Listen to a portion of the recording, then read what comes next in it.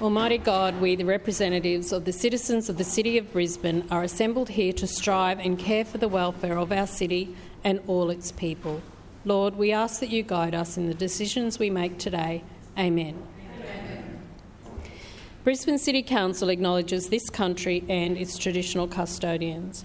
We acknowledge and respect the spiritual relationship between traditional custodians and this country, which has inspired language, songs, dances, law and dreaming stories over many thousands of years. We pay our respects to the elders, those who have passed into the dreaming, those here today, those of tomorrow. May we continue to peacefully walk together in gratitude, respect and kindness in caring for this country and one another. Please be seated. I declare the meeting open. Are there any apologies? Councillor Dixon.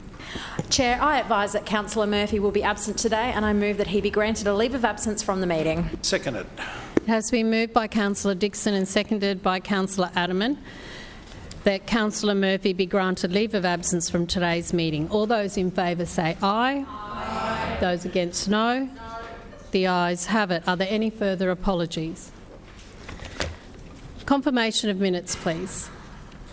Chair, I move that the minutes of the 4,787th meeting held on Tuesday the 24th of February 2026 be received, taken as read and confirmed. Seconded. Has been moved by Councillor Dixon, seconded by Councillor Adamant that the minutes of the 4,787th meeting of Council held on the 24th of February 2026 be received, taken as read and confirmed. All those in favour say aye. Aye. Those against, no. The ayes have it. We now enter question time. Are there any questions of the Lord Mayor or a Civic Cabinet Chair of any of the standing committees? Councillor Dixon. My question is to the Lord Mayor. Lord Mayor, can you please update the chamber on how our awesome new bus network is continuing to keep Brisbane moving? Lord Mayor. Well, thank you, Councillor Dixon. Yes, I can. Yes, I can. We previously have confirmed that in the last 2 years, bus patronage is up by 27% across Brisbane, which is unheard of, unparalleled, and certainly the best result of any city in Australia, and right up there in terms of global efforts to increase patronage. But we've now done a review of what's happened since the 1st of July last year. And so, as you know, in July last year, we saw the new bus network start. Plus, we saw the extra metro services coming on, and then progressively we saw the addition of the Adelaide Street Tunnel in September as well. So from July last year, more than 51.2 million trips have been taken across Brisbane's bus network, which is 4.7 million more trips than the same period the year before. And so, you know, this is a 10% increase in patronage since July last year.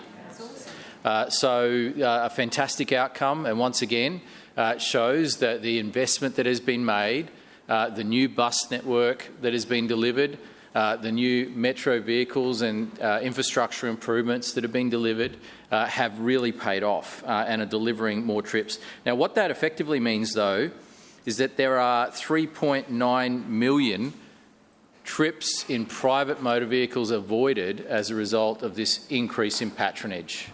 And so that's assuming that we have 1.2 people per car on average, which is the ABS figure.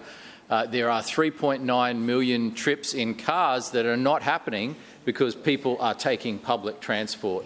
And so not only are we seeing great growth in public transport patronage, we're seeing car trips avoided, and this is all about keeping Brisbane moving. It's what we promised we would do, what we promised we would focus on, and that is absolutely showing that the project that we've delivered through Brisbane Metro, the new bus network, and the additional services that have been part of that are really having an impact. And when you drill down into the figures, we know that more than 7 million trips have been taken on Metro, M1 and M2 since January last year. And that patronage on the M1 is up by more than 43% compared to the former 111 and 160 routes. And so M1 obviously was a substitute, a high-frequency, high-capacity substitute for those two routes, but that service alone is up by 43% compared to those other two routes it replaced. And on the M2, it's up by more than 60% compared to the 66 route, which is the service it replaced. So this is not just about effectively replacing a couple of services with a new service. This is a massive uplift in capacity. This is an improvement in frequency, an improvement in reliability, a reduction in congestion through the inner city areas, and that combined with affordable fares is really seeing more people jump on board. And that number continues to grow. We haven't seen the end of that growth. That growth will continue to happen because every extra trip that's taken on a metro, every extra person that's getting on board metro is a person that tells someone else about it and says, this is a great service, isn't it fantastic? And then that builds to more momentum as well.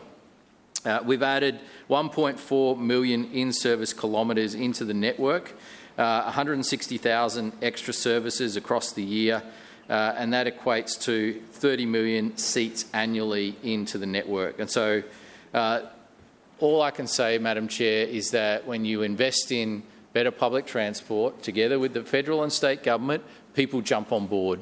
And that's why we are excited about the future, and we know that future improvements in public transport, whether they be bus network reviews, whether they be expansions of metro, they will work. We've shown that they do work. They will work. And we're really excited about the opportunity to expand metro to more places, to ongoing review the bus network, so that we can get better services, that we can respond to the demand that is there and get more people on public transport. Why? It's about keeping Brisbane moving. It's what we promised we would do, it's what we'll continue working on, and we'll do it in partnership with the other two levels of government. Further questions? Councillor Griffiths. Thank you, Madam Chair. My question is to the Lord Mayor. Lord Mayor, residents and bushcare groups across Brisbane are horrified and angry that your LNP Council is approving developments on land zoned koala habitat and that has the highest level of environmental protection and planning overlay. Previously, your administration had either refused these developments or bought the land using the $21 million of residents' bushland preservation levy. Lord Mayor, why are you allowing Brisbane's bushland to be destroyed and not using the residents' environmental levy to protect it? Lord Mayor. Well, thank you. The fundamental basis of that question is incorrect because we're not doing anything of the kind. And in fact, no administration in the city's history has a clearer and stronger record when it comes to protecting koalas and koala habitat. And no other administration has such a commitment, not only to stopping any decline in koala population, but actually growing that population. And we're seeing leading research here being done by this council, including koala relocation programs that reintroduce koalas to areas where they have been extinct for many, many, many years, and we're bringing them back. And so Councillor Griffiths can try and complain all he likes, but the reality is koalas are coming back to areas of Brisbane that they haven't been in for a long time, and we're helping to make it happen. One moment, we please, supported Lord Mayor. Point of order, Councillor Griffiths. Yeah, I bring the Lord Mayor back. I said your administration is allowing clearing of land that had previously been refused by Councillor, your own council. No, you don't get to re-ask the question, and the Kenmore, Lord Mayor is Brisbane being Downs quite... and Everton Park Councillor are three Griffiths, sites. you don't get to ask the question again. The Lord Mayor is answering your question. He is being relevant. Lord Mayor.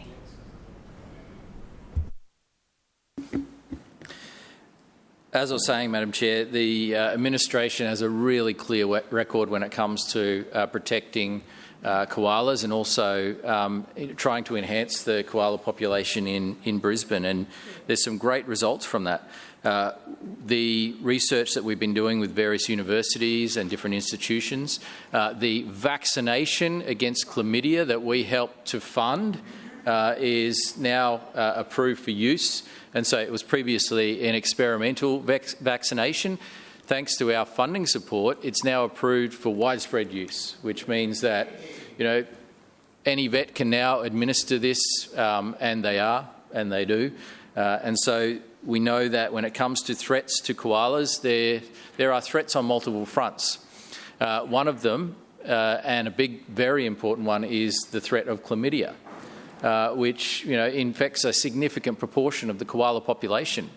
And another one is motor vehicle strikes, and we've acted really clearly in a whole range of locations, including through Whites Hill, with improved fencing, with Australia's first koala bridge, which is something we're proud of. And when it comes to habitat as well, improving the habitat, improving the connectivity to make sure that koalas have areas to roam of good habitat. And we're investing in that continually. And so we're doing planting programs. We continue to purchase land through the Bushland Preservation Levy. But it's not just about purchasing land, it's also about investing in that land. Some of the land that is purchased is weed infested. It is not healthy land.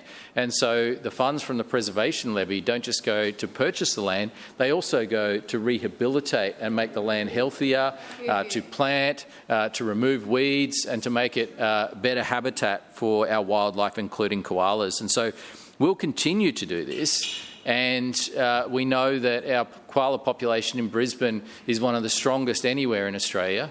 And when it comes to the ability to see koalas so close to the CBD, you will struggle to find that anywhere else in Australia, which means anywhere else in the world.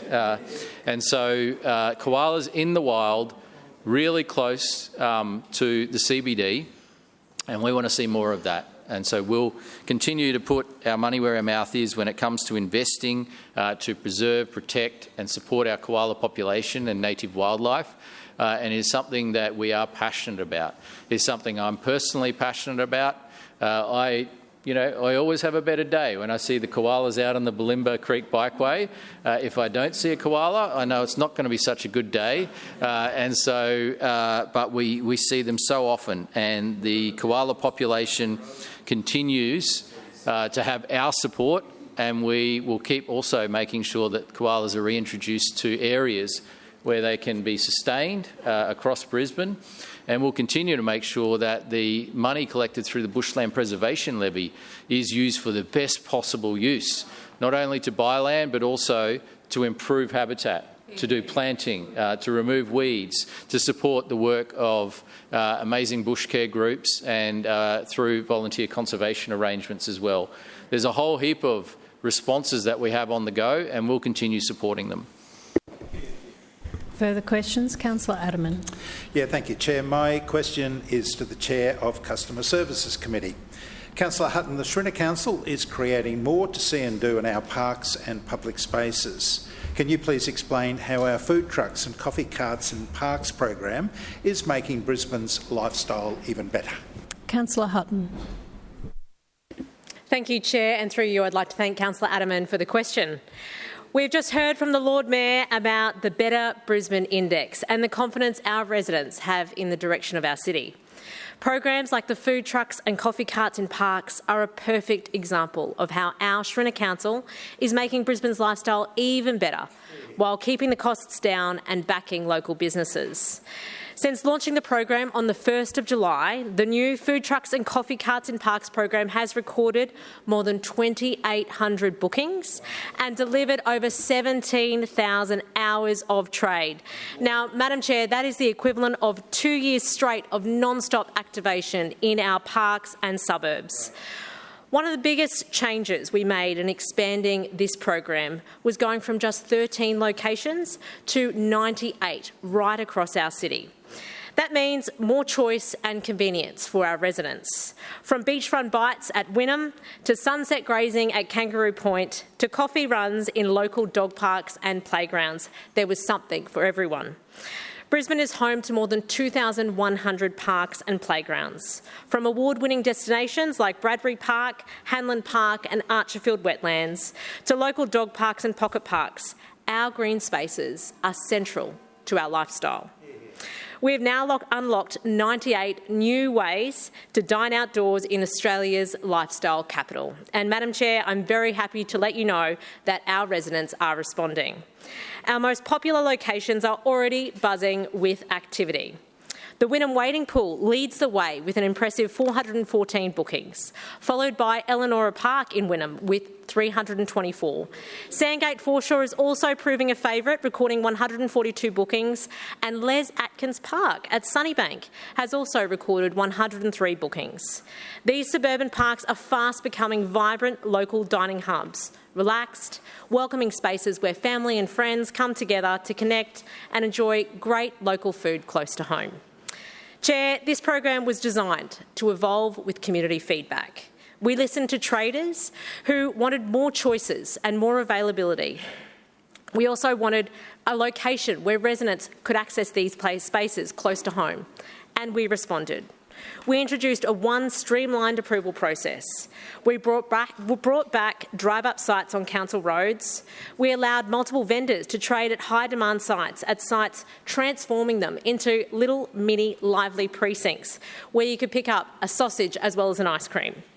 We implemented a 3-tier fee structure to support businesses at different stages of their growth. Importantly, we backed this all with technology. A modern Brisbane Food Trucks website now features an interactive map, menu and also food categories, making it easier than ever for residents to plan their next catch-up or date night for a spontaneous activation in their local park. The new vendor portal allows bookings up to 6 weeks in advance, giving operators certainty and making it easier for them to run their small business. And small businesses, Madam Chair, are embracing it. Since launching, 64 vendors have made bookings under the new program. Operators like Montica Pizza have told us that this new model allows them to bring food directly into neighbourhood parks where families were already gathering. They have spoken about how it activates the spaces, creates a vibrant atmosphere and brings people together in our beautiful outdoor spaces. London Spuds has also highlighted that families no longer need to travel very far for a meal with them.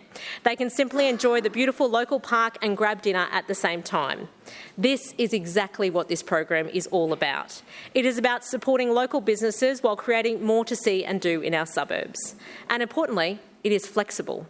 Residents and operators can suggest new locations online. If a local community sees potential in their park, they can put it forward.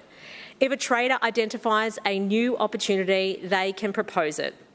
This is not a static program. It is designed to grow and adapt, just as Brisbane does. More than 2,800 bookings, more than 17,000 hours of trade, 98 locations have been activated, 64 vendors are using the program. That is how we create more to see and do across our suburbs, Madam Chair.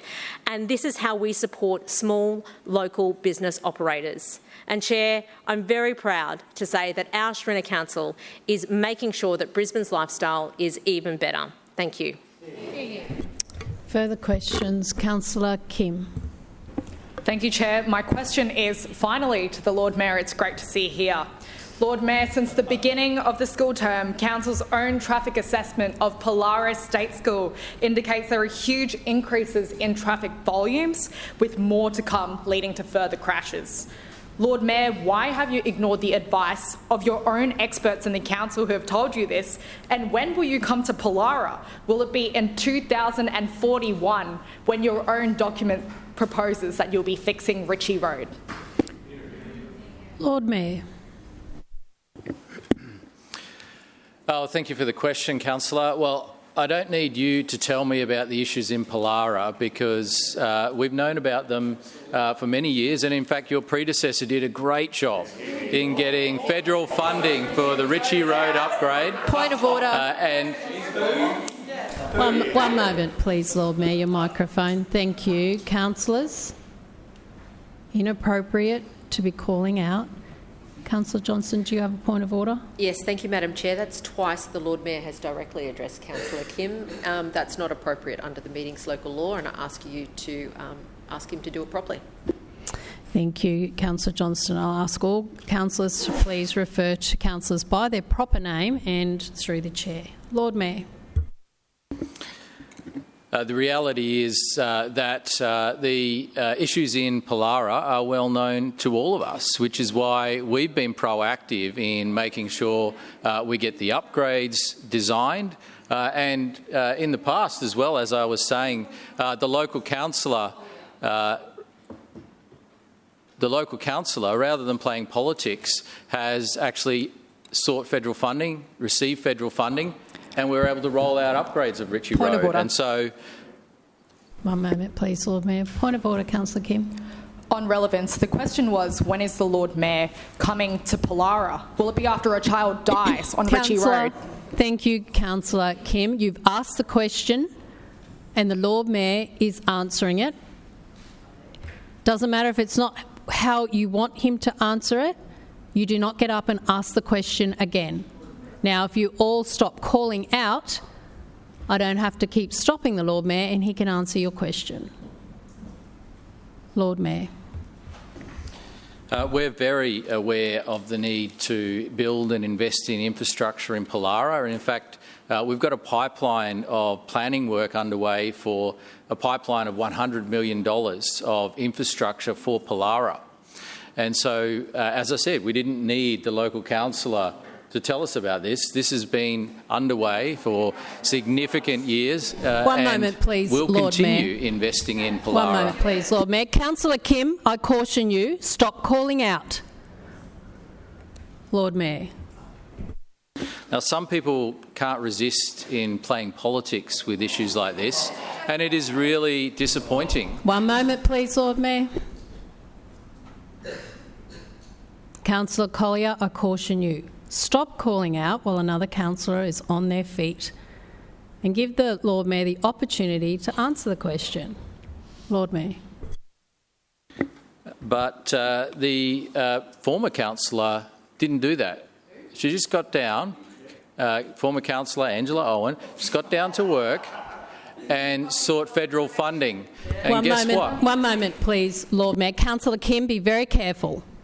And I caution you again. And also you, Councillor Collier, both of you, for some reason, have forgotten how you're supposed to behave in this chamber. Lord Mayor. The former councillor was very successful in receiving federal funding, advocating, lobbying and receiving federal funding to progress the first stages of the Ritchie Road upgrade. And that was a useful thing to do. That was a productive thing to do. That wasn't playing politics. That was actually delivering outcomes. And that is our focus for Pollara. That is our commitment to Pollara. We have funded in the budget further works on Pollara. And in fact, we just saw through Cabinet yesterday more land being acquired in Pollara so we can invest in public infrastructure. We will continue to plan and invest in infrastructure. But the reality is this. Local government collects 3 cents out of every tax dollar collected in this country. Federal governments collect 81% or 81 cents out of the dollar of every tax dollar paid. One moment, Lord Mayor. Better not be the same point of order, Councillor Kim. On relevance, after this time of the Lord Mayor ignoring the question, the question is simple. No, Councillor. And can I please also check that valid, and I'm speaking. I'm speaking, Councillor Collier, Councillor Kim. The resident can't see the recording, right? Councillor Kim, I'm speaking, so you stop. And I have already told you not to keep asking the same question. It is not a valid point of order if you're objecting to an answer merely because that answer is not to your satisfaction. So do not keep raising the same point of order. It's a different one.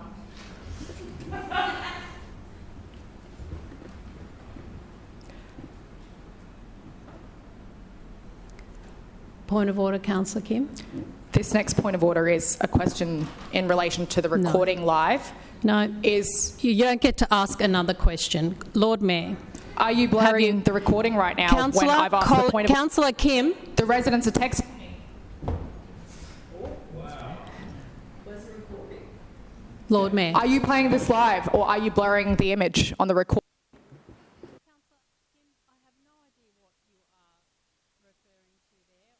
We can check on YouTube. And it is not a point of order. Lord Mayor. Thank you, Madam Chair. I'm going to check outside. I'm going to check.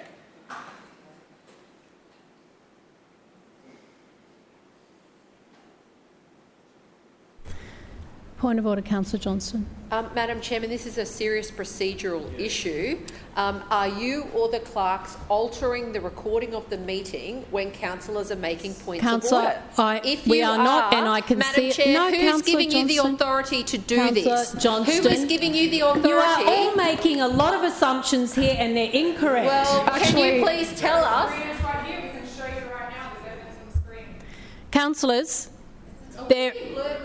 I can see it clearly. I can see you clearly. And sometimes when councillors stand up, they have to turn the camera to adjust to you and focus. Maybe that happened in a moment, but we can see it clearly. I've checked with the clerks and it is clear. And I do not appreciate, Councillor Johnston, your words in how you were speaking about that today. Thank you. Well, I'm not behind the camera and controlling that IT, but I can assure you that the camera is working. Thank you. Lord Mayor, do you have anything further to say on that question? Absolutely.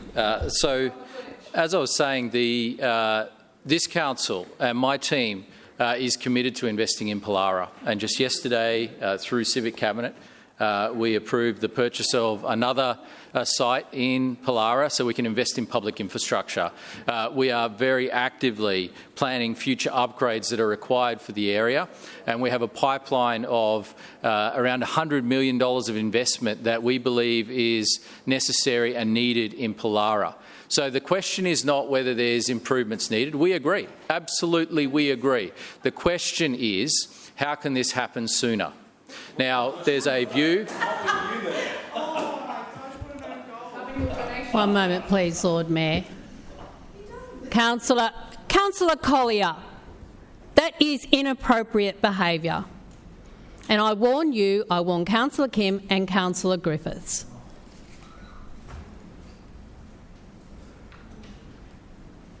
And I ask you to remain quiet while the Lord Mayor is on his feet. He's talking about Pollara and you're busy chatting and not even listening to him talking about Pollara. So if you're interested, I would suggest you listen. Lord Mayor. There's a view that is perpetuated by some that somehow when new development occurs, it means rivers of gold somehow flow into the council. In fact, it is the opposite. Every new house that's built, council goes backwards financially because the state government has capped what developers are required to contribute to new infrastructure. That is something that we have spoken about before, and this was something that we have raised repeatedly. But what it means is that in the past, developers were required to build infrastructure at the time they developed new estates. Now, that onus has been put back onto general ratepayers with caps on infrastructure charges, and that means that the money that comes in is far less than the cost of what is required to be upgraded when it comes to infrastructure. But there is a way around this, and there's a real quick way around this, and it's called federal support. The level of government that collects 81 cents out of every tax dollar has the ability to make this happen sooner. And this is something that we will continue to advocate on. This is something that we will continue to work on because we want the people of Pollara to get their upgrades sooner. We want that infrastructure to be delivered sooner. We don't, and we're not interested in petty political games. We're interested in our... Councillor Kim, as you have failed to comply with the request to take remedial action for your unsuitable meeting conduct, I hereby warn you in accordance with section 21(6) of the Meetings Local Law 2001 that failing to comply with the request may result in an order being issued. Are there any further questions? Councillor Marx. Yes, thank you, Madam Chair. My question is to the Chair of the Environment, Parks and Sustainability Committee, Councillor Davis. Councillor Davis, can you please update the chamber on how the Schrinner Council is partnering with local community groups to help make sure that Brisbane remains the most biodiverse capital city in Australia? Councillor Davis. Thank you, Madam Chair, and through you I'd like to thank Councillor Marx for the question, because I know that Councillor Marx fully understands how important our local community groups are in partnering with us to enhance Brisbane's biodiversity. And right at the heart of this is our program of community and environment grants so that we can support these groups. And I'm pleased to speak more on each of these today and highlight some of the incredible work that the recipients have done with funding through these grants. As you're aware, Madam Chair, the program offers two types of environment grants, and they are the Wildlife Carers Grants and the Environment Grants. And these programs really work in tandem, one focusing on the rescue and rehabilitation of our precious wildlife, and the other supporting community conservation projects and their operational needs. The Native Wildlife Carers Grants provide grants ranging from $500 right through to $5,000, and this money can be used for consumables such as feed and rescue equipment, or non-consumables like enclosures and aviaries. The most recent round opened last month and has 4 weeks to go before application closes, so I would encourage everybody to reach out to their groups that are eligible to put their applications in. We've seen some amazing results come from the work of these volunteers, Madam Chair, and I'd especially like to shout out to one, and that's a story of a 74-year-old Brisbane resident. His name is Mr John Knight, who was able to operate a 24/7 koala service over the last 4 years through the grants, and the grants were able to help him with his travel costs, so his fuel and vehicle costs, so that he could respond to emergencies. Some of the things the Lord Mayor outlined when he was speaking earlier, things like vehicle strikes and dog attacks, illness, disease, and of course orphan joeys. And in the 23-24 financial year alone, he was able to rescue 158 koalas, which is a remarkable achievement made possible through consistent grant support. The second aspect of the Community Environment Grants program is, of course, the Environment Grants, which fund community-led environment conservation projects. There are 3 key funding categories under this grant stream, and they cover general environment projects, community garden works, and operation and administrative support. And we've seen the delivery of some outstanding projects under this stream as well. For example, for just under $7,000 last financial year, the Save Our Waterways Now Creek Catchment Group was able to conduct an environmental DNA survey across Enoggera and Fish Creeks.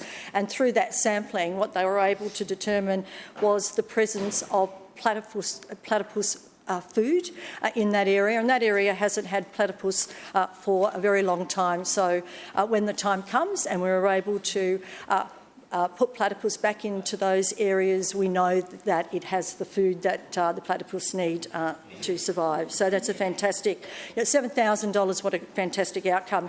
And the data that came from those results allows us to help with our platypus work that we are undertaking at the moment. The next round of these environment grants, Madam Chair, will open in October. So again, I'd encourage councillors to let their community organisations know when these grants go live on our website. In addition to the environment grants, we also have the Community Conservation Assistance Program, providing grants of up to $20,000 for various habitat groups and land for wildlife landholders. And some of the work that's being done in this space is really fantastic. And I'd like especially to mention a project done in 2019 by a Brookfield resident, Councillor Adaman. He used $5,000 from the program to clear invasive weeds from his property and replant native species along Moggle Creek, and this project resulted in the planting of 150 new canopy trees, which has since increased the butterflies and the bird life in that area to enhance the biodiversity. And from that, the land now is on the official register of the land of Land for Wildlife, where previously it wouldn't have been eligible because of the extent of the weed infestation. So, Madam Chair, the success stories demonstrate our ongoing commitment to environmental stewardship. Through these grants, we will continue to activate grassroots expertise to build capacity for these groups so that we can deliver outcomes that no single organisation could achieve alone. And I look forward to seeing the continued positive impact to deliver Councillor for Davis, your Brisbane's time environment has outcomes. expired. Thank you, Further Madam Chair. questions? Councillor Cassidy. Thanks very much, Chair. My question is to the Lord Mayor. Lord Mayor, just this past fortnight we have seen reports of misbins in Bracken Ridge, in Deagon, Shorncliffe, Forest Lake, Geebung, Banyo, and I'm sure there's plenty of other places as well. As we know, the buck stops with you. We called the file on all the times that you have contacted Veolia in the last 6 years and were surprised to find that it was none. We also asked how many times you've met with the contractor. Again, it was none. Why have you taken no personal responsibility on this issue at all? Lord Mayor. One of the wonderful things about having a great team is that you actually appoint people to Cabinet and then you trust them to do their job. And I know Councillor Davis... One moment, Lord Mayor. Your microphone. Thank you.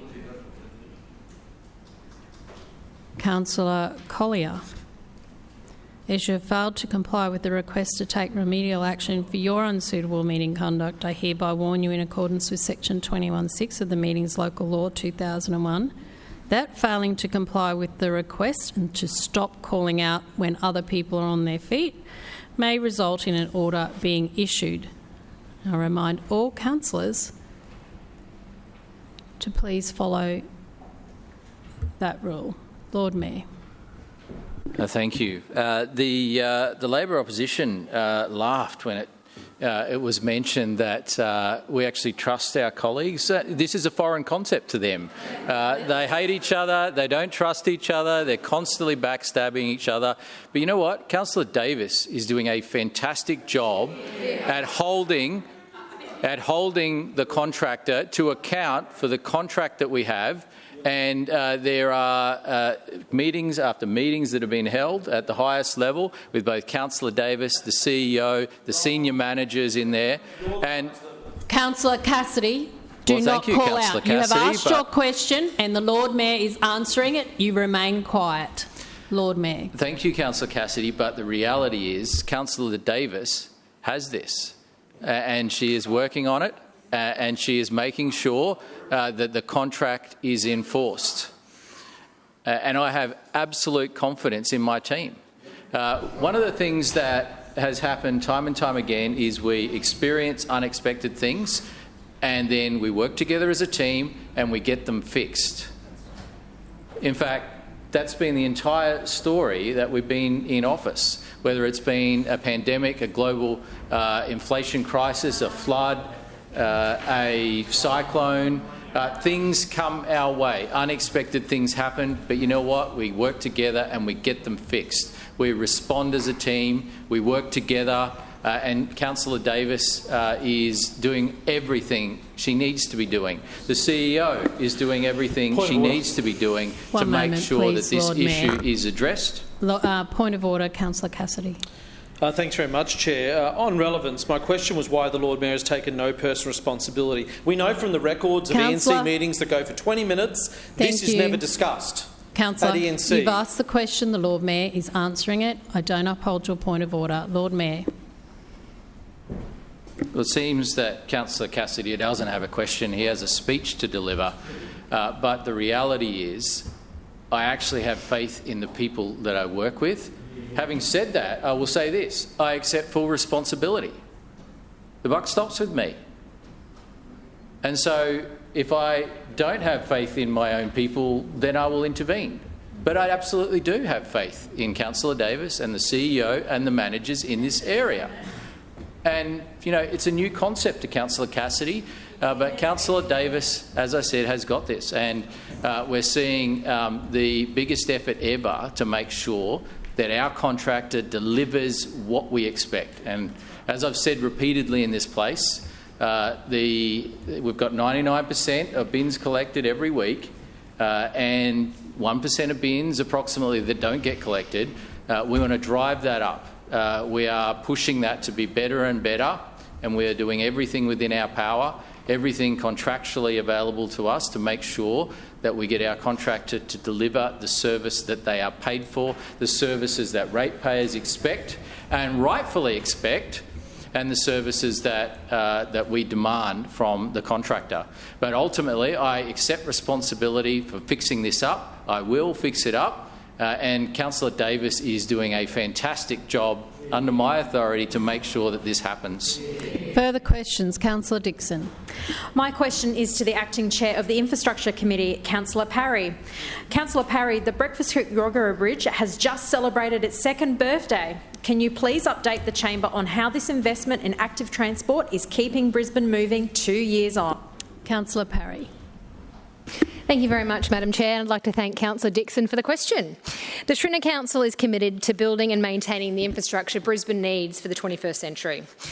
Central to this is our vision to connect residents through our Bridges for Brisbane program. And what a program this is for Brisbane.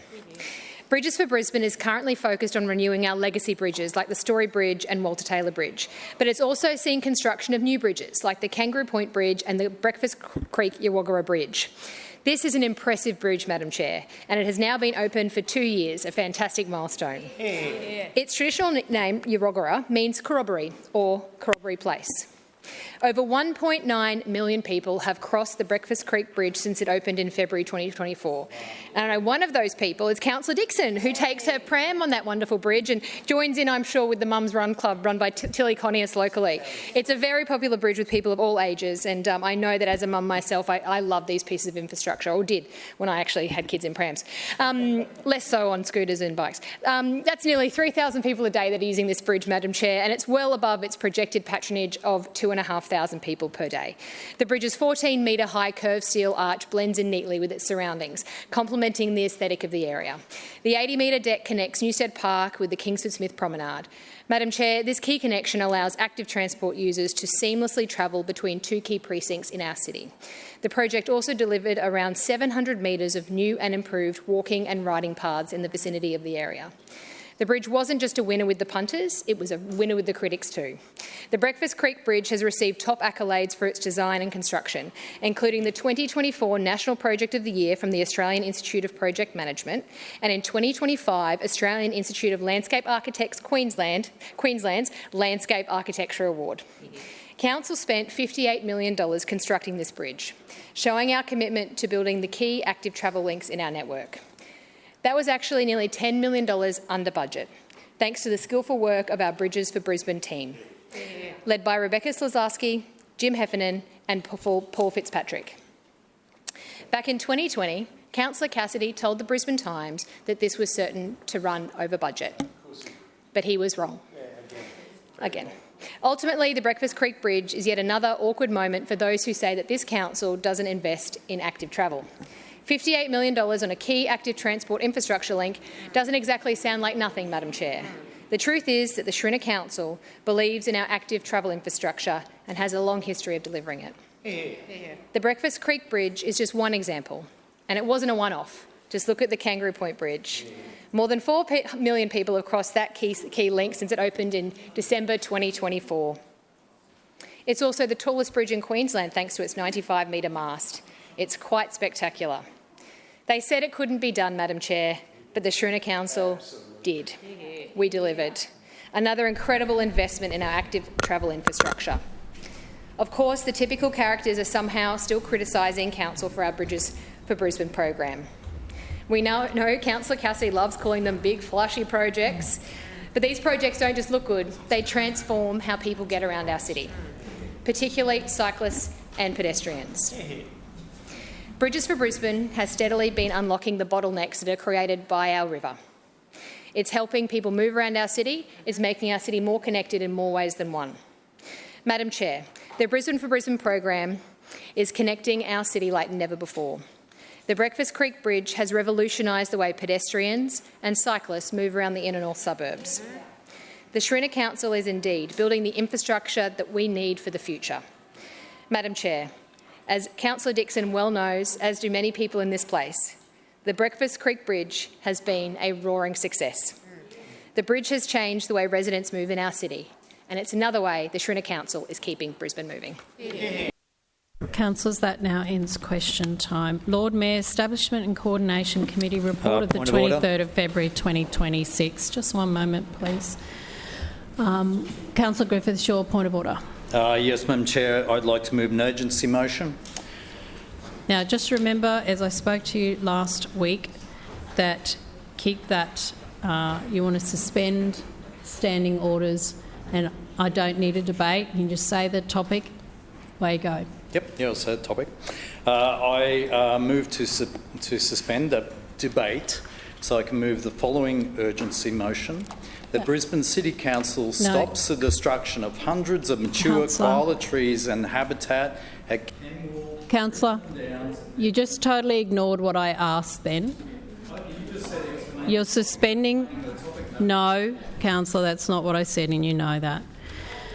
It has been moved by Councillor. Madam Chair, you need to know what I'm saying to understand whether it's the correct motion or not. Councillor, we heard enough about that. Is there a seconder? Yes. Thank you. It has been moved by Councillor Griffiths and seconded by Councillor Cassidy to suspend standing orders. All those in favour say aye. Aye. Those against, no. No. The noes have it. Division. That is lost. Division called by Councillor Cassidy, seconded by Councillor Collier. Ayes to my right, noes to my left. Clerks, please ring the bells.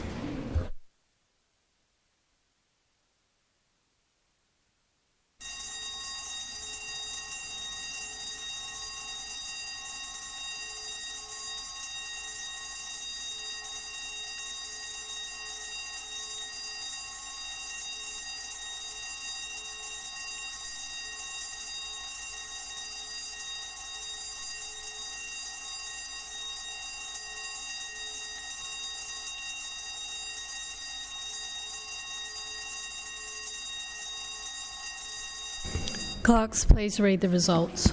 Madam Chair, the noes have it, the voting being 8 in favour and 18 against. That is lost. Councillors, please resume your seats.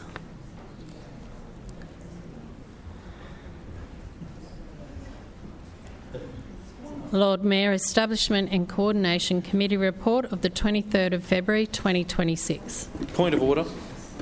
One moment, please, Lord Mayor. Point of order, Councillor Cassidy. Thanks very much, Chair. I move the suspension of standing orders. Seconded. It has been moved by Councillor Cassidy and seconded by Councillor Collier to suspend standing orders. All those in favour say aye. Aye. Those against, no. No. The noes have it. Division called by Councillor Cassidy and seconded by Councillor Collier. Ayes to my right, noes to my left. Clerks, please ring the bells.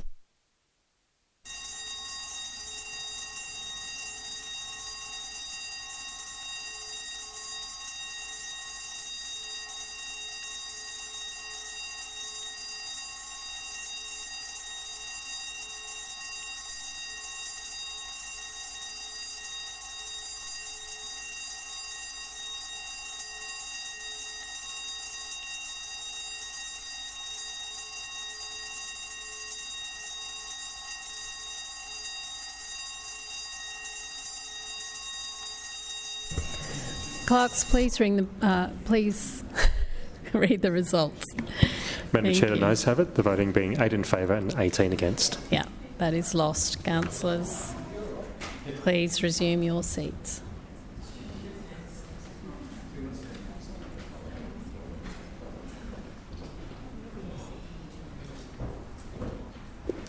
Point of order, Chair. Point of order, Councillor Collier. I move the suspension of standing orders. Seconded. Yep. Councillors, just remember that I have said you can put the topic in. If you don't want to put the topic, that's up to you. Councillor Collier has moved to suspend standing orders and it has been seconded by Councillor Cassidy. All those in favour say aye. Aye. Those against, no. No. The noes have it. Division called by Councillor Cassidy, seconded by Councillor Collier. Ayes to my right, noes to my left. Clerks, ring the bells.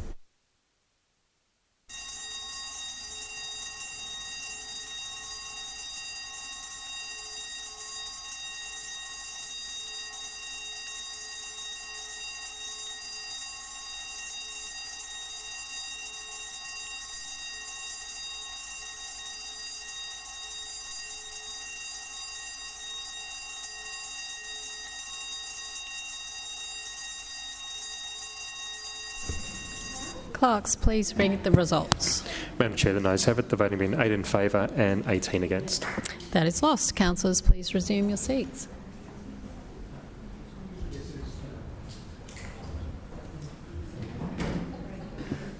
Point of order, Madam Chair. Who's calling out? Oh, point of order, Deputy Mayor. Just wondering at what point it becomes an act of disorder to repeatedly do this, Madam Chair. It's okay. Point of order, Chair. One moment. I'll just remind you, Councillor, before you do, the proper statement is that the standing rules be suspended to allow for a motion without notice about a matter that is not listed on the agenda for your benefit. Councillor I move for the suspension of standing orders to move a motion that is not on the agenda, which is to urgently repair the Story Bridge footpaths. Is there a seconder? Seconded. It has been moved by Councillor Massey and seconded by Councillor Johnston to suspend standing orders. All those in favour say aye. Aye. Those against, no. No. The noes have it. Division called by Councillor Massey, seconded by Councillor Chongwa. Ayes to my right, noes to my left. Clerks, please ring the bells.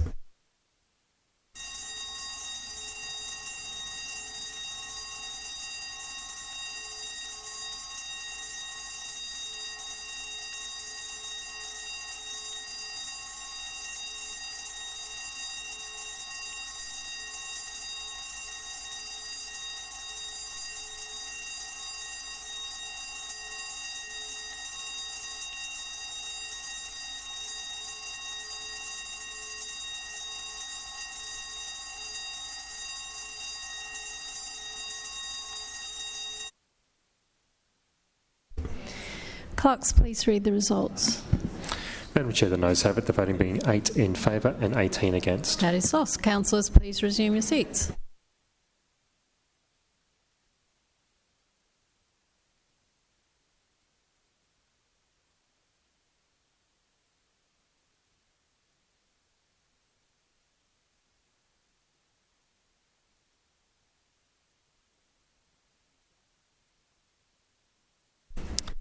Lord Mayor. Point of order.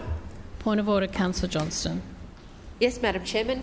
I rise to move suspension of standing orders to enable me to move an urgent motion that is not on the agenda, calling on Brisbane City Council to undertake resurfacing of Oxley Road in Corinda, Oxley and Graceville. Thank you. Seconded. A movement to, a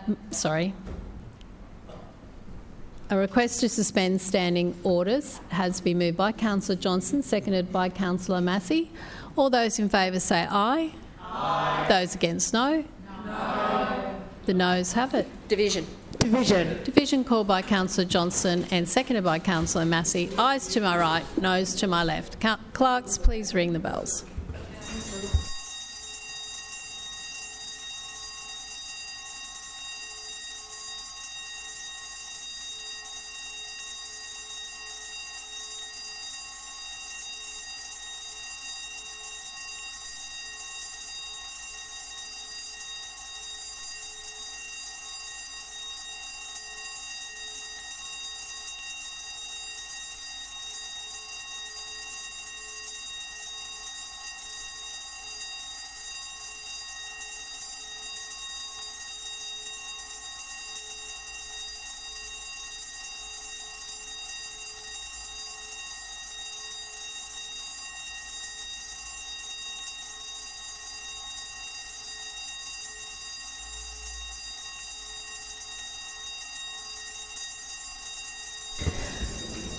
Clerks, please read the results.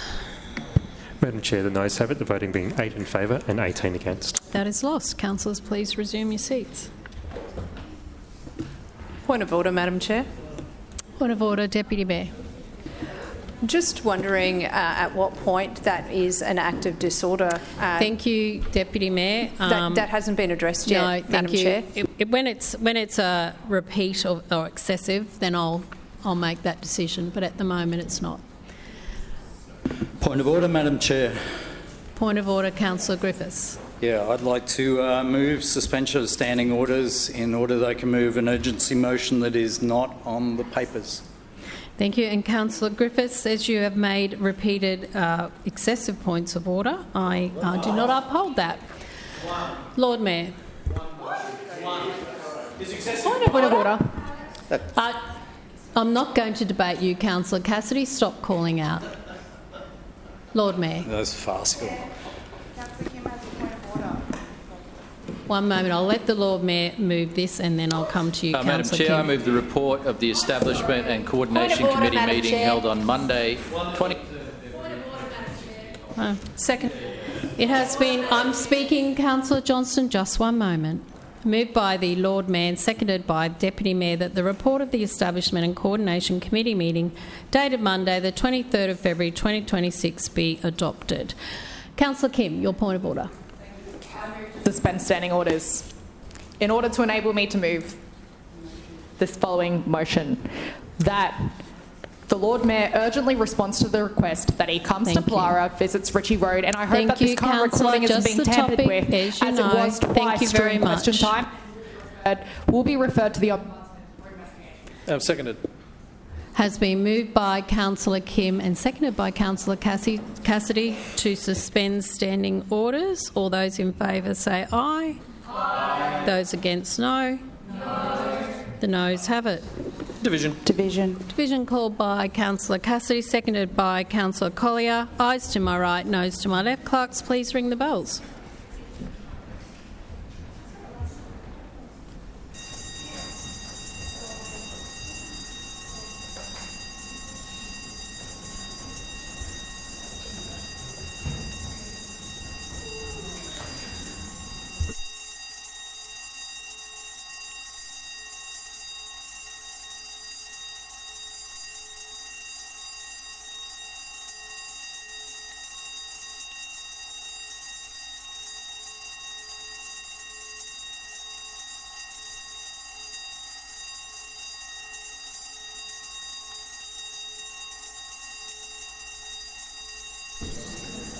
Clerks, please read the results.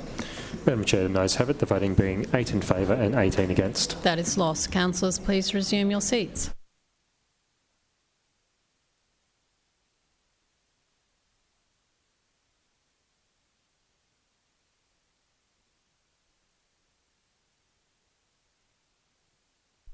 Lord Mayor.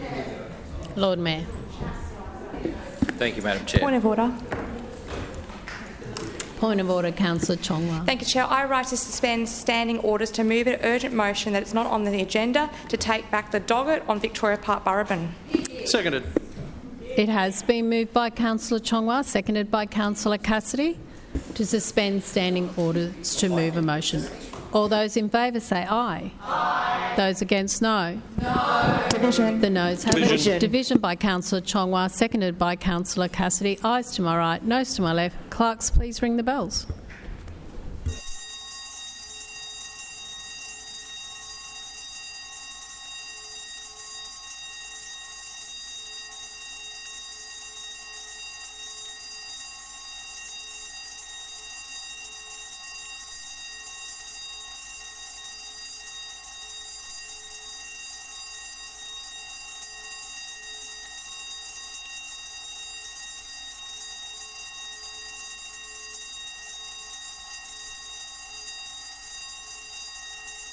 Clerks, please read the results.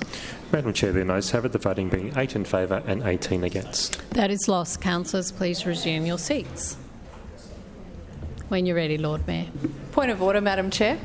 Point of order, Deputy Mayor. Thanks, Madam Chair. I just question at what point it becomes excessive. I think we've had 8 point of orders and standings. Thank you, Deputy Mayor. Thank you. When it's the second time for each person, so that's fine. It's good because they're learning how to actually do a suspension of standing orders. So the time has started for E&C, Madam Chair? Yes, yeah, well and truly. Well and truly. We are 14 minutes in. Lord Mayor. Point of order, Madam Chair. Ah, lucky last. Councillor Strunk. We'll see how well you do.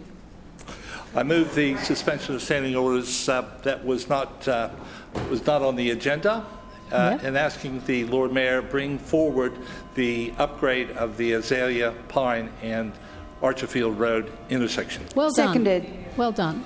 Councillor, point of a... Thank you, Councillor Collier. I beg your pardon. Don't... you're not... Thank you, Councillor Collier. You are not in the chair. You do not debate me.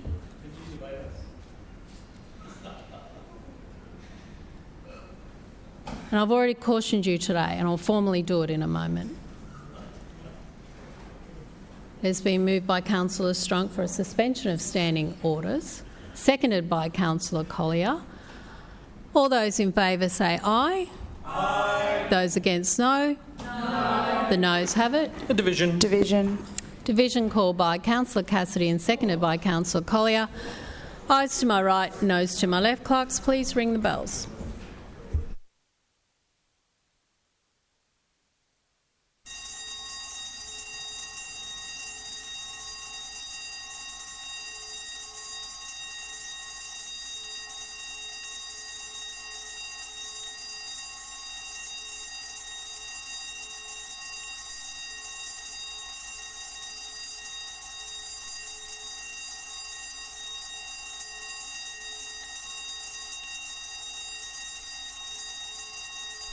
Clerks, please read the results. Madam Chair, the noes have it, the voting being 8 in favour and 18 against. That is lost. Councillors, resume your seats.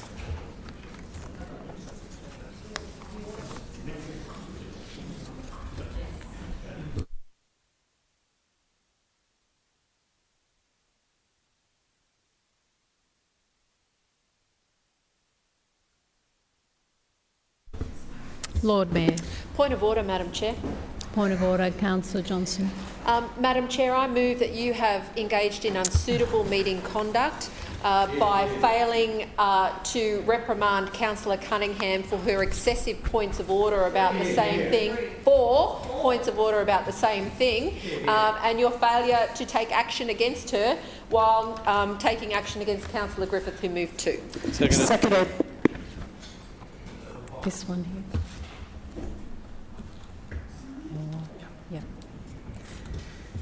A motion of unsuitable meeting conduct of the chair has been moved by Councillor Johnson and seconded, sorry I didn't hear who seconded, Councillor Massey. I'll now vacate the chair and leave the chamber.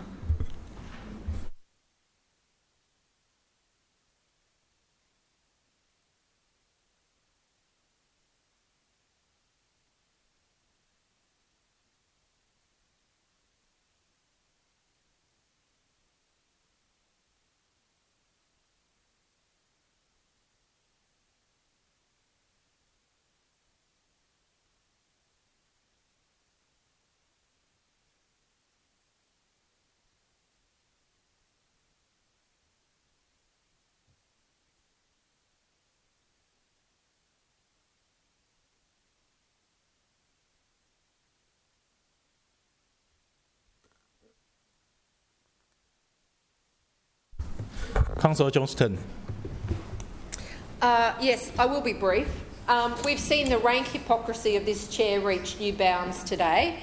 Councillor Sandy Landers has allowed the Deputy Mayor, Councillor Fiona Cunningham, to make 4 non-points of order about exactly the same thing. It's not a point of... excessive, her word, excessive points of order.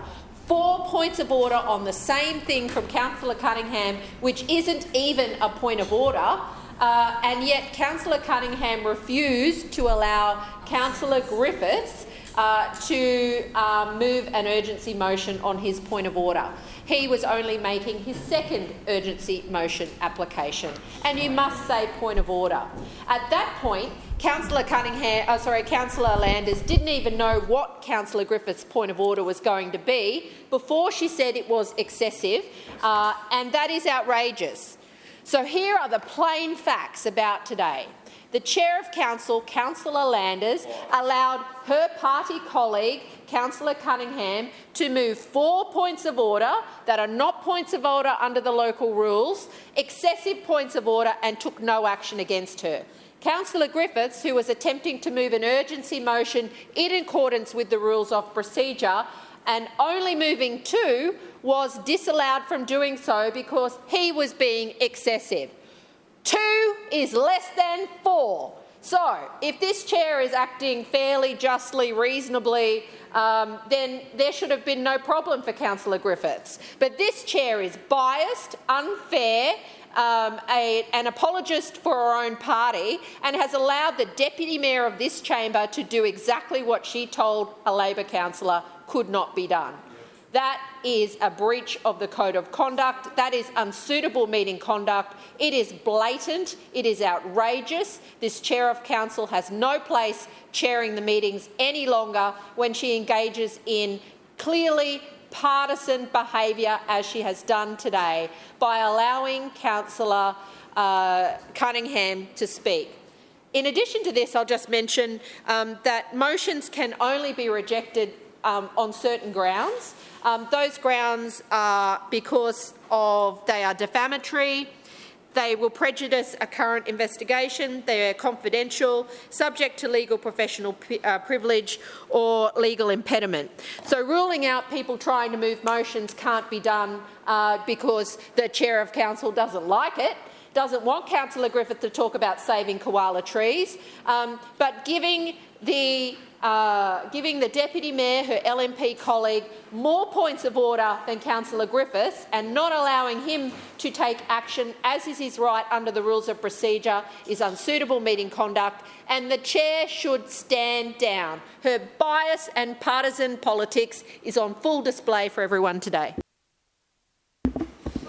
Yes. Sorry. Further speaker, Councillor Wines. Yeah, thanks. Some of the made by Councillor Johnston, and just once again have to reject them all. It was an appalling series of accusations made against the Chair, appalling accusations of bias, which, in my interpretation of the last half an hour of activities, the Chair has been exceptionally tolerant of all of the opposition and their vexatious points of order.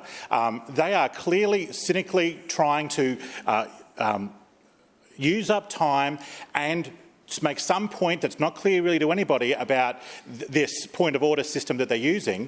I'm not clear, but also what they're trying to achieve. But I know that it must be great because of how much they're laughing among themselves while they do it. So there must be some secret joke about how many points of order each one of them can make. The objective that they're trying to seek is unclear, but Councillor Landers was exceptionally permissive of both Labor, Green and Independent presentations of urgency motions. The argument that Councillor Johnston made that Councillor Landers was biased against Labor councillors and Green councillors and other councillors is plainly false to anybody who was in the room at the time. Councillor Landers, if anything, was too permissive. Now, this idea that somehow Councillor Cunningham made excessive points of order because clearly there was some sort of cynical exercise being engaged in by the opposition councillors. That cynicism had to be called out, it had to be exposed and I believe firmly addressed. Now, Councillor Johnston's cynical interjections from the Greens councillors. If Councillor Massey cared as much as she pretends, she would have put a notified motion in yesterday before the agreed time. But she thought it would be Councillor Massey. Councillor Wines is having the floor. Councillor Wines. Councillor Massey thought it would be a laugh riot to move an urgency motion now to get in on whatever this cool in-joke is that the Labor councillors are engaging in. The point is, at some point, the maintenance of the order of the meeting has to take precedence. And the list of once again, whenever Councillor Johnston makes a point, you always have to think, no, hang on, there's more to it than Councillor Johnston would have you believe. And the list of reasons to ignore or reject a motion that is to do with notified motions and other presentations of motions. This point of order sequence was about and can only be interpreted as an attempt to attack the... Mr Chair. The point of order is about Councillor Sandy Lander's unsuitable meeting conduct in allowing the Deputy Mayor to move 4 excessive points of order and taking no action against her. It's not about urgency motions. Sorry, point of order is not for debate. So. And he is not being relevant to the motion before us today. Well, I don't uphold your point of order. Councillor Wines. Yeah, thanks, Councillor Huang. And once again, it's a determination about excessive. And the view was taken by the Chair to be very permissive in her interpretation of excessive, to allow this to go on for some time. There is, however, a requirement for the maintenance of the good order and operation of the meeting where the Chair takes precedence and can make determinations not spoken for inside the meeting's local law to ensure the meeting moves forward. And clearly the Labor councillors, they don't understand that. But they're calling out to say they don't understand that, but they clearly do, because that's what they were attempting to do. They were attempting to sabotage the meeting using a series of points of orders that were frivolous, vexatious, and trying to prove a point not relevant to the substance of the motions they were providing, but some sort of procedural attack on Councillor Landers, which was totally unjustified, totally unfair. And the cold irony of this is that the reward for Councillor Landers being generous and good to the Labor councillors is to be accused of bias and to be kicked out of this room again, to have her character questioned by people like Councillor Johnston. It is an important lesson that Councillor Landers should learn, that generosity to the people opposite gets punished. And that's the lesson from today. Generosity to the other side of the room is punished, and I encourage Councillor Landers to learn that important lesson, and that... And I hear Councillor Collier shouting out, there'll be more threats today. Well, I suspect that's natural from Councillor Collier and her colleagues. Once again, Councillor Landers... Chair. Yeah, sorry. Yes. I claim to be misrepresented. Noted. Councillor Wines. Once again, Councillor Landers' error was to be too good and too generous to the Labor Green and Independent councillor, and that is the important lesson of today. Sorry, Councillor Wines, point of order. Councillor Cassidy. Seeking your ruling, Deputy Chair, is Councillor Wines threatening other councillors suitable meeting conduct? Look, I've been allowing liberal debate in this chamber. I hear an interjection that Councillor Wines does it all the time. From that side, I heard someone say that. That's not point of order. Is that suitable meeting conduct? I don't uphold that point of order. Councillor Wines. Once again, a cynical attack by Councillor Cassidy trying to twist my words. It was the Labor councillors who were threatening Councillor Landers. I made no threats. They did. And this matter must conclude. The meeting must proceed. I move this motion be put. Seconded. It's been moved by Councillor Wines, seconded by Councillor Dixon, that the motion be put. And before I go to a vote, sorry, Councillor Collier, you didn't speak before, so you can't move that misrepresentation. So, yes, So the motion's been moved to put by Councillor Wines, seconded by Councillor Dixon. Sorry.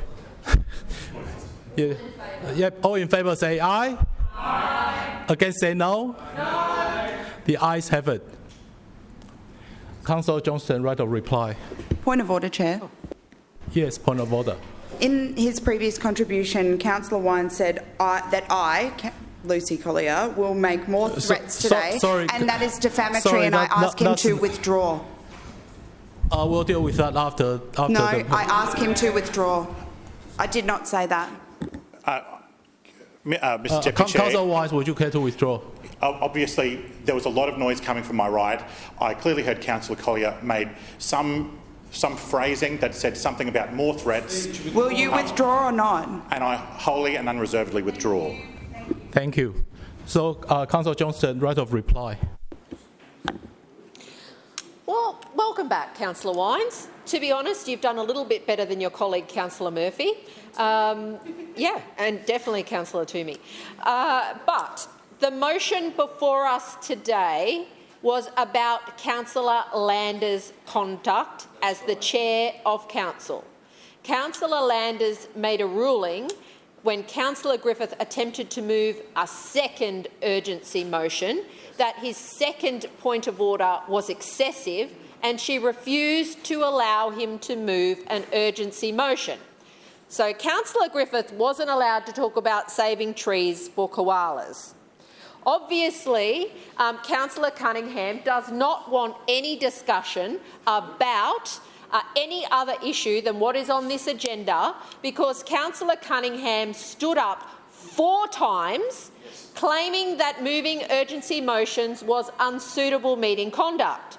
On 4 occasions, Councillor Cunningham moved a point of order that is not a point of order. There is no limit on urgency motions. 4 of them, not 2, 4 of the same points of order, not 2, 4 points of order about the same thing, and yet those 4 points of order have not been treated as excessive by the Chair of Council. The bottom line is, Councillor Landers, the LNP Chair of Council, allowed her colleague, Councillor Cunningham, to move 4 points of order that were not excessive, and only allowed Councillor Griffith to move 2, which is excessive. Now, 2 is less than 4. I know that Councillor Murphy probably needs a typewriter and 100 monkeys to work that one out, but 2 is less than 4. Now, Councillor Wines said that Councillor Landers had been permissive. She'd been generous and good. Yes, to the LNP, and thank you for supporting the point that I am making here today. She was permissive and good. She was generous about Councillor Landers' biased behaviour. Sorry, Councillor Johnston. Yes, Councillor Wines, that is a clear misrepresentation of what I said, and I will be responding to it at the end of the speech. Thank you. So is that misrepresentation? Yeah. Noted. Councillor Johnston. Repeatedly, he said Councillor Landers had been generous and good and permissive. And that is the point that we are making. When it comes to her LNP colleagues, today she was generous, permissive and good. She allowed the Deputy Mayor to move 4 points of orders that weren't a point of order, that were excessive, that weren't called as excessive. Meanwhile, Councillor Griffiths, trying to just move a motion about saving trees for koalas, moved 2 points of order and was not allowed to. 2 is more than 4. The Chair of Council cannot say someone moving 2 points of orders is not excessive, but somebody on her own side who moves 4 points of orders is excessive. That is unfair. That is biased. Councillor Landers is again showing that she is prepared to protect her own side and not be fair in this chamber. That is unsuitable meeting conduct, and she should be reprimanded for it. Councillor Wines, your thanks, Mr Deputy Speaker. Mr Deputy Chair, look, just really quickly, just in response to the statements made by Councillor Johnston, it was clear what I said was the exact opposite of how she framed it, and that in fact the generosity had been toward her and not toward us. And I think that that perfect 180 on my statements was false and deliberately misleading. Oh, thank you. Now I put the motion to the vote. All those in favour say aye. Aye. Those against say no. No. The ayes have it. Division. Division. Division. Division called by Councillor Johnston, seconded by Councillor Cassidy. Ayes to my right, noes to my left. Clerk, please ring the bell.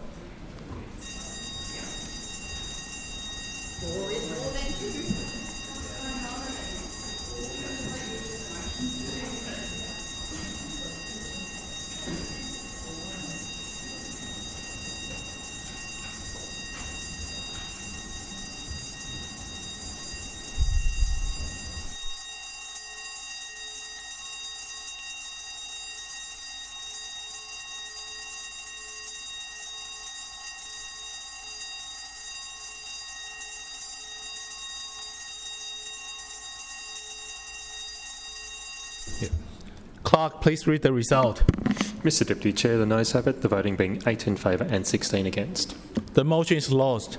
Councillors, please return to your seats. And can someone advise the Chair to come back to the chamber?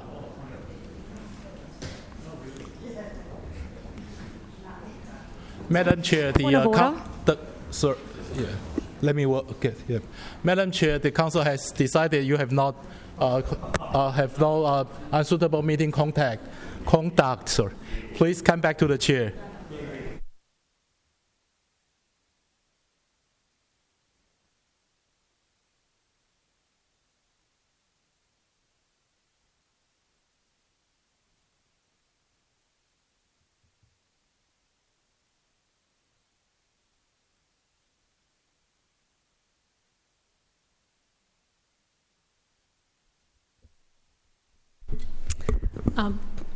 Point of order. Yes, Councillor Cassidy. Under section 42 G, I move that the chair leave the chair. Seconded. It's a procedural motion that the chair leave the chair. All those in favour say aye. Aye. Those against, no. No. The noes have it. Division. Division. Division called by Councillor Cassidy, seconded by Councillor Collier. Ayes to my right, noes to my left. Clerks, please ring the bells.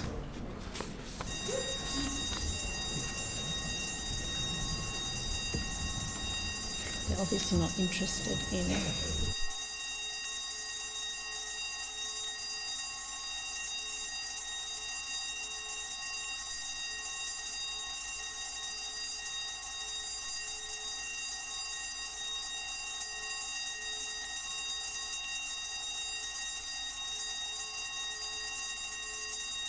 Clerks, please read the results. Madam Chair, the noes have it, the voting being 8 in favour and 18 against. That is lost. Councillors, please resume your seats.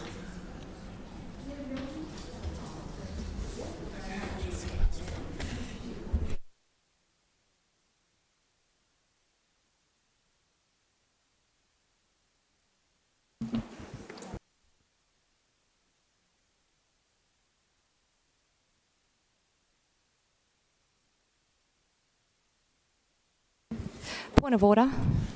Point of order, Councillor Chongwa. Chair, I'd just like to put on record that there has been blurring through the live stream YouTube. I would like to know why this is happening. Yep. I did ask that while I was out and to make sure. With the new technology, for example, with you, Councillor Kim, you sat in Councillor Collier's chair last week, and it's very intelligent, like it is that advanced that it's going to look for you. So it took a little while to do that. That's all it is. Point of order. Yes, point of order, Councillor Kim. Just responding to what you've just mentioned as a chair, actually the cards have already been swapped by an IT staff member before today started. It's nothing to do with the cards, it's the new technology. It actually recognises you. Well, these matters will be referred to for investigation, given every time I spoke and stood up over 11 minutes of a recording. Clearly, I'm sure that the recording was learning today what you look like. Unless you're suggesting that Councillor Collier and I look alike. No, Councillor Kim, seriously. I think the serious matter is the tampering of public records, Chair. 11 minutes of Councillor. The Lord Mayor was crystal clear. Point of order, Madam Councillor, Chair. I'm dealing with this point of order first, Councillor Johnson. So just one moment. Councillor, I actually actively investigated to make sure everything was all right, because I obviously am sitting in this chair and not running the IT system, and that is what the issue is, and I've let you know what that is, and obviously our IT will be working to make sure that that is okay. Perhaps when the residents see the recording being tampered with, they can decide for themselves. Point of order, Madam Chair. One moment, I'm still dealing with this one, Councillor Johnson.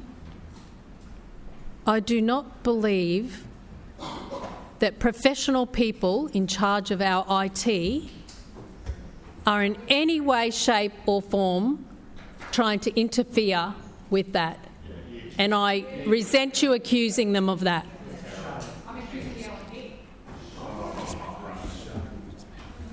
Point of order. Point of order, Councillor Johnston. Madam Chair, I've sat in this same chair in the same place since we came back into this place over a decade ago. I've been told that my face is being blurred. I have not moved seats. I have not done anything else. If there is a problem with the recording, why is this meeting continuing? You know there is a problem. It appears it's only impacting on opposition and independent councillors.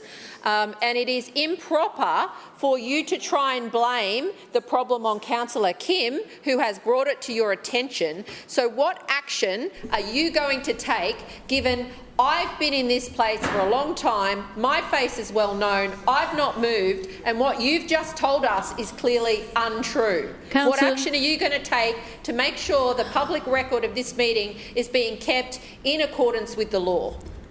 I don't uphold your point of order, Councillor Johnson, and I have already said to everybody in this chamber, all councillors, that that has been looked into, and I assure you there will be footage of you, and your words are all there, and your name across the photo. Point of order, Councillor Kim. I move that this is unsuitable meeting conduct and that the chair be removed from her position so that we can debate this matter and put it on the record, because this is tampering with a public record. Seconded.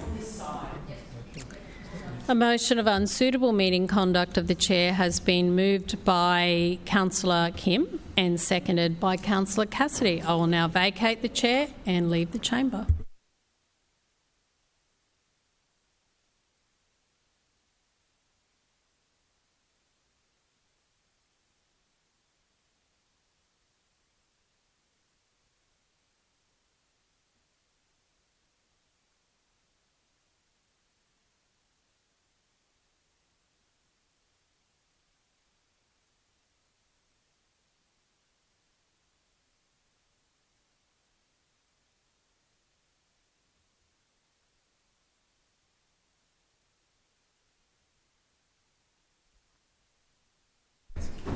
Councillor Kim. Thank you, Chair. I'm not here to politicise the matter, but I can see that the Lord Mayor, everyone's laughing, and I'm really glad this is being recorded. No, I'm really glad it's being recorded because. Chair, will you be? Councillor Kim has the floor. Well, the LNP are laughing, but I will recount every single thing that just happened from question time this morning when I got up to represent the residents of Pollara. In fact, the seat in which the Lord Mayor lost his vote at the last election, so he can keep laughing all he wants, but what they've just done is tampered with public record. So I got up, the camera is in focus for half a second, but slightly above my head. Then it blurs, and when I go to sit down after my question, it unblurs. And during this, nobody else was blurred. When I made the first point of order after Councillor Johnson, who was not blurred, it was again not blurred for half a second. Then they blurred it and it came back into focus. And finally, when I gave the next point of order, they blurred me again. On the next one about blurring me, when I asked, why are you blurring me, then suddenly they finally made the audio clear and the camera clear. So all of this is on recording, Chair. There are 11 minutes of this all completely recorded and ready to go with the letter drafted up to send off for investigation. So the LNP can laugh all they want, but the evidence is there. And I think this is completely inappropriate behaviour from the chair. And this is nothing against the officers themselves, but actually I believe that the LNP have directed them to do this, as we have seen examples of. And this will be subject to investigation. Sorry, Councillor Kim. Point of order. Point of order, Councillor Adams. There is no privilege in this place, and that is defamation, and I ask Councillor Kim to withdraw that comment. Yeah, or Councillor Kim can remind that all councillors there's no privilege in this chamber. And would you care to withdraw? I will withdraw once this matter is investigated, subject to investigation, 11 minutes of documentation. The letter will be sent off. Point of order, Mr Chair. The letter will be sent off for investigation, point of order Chair. again. Councillor Adams. A semi-withdrawal is not acceptable in this case. She withdraws the comment. Yeah, so Councillor Kim, would you care to withdraw in now or not? I will withdraw, consider it, after the investigation of this. After proper investigation of the 11 minutes of the video, Chair. Councillor Kim, please continue. Thank you. And just for the public record, for those who may be watching and they those who won't be, this is all Point recorded. of order, Mr. Just put it on the Chair, record. Acting Chair. Yep, point of order. Could we just bring this back to the relevance of the debate? Yeah, Councillor Kim, please continue. The relevance is that today's ENC is about Pollara District Sports Park. The question that I asked this morning was in relation to Pollara. Point of order, Mr. Chair. So Councillor Kim, it is about the unsuitable meeting conduct. So can you please come back to the topic? Yep, thank you. Absolutely. My residents tuned in to watch the question this morning, however, they couldn't see me on the camera because it was blurred. That's as simple as it is. And the chair, who is a member of the LNP, was sitting up there. And what I'm saying right now is that this is unsuitable meeting conduct. And also, the accusations against myself saying that I've implied that I'm blaming our hard-working council staff. I mean, the misconstruing of the LNP just goes next level when I'm trying to represent the views of our community, the 7,000 plus residents of Pollara who are suffering every day. Yep. They're scared. What have you got to hide? What have you got to hide, Mayor? We want to hear it. We want to hear the stats. We want to hear what you're going to do. And this is completely irrelevant. Sorry, Councillor Kim. Councillor Howard, do you still have a point of order? Because you didn't turn the microphone on, so yes, please. Okay. Councillor Johnston. Councillor Howard has the floor. Mr. Chair, I ask you to bring this back to the relevant debate. Yep. Okay. Councillor Kim, please to the unsuitable meeting conduct claim. Thank you. Thank you. Well, I've just seen Councillor Howard ask this question 3 or 4 times now, doing a point of order 4 times. So, I mean, it's excessive in my eyes. However, the point still stands. Unsuitable meeting conduct, blurring of the council record, and all of this has now been recounted as well with evidence documented too. So I will be sending off this letter today for investigation. Thank you, Chair. Further debate. Councillor Wines. Yeah, thanks, Deputy Chair. Look, it's really that presentation was really quite concerning. The idea that any person in this room is important or relevant enough to make the chair of this place blur their face while they speak is it's actually pretty crazy. Like, no one is important enough to go to that effort. Okay, like, I think that's the most important thing that I could say. Point of order, Mr. Chair. Yep. Point of order, Councillor Johnston. Mr. Chair, Councillor Wines has just implied that Councillor Kim is crazy and unimportant. They are nasty and unnecessary comments. She is very concerned about this, and I would ask that you instruct him not to use language like that and apologise to Councillor Kim. Yeah, so councillors, please use appropriate languages, including things like nasty and those words. Councillor Wines. Look, I wholly withdraw if that's the request. But the point is that the idea that Councillor Landers would go out of her way to blur the face of anyone in here makes no sense. The idea that perhaps the new computer system struggles to capture particular speakers at particular times is a lot more likely. That was also the answer provided by Councillor Landers when it was put to her. I can see that there's a new camera on the left and presumably new IT systems that come with that.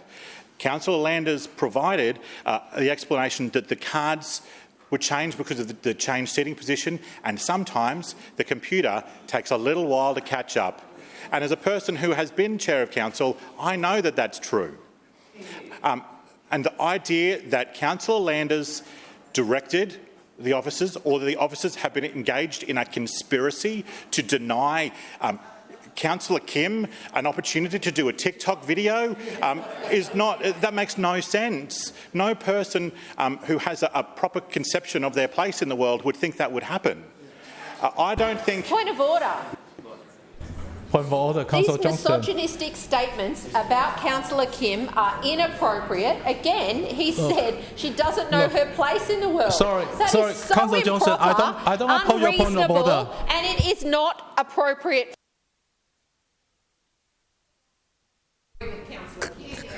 Councillor Johnston, I don't oppose that point of order.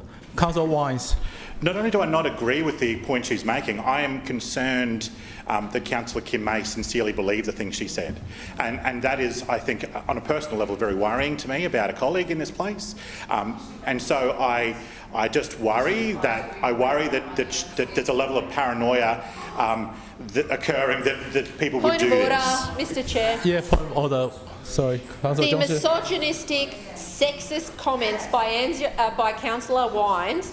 He's now said Councillor Kim doesn't know her place, is paranoid, is crazy. These are outrageous, sexist comments about a young female councillor in this place. They are inappropriate, Mr Chair, and you must take action to stop Councillor Wines from making these outrageous comments.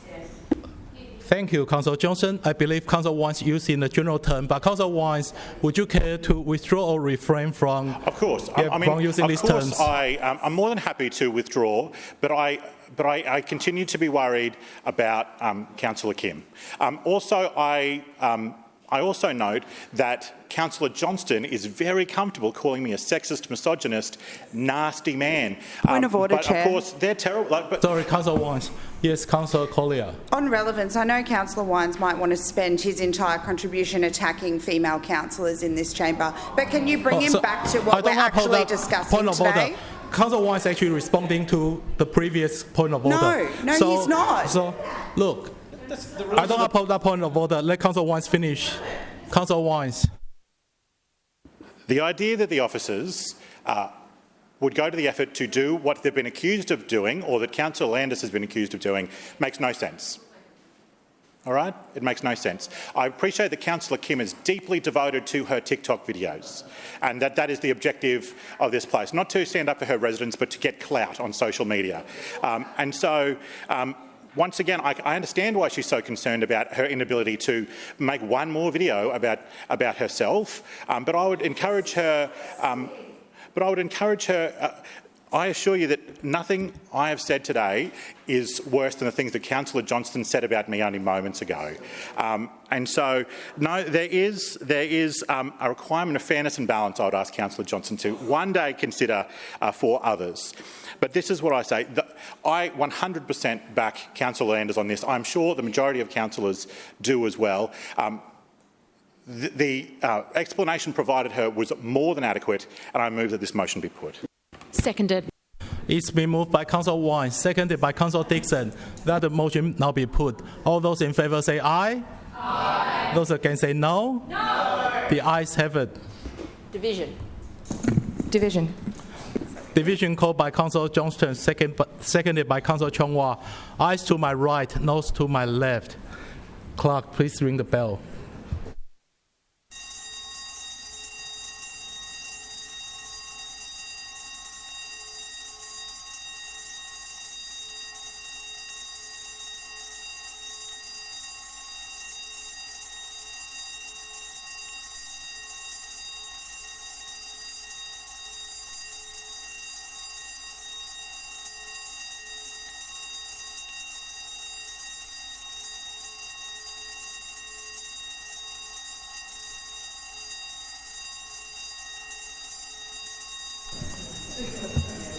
Clerk, please read the result.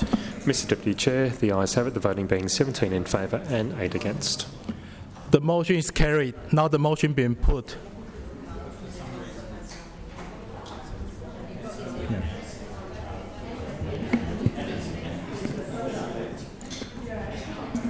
Point of order.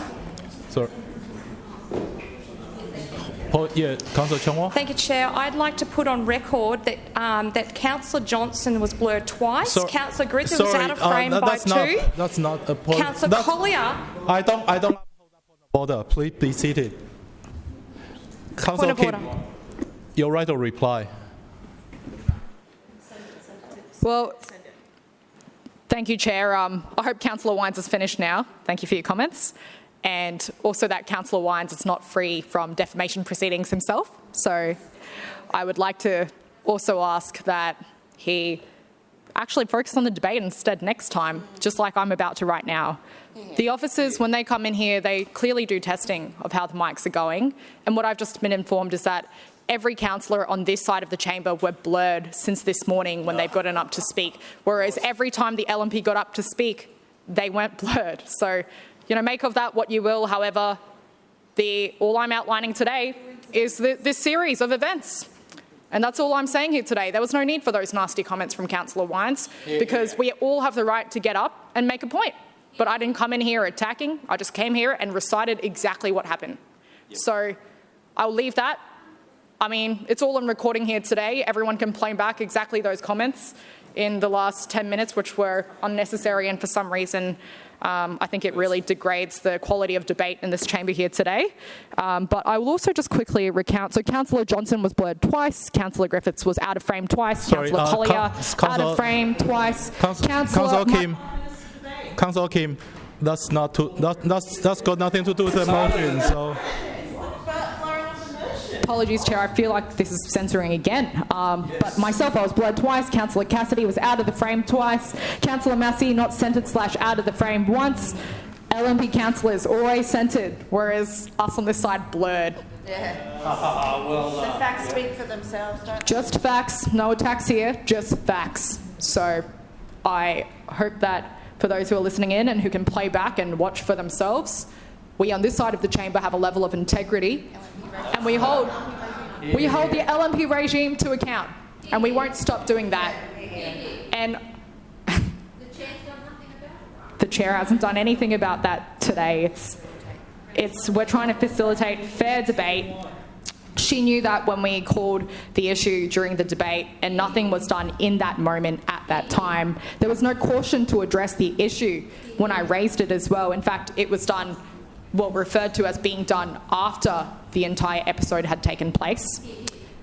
And what I would like to know is what testing is happening in the chambers before the meeting starts. All of the evidence and these questions have been raised, and we're asking for answers. That's what we're here for today. Thank you, Chair. Now I put the motion to the vote. All those in favour say aye. Aye. Those against say no. No. The noes have it. Division called by Councillor Kim, called by Councillor Cassidy, seconded by Councillor Collier. Ayes to my right, noes to my left. Clerk, please ring the bell.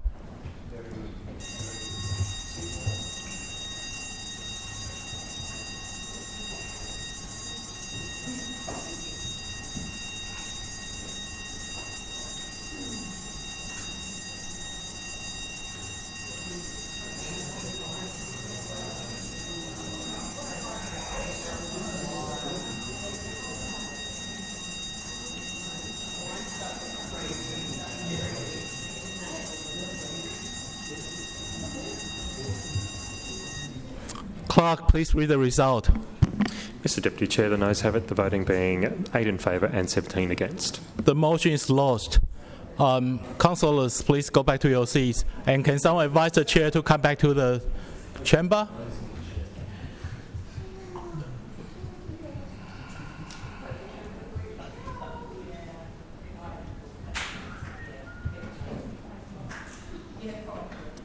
Yeah. Madam Chair, the chamber has decided you have not engaged in unsuitable meeting conduct. Please come back to the chair.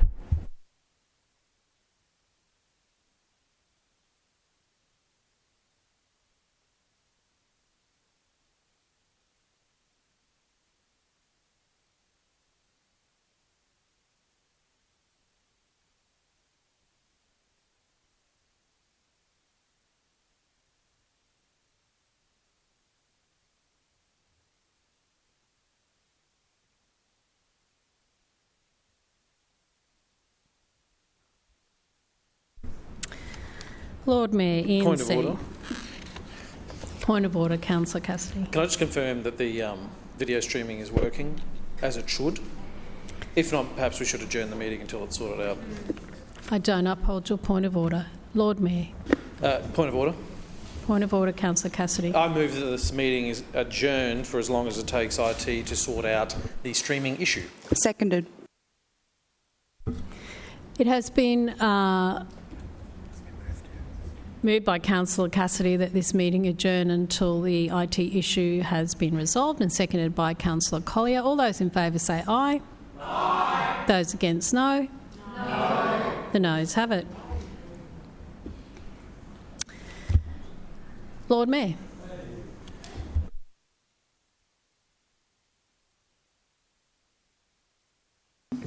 Thank you, Madam Chair.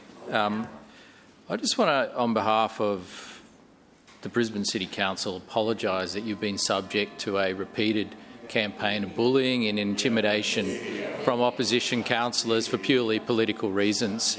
I know that you are a fair chair. Point of order. I know that you are a good chair. I know that you are unbiased chair.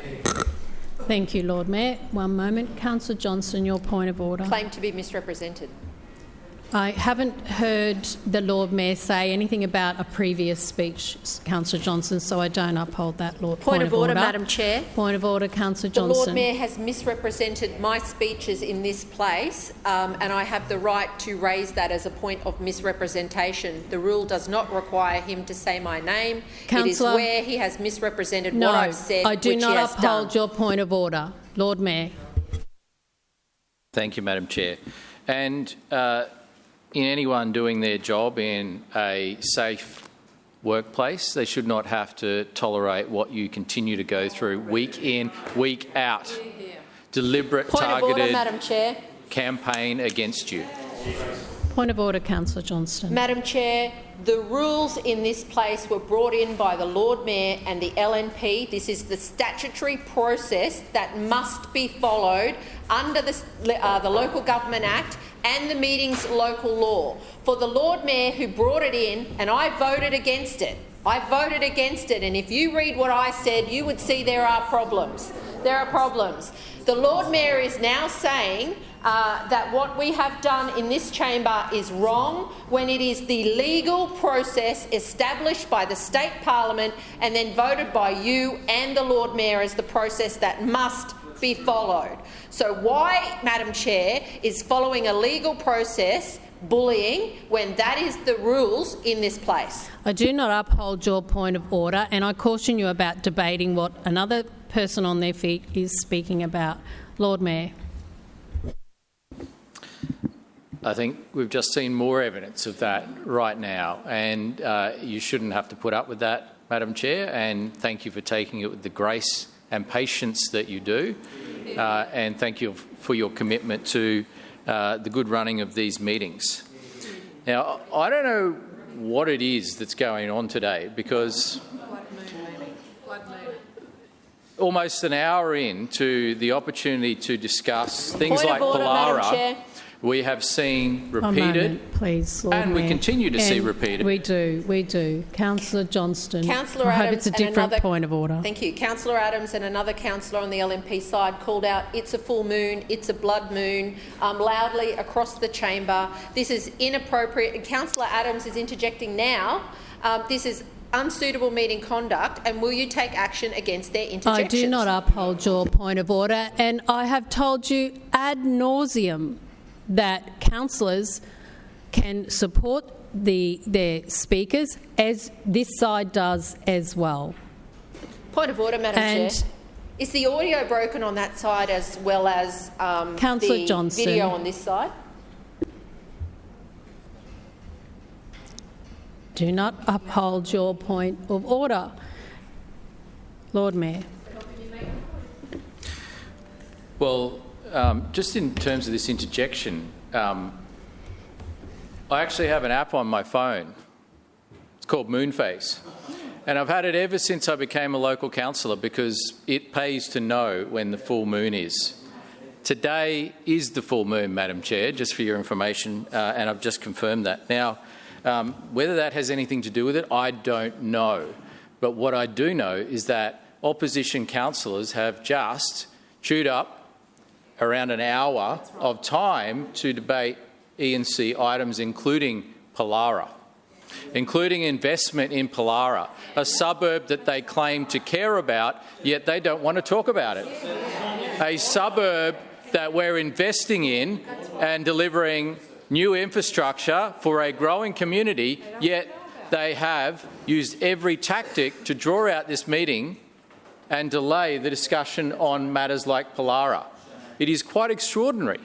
It is quite extraordinary. And I really do hope that the Councillor for Callum Vale's residents are watching, because they would be disgusted in this behaviour.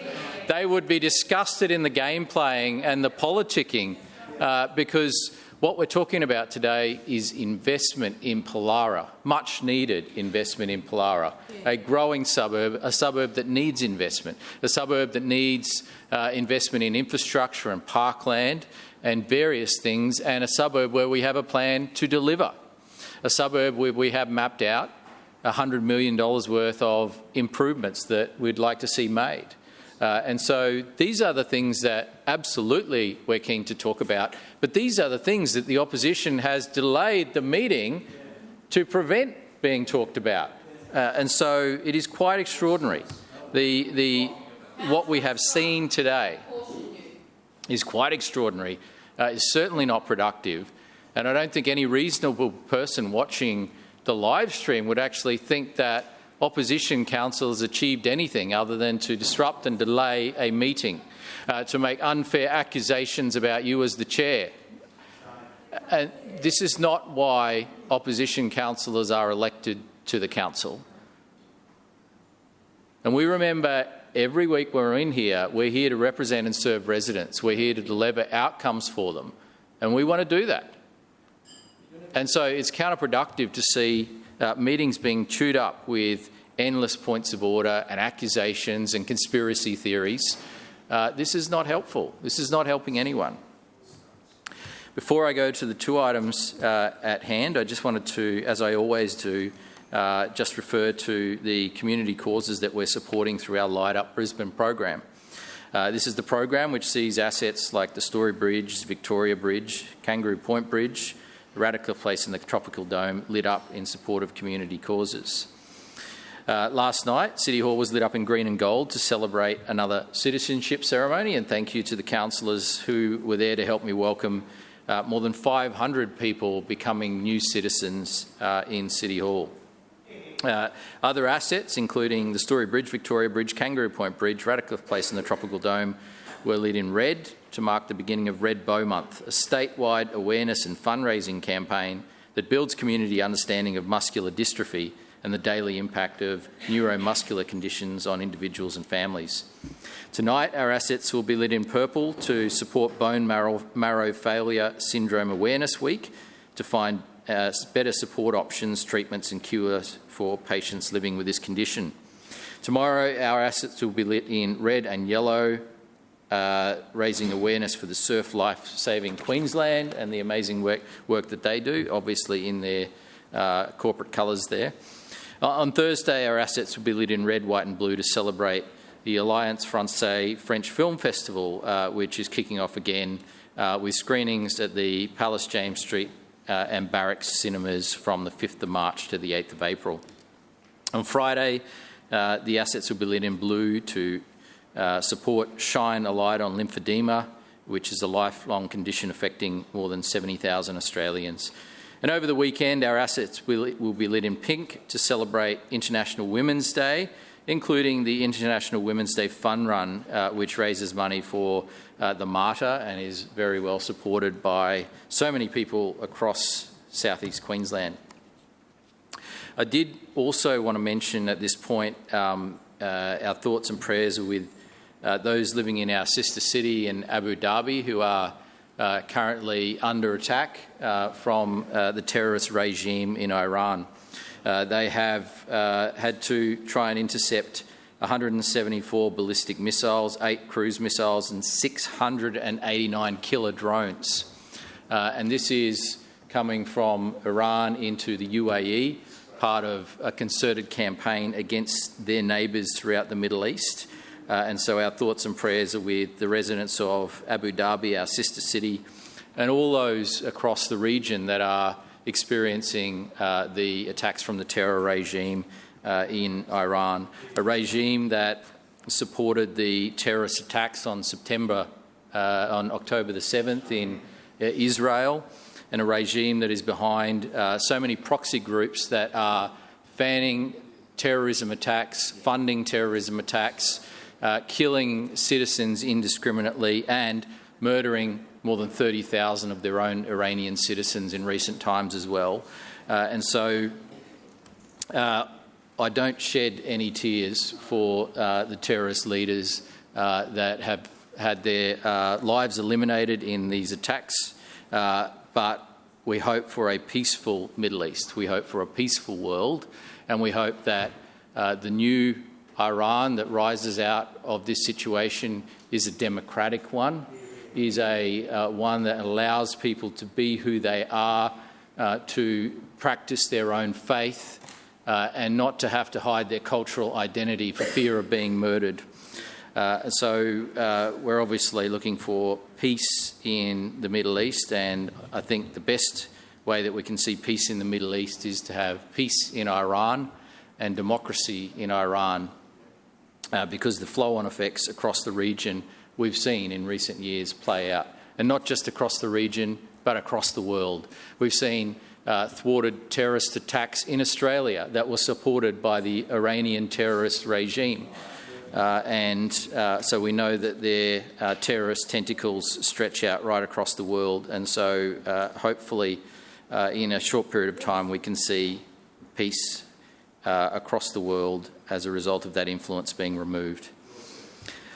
Tropical Cyclone Alfred this week marks 1 year since that cyclone arrived in Brisbane and southeast Queensland, and as we know, it was the first tropical cyclone in 51 years, and for many of us, the first in our lifetime. We experienced 275 millimetres of rainfall on the 10th of March, which was the highest in one day since January 1974. And we saw many properties experience flooding during that intense rainfall period. I want to thank again the council team and the volunteers and the SES who stepped up and responded, as we know that they always do, but went above and beyond to respond to ex-tropical cyclone Alfred. I'm incredibly proud of the work that they all did, and we'll never forget the work that they all did, and it's something that makes me truly proud of this organisation to see the way that the response was carried out a year ago this week. It was a mammoth effort, and it was a team effort, and it was something that I just want to once again thank all council officers, the SES, the emergency services, and everyone else involved in that disaster response. Madam Chair, Lord Mayor, your time has expired. Move for an extension, Madam Chair. Seconded. Has been moved for an extension by the Deputy Mayor and seconded by Councillor Dixon. All those in favour say aye. Aye. Those against no. The ayes have it. Lord Mayor. Thank you, Madam Chair. I wanted to move on to the two items on the agenda today. First of all is an item about industry mapping. And look, some of you that may be reading this might think it's a bit bland, and, you know, I get excited about this because this is us adapting to a very rapidly changing industrial and commercial landscape. Now, what we've seen in recent times is that one of the biggest growth areas when it comes to industrial land use is in logistics and warehousing.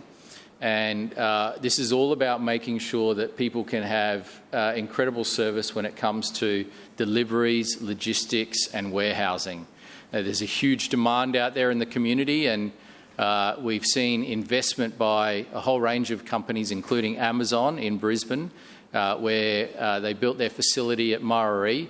And that facility allows, in many cases, same-day delivery of products that maybe a few years ago we would wait weeks for. And we know that that is coming. Industry is changing. Customer needs and expectations are changing. And this is about us updating our planning scheme to respond to the need for this kind of growth and these kind of locations. And so these facilities that we're talking about are not the sort of, I guess, dirty manufacturing facilities that you might imagine when you talk about industry. You know, there's not smokestacks, there's not people covered in grease here that we're talking about. We're talking about very clean, modern warehousing and logistics facilities. And as I said, making sure that there's adequate, appropriately zoned locations in the city for this kind of facility, which is in huge demand. And so by updating our planning scheme and updating the mapping, we can make sure that Brisbane residents can get what they need sooner and that they can have access to faster deliveries. And it also cuts down trips on the network as well, because if we have appropriately zoned locations within Brisbane, then they're not coming from outside of Brisbane. They're being delivered locally, they're being delivered within Brisbane to a local area, and having a flexible planning scheme that allows this to happen will be a good thing, and it's about meeting customer needs.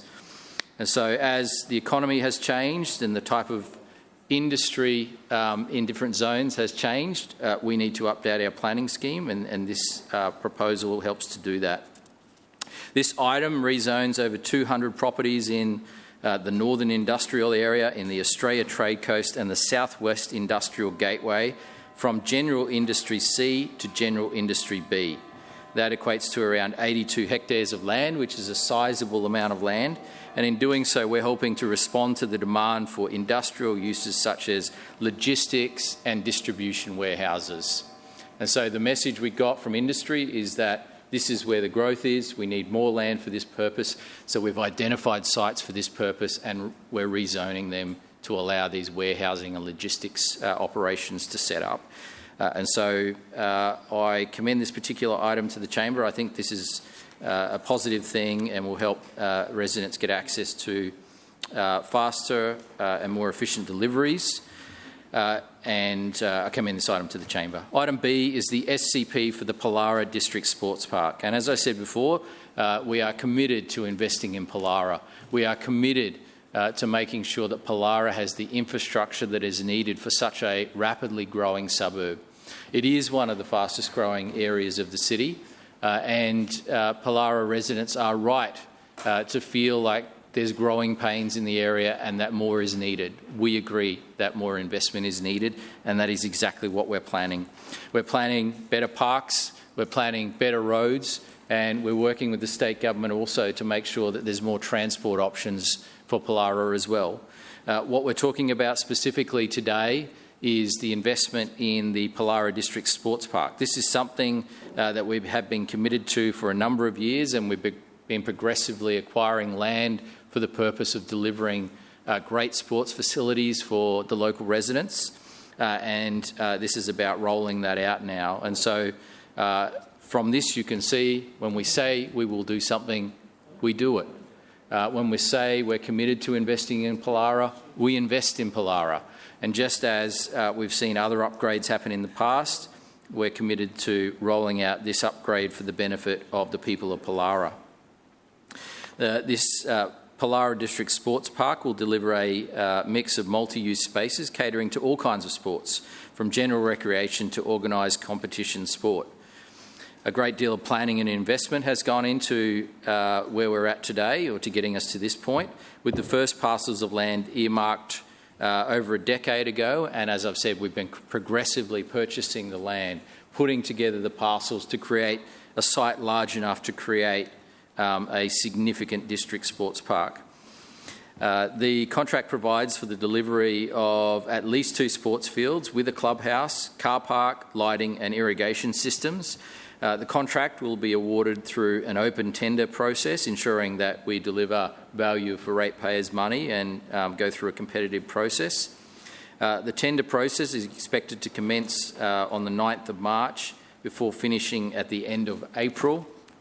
Once the contract is approved, which we expect to be around early July, then we can gear up for construction in summer this year. Madam Chair, this is one of the most significant investments we're making in Pollara so far, but it is far from the last. As I said, we're looking forward to delivering road, parks and drainage upgrades, but also we're conscious of the fact that we can do this faster if we get support from other levels of government. And there's plenty of precedent in growing areas, in growth areas, of the federal and state governments supporting these growth areas to bring on infrastructure sooner. We've got state government programs that help fast-track infrastructure in growing areas, and we've got federal government investment as well for this sort of thing. And so we will be continuing to advocate for state and federal investment in Pollara to make sure that we can get the upgrades sooner, because we know that they are needed and we know that residents have a legitimate right to have infrastructure investment as their suburb grows. And so I'm excited to see this project take shape, one of many exciting projects coming in Pollara, and I commend this item to the chamber. Point of order, Chair. Point of order, Councillor Dixon. Chair, I move that Council now adjourn for afternoon tea for 15 minutes, which commences only when all councillors have vacated the chamber and the doors have been locked. Seconded. It has been moved by Councillor Dixon, seconded by Councillor Adderman, that the meeting adjourn for a period of 15 minutes, which commences only when all councillors have vacated the chamber and the doors have been locked. All those in favour say aye. Aye. Those against, no. The ayes have it. The meeting will be adjourned when all councillors have left the chamber.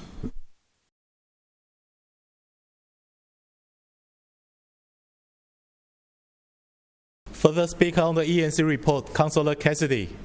Thanks very much, Chair. I rise to speak on the ENC report before us today, and I note the Lord Mayor is not with us anymore. He was very upset about the length of time that elapsed before he got to speak. I know because he likes to leave before afternoon tea if he can, but anyway, we hope he does join us again. But had quite the obsession on item A, the major amendment for the industry mapping, about Amazon.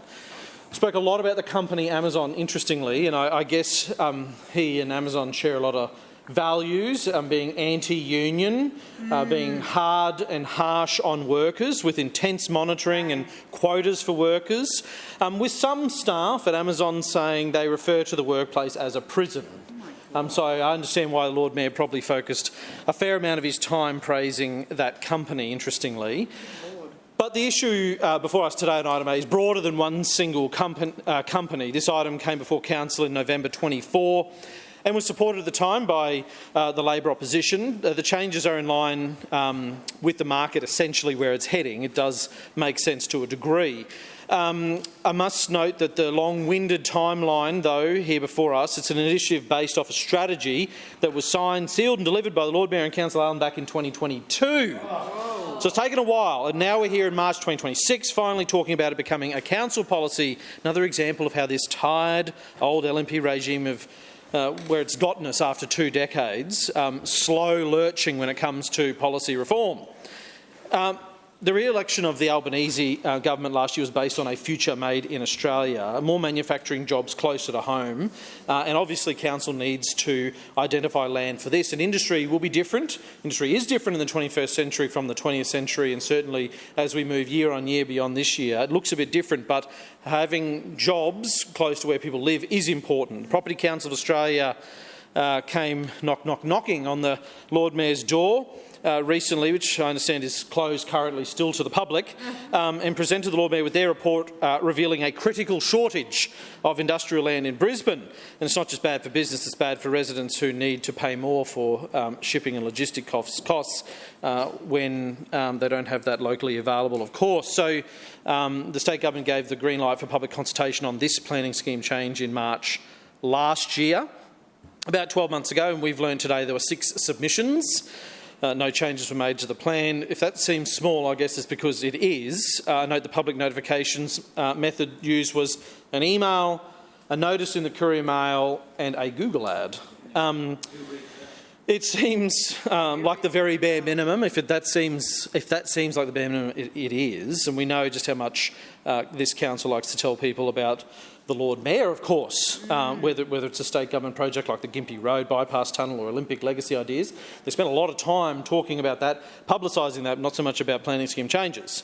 But I guess for the LNP, the less the public know, the better. Anyway, today we reach the crescendo here where Council adopts this amendment and further notifies the Minister. When this came, and it's largely unchanged, there was a long list of zoning changes from industrial C to B, which changed the types of industry that can go into an area and means the buildings can now be closer to their borders and bordering residential land. For example, the current industry C zoning means the precinct needs to be anywhere from 500 to 1,500 metres away from adjoining residential land. Newly appointed Zone B means it's only 250 to 500 metres because the types of industry in Zone B are of a lower impact. And as we have noted, manufacturing in Brisbane has changed. There just aren't as many of the big heavy industries in these areas. And in Australia generally, we can of course thank previous Liberal National Party governments, which is now a thing of the past completely and entirely, I think, of Howard, Abbott and Turnbull for decimating industry in this country. We of course recall Joe Hockey chasing away Ford and GM. So once an area for something, for instance, like steel fabrication may now be a family printing business or a kitchen display room. So it does make sense, I guess, that those areas are rezoned to meet the needs of a changing industry, but the industry didn't change on its own, and we need to remember that. These changes in the criteria from high-impact industry activities like metal plating works to something of the medium industry like joinery and clothes manufacturing and things like that will occur. We also note the changes allow more parcels of land to be kept for drainage and environmental impact reasons, another important step to address and protect land around these precincts. So something we do support. Coming back to today, these items of course remind us when we saw that other policy announced in 2022 to convert some industrial land into housing. Whatever happened there? On clause B, when we talk about Pollara on this side of the chamber, what do we say? Fix the Pollara disaster. And what does the Lord Mayor say? Well, he just attacks the local councillor, and he sends in his LNP councillors to use derogatory terms about the local councillor and says that the local councillor doesn't know her place in here or in the community. Very telling about how the LNP Very telling about how the LNP treat the community as well. Yeah, true. So this project before us today will deliver 2 outdoor sports field, a clubhouse, lighting, irrigation, car park and associated infrastructure, as has been previously proposed. I'm not allowed to give the exact figure, of course, because that's commercial in confidence, but it's easy to conclude that this is a many multi-million-dollar project. 16 contractors have already expressed interest in this project, and this time around I hope the LNP Council will be tweaking the criteria used for tendering contracts. Of course, we remember that disaster at Rocks Riverside Play Area with such little oversight, no oversight from LNP councillors who are paid a bomb in this place to help guide those projects to fruition. We can't afford that again. Pollara is one of the fastest growing areas, and families have been crying out for a decent sporting infrastructure, let alone all the other infrastructure, for years. Now, we welcome this progress. An 18-month duration subject to negotiation, of course, means more waiting for the community that is already playing catch-up on basic services. And as we know, that when you fail to plan, you plan to fail. And that's the LNP's track record in Pollara. This is a case in point. We know that this project has now pushed other suburban projects into the never-never because the growth has been so badly managed in Pollara. There's been no fine-grained planning to deliver the infrastructure needed for a growing community. The statutory documents the council keeps, like the LGIP, are vastly inadequate. Brisbane has changed. It's not the place it used to be 20 years ago, and that's not because more people have moved to Brisbane and more people live here. It's because as more people have moved to Brisbane, its LNP Council has failed to protect our lifestyle and wasted precious decades. I trust that this completed project will be a draw card, not just for the community to the sports fields, but for people outside of that community into Pollara as well. And it's a good time to think what this extra demand will have on Pollara's roads, because we all know by now just how under strain the roads are today. In the plan, it talks about Ritchie Road, Van Dieren Road and De Vries Road and the impact this upgrade will have on these. It even says one of the risks is increased crashes. Now, I've seen videos, I've seen photos just today that Councillor Kim has provided of the traffic, of the crashes and of the danger that people are put in so regularly already. It's just another example of poor planning by the LNP. Will this project have the infrastructure around it for the community to access it? The Lord Mayor, instead of attacking Councillor Kim, needs to listen to Councillor Kim and the calls from her community for better roads, congestion-busting public transport and connected active transport options. They are often an afterthought by this LNP Lord Mayor, who is keen to talk up harebrained schemes like water taxis and flying taxis before the infrastructure that actually makes our city more livable out in the suburbs of Brisbane. Now, the Lord Mayor sort of danced around this a little bit. I was sure he was going to make an announcement today that he has applied for funding through the SEQ Livability Fund for this project. He said he would advocate to the state and federal government for funding, but we know that an application has been submitted for this project on the 6th of February. We're yet to find out if it's been awarded, but just last week we learnt about a project not going ahead because council failed to secure grant funding over at Kedron. So will this actually happen if we see it here? That's the question we must ask today, because that's not mentioned in the ENC documents before us. And strangely, we had to have an entirely new contracting plan for the Chermside pool when an application was made to that very same fund to include details of it before it was awarded, but that's not included here today. So it seems the Lord Mayor can no longer build basic infrastructure without the state government. Things have become so bad financially here at council that everything depends on grants and funding from other levels of government, because he's cooked the books. Public consultation for this project happened in 2024. The application says the project will start in May. Everybody knows this is subject to change. Remember the metro expansion business case. Let's hope this is not Councillor like that. Cassidy, your time has expired. Further speakers. Councillor Atwood.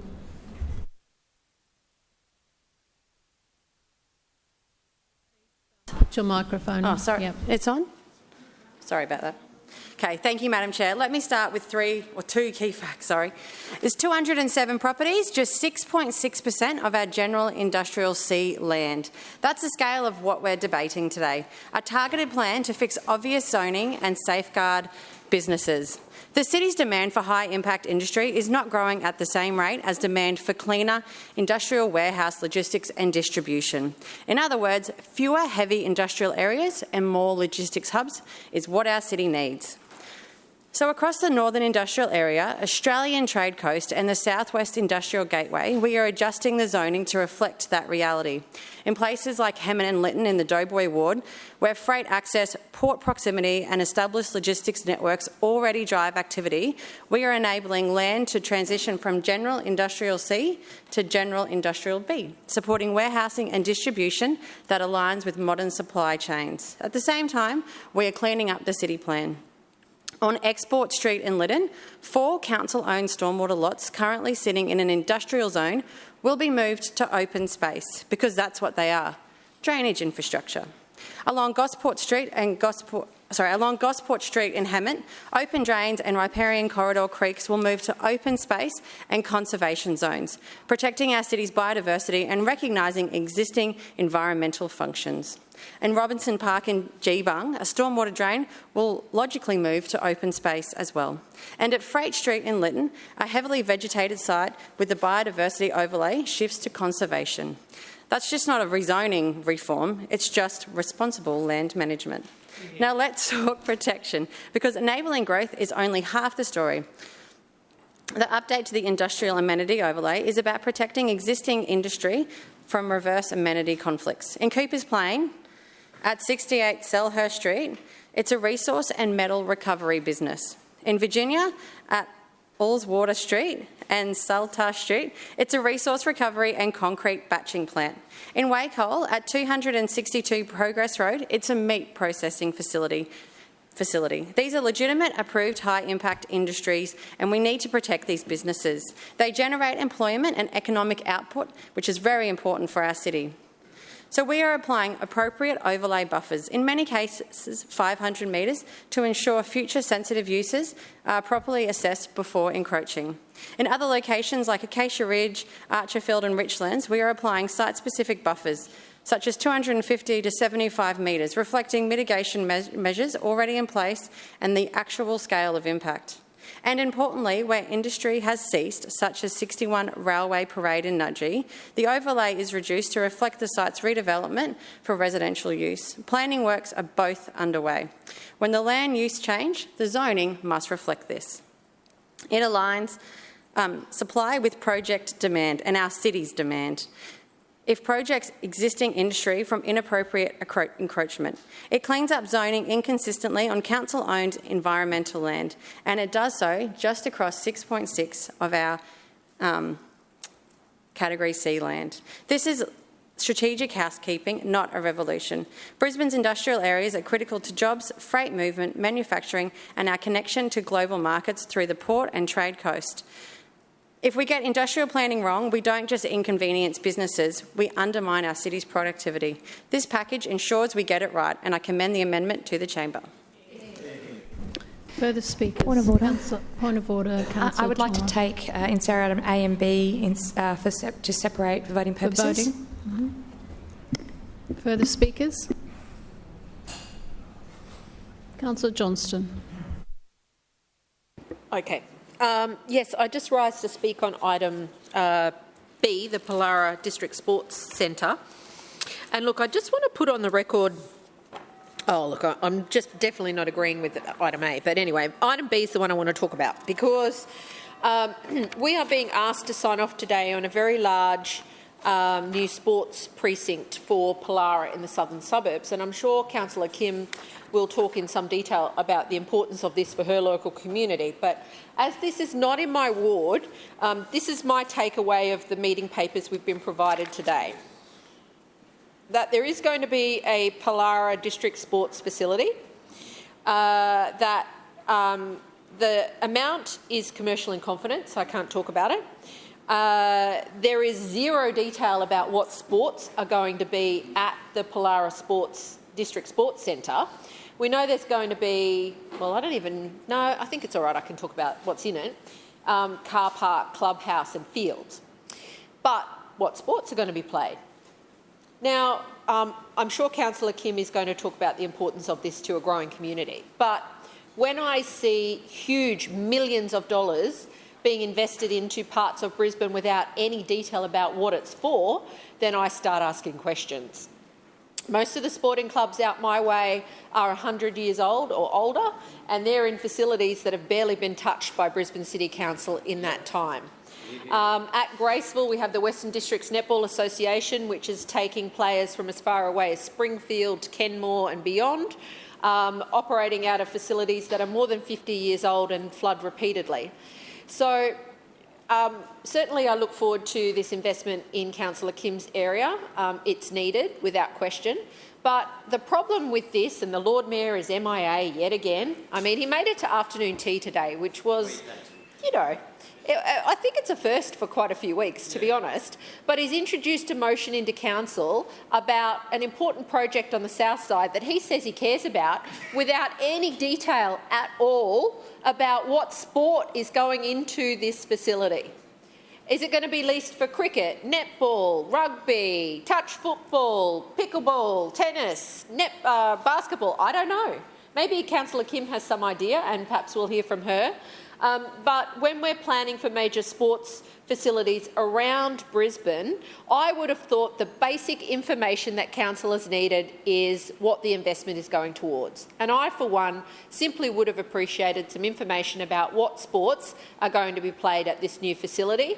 I hope it will take the pressure off some of my courts and provide some alternatives. But because zero information has been provided by the Lord Mayor, and the Lord Mayor is not here to talk about it, we may never know. So it's left to Councillor Emily Kim, who has championed her community today beyond anything. She's a brand new councillor in this place and she has stood up on local issues for her community. I'm sure she's going to do more of that you know, in a moment. And I think it's appalling the Lord Mayor is not here to listen to her. I mean, listening to Angela Owen's what got him into trouble in the first place down there, and he'd do well to listen to Councillor Kim. She has a valid voice. She's definitely not paranoid. In my experience, she seems smart and capable. And I think that we'd all do well to take her advice on board when it comes to local issues out that way.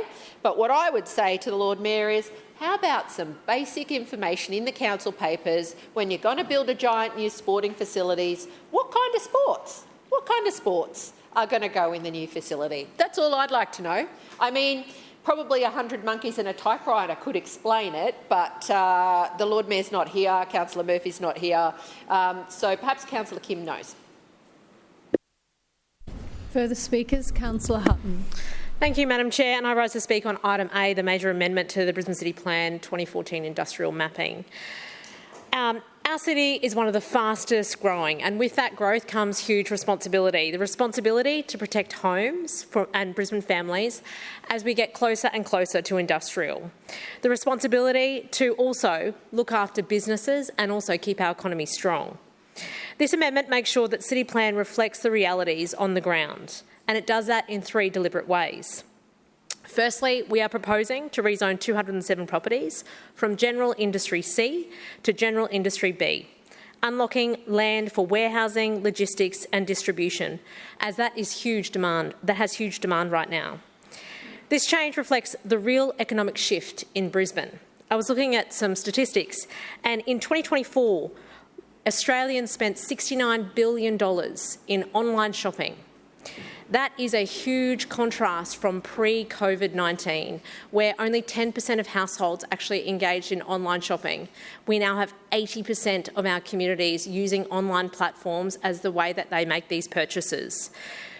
Madam Chair, this has seen a 43% growth in transport and logistics, and that will continue to grow over the next decade as we shift our economy online. Brisbane residents can now rely on faster delivery and efficient supply chains, and businesses need land that supports that operation, which Industry B does. Whereas Industry C, which is also in my community, is much heavier impact, things like chemical manufacturing and welding, much heavier industries. Secondly, we are also rezoning 9 council-owned properties to open space and conservation, recognising that they are already being used for those uses. And finally, we're updating the industrial amenity overlay to better reflect and protect industry. But it is the first element, moving from Industry C to Industry B, that I really want to dwell on, Madam Chair, because this is fundamentally about residential amenity and also reflecting the change in our economy. It is about the quality of life experienced by families who live nearest to these precincts every single day. General Industry C zoning was never designed to have neighbours in mind. And Madam Chair, as I said, I have a community in my own area that has residential getting closer and closer to it. Significant noise, odour and other impacts often go beyond the fence line into the streets and obviously affect nearby residents. General Industry B is different. It supports the operations that are far more compatible with resident use, including modern warehousing and logistics. This amendment is about giving businesses the confidence to invest and grow, not displacing what is here, but ensuring future growth works for residents. Some of the areas affected in my own ward are Darra, Richlands and Wacol, suburbs with significant residential communities, making it even more critical that new industry activity is compatible with those neighbourhoods. As the land turns over and new businesses move in under Industry B zoning, the character of these precincts will shift towards operations that can coexist with the surrounding communities. That is the Brisbane we are building. A city that grows without leaving residents behind. A city that backs its businesses without burdening its backyards. We are one of Australia's fastest growing cities, and the growth is not slowing, Madam Chair. This amendment ensures that growth works for our residents and not against them. The Schrinner Council has always been committed to getting the balance right, protecting our suburbs, backing our economy and keeping Brisbane's incredible lifestyle intact. This amendment, Madam Chair, delivers on all of those, and I commend this item to the chamber. Further speakers. Councillor Kim. Thank you, Chair, and I have been looking forward for a very long time for Pollara to come as a matter of business to this chamber, and it is no surprise that finally it is here today after our residents on the ground have actively been canvassing and asking for change, writing to the Lord Mayor, even commenting on his social media posts because they are desperate to grab his attention after weeks of trying to get his attention, writing a letter to him twice, calling his office, which then directed me to the contact centre, trying to walk up to his office the other day on Friday, but seeing that the door was closed for theoretical maintenance, which I would like to know a little bit more about, as it has been doing that for 1 week straight. So, yes, absolutely. And I would just like to move on to today's Clause B item of business. And that is that when you look at the development application online for Pollara District Sports Park, the first thing you see is the Traffic Impact Assessment Report. And what that shows is that the LNP Council won't do anything for surrounding traffic, as they've officially made their deadline 2041 before any changes are made to Ritchie Road, which is adding 2 more lanes as well as adding a signalised intersection on this road.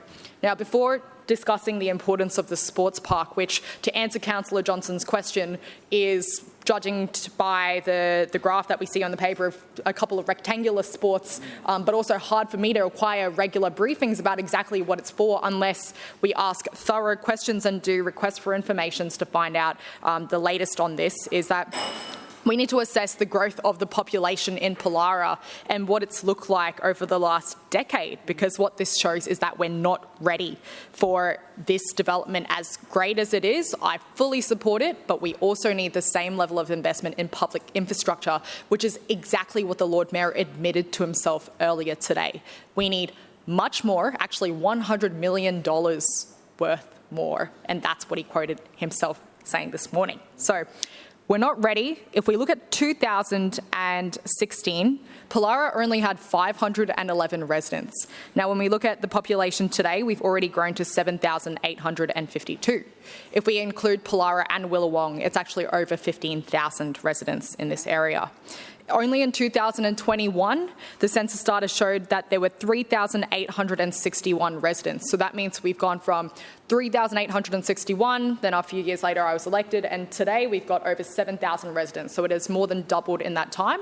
There are 2 years to go before the next election, and that will only continue to grow steadily as we need during a housing crisis. However, there has been a massive lag of public infrastructure, because if we look to see the time ahead, what this LNP Council is saying, that we need to wait another 15 years before there is an upgrade to Ritchie Road. Already in the past fortnight, we have seen 2 Ks worth of traffic where parents have been waiting 40 minutes in line every single day.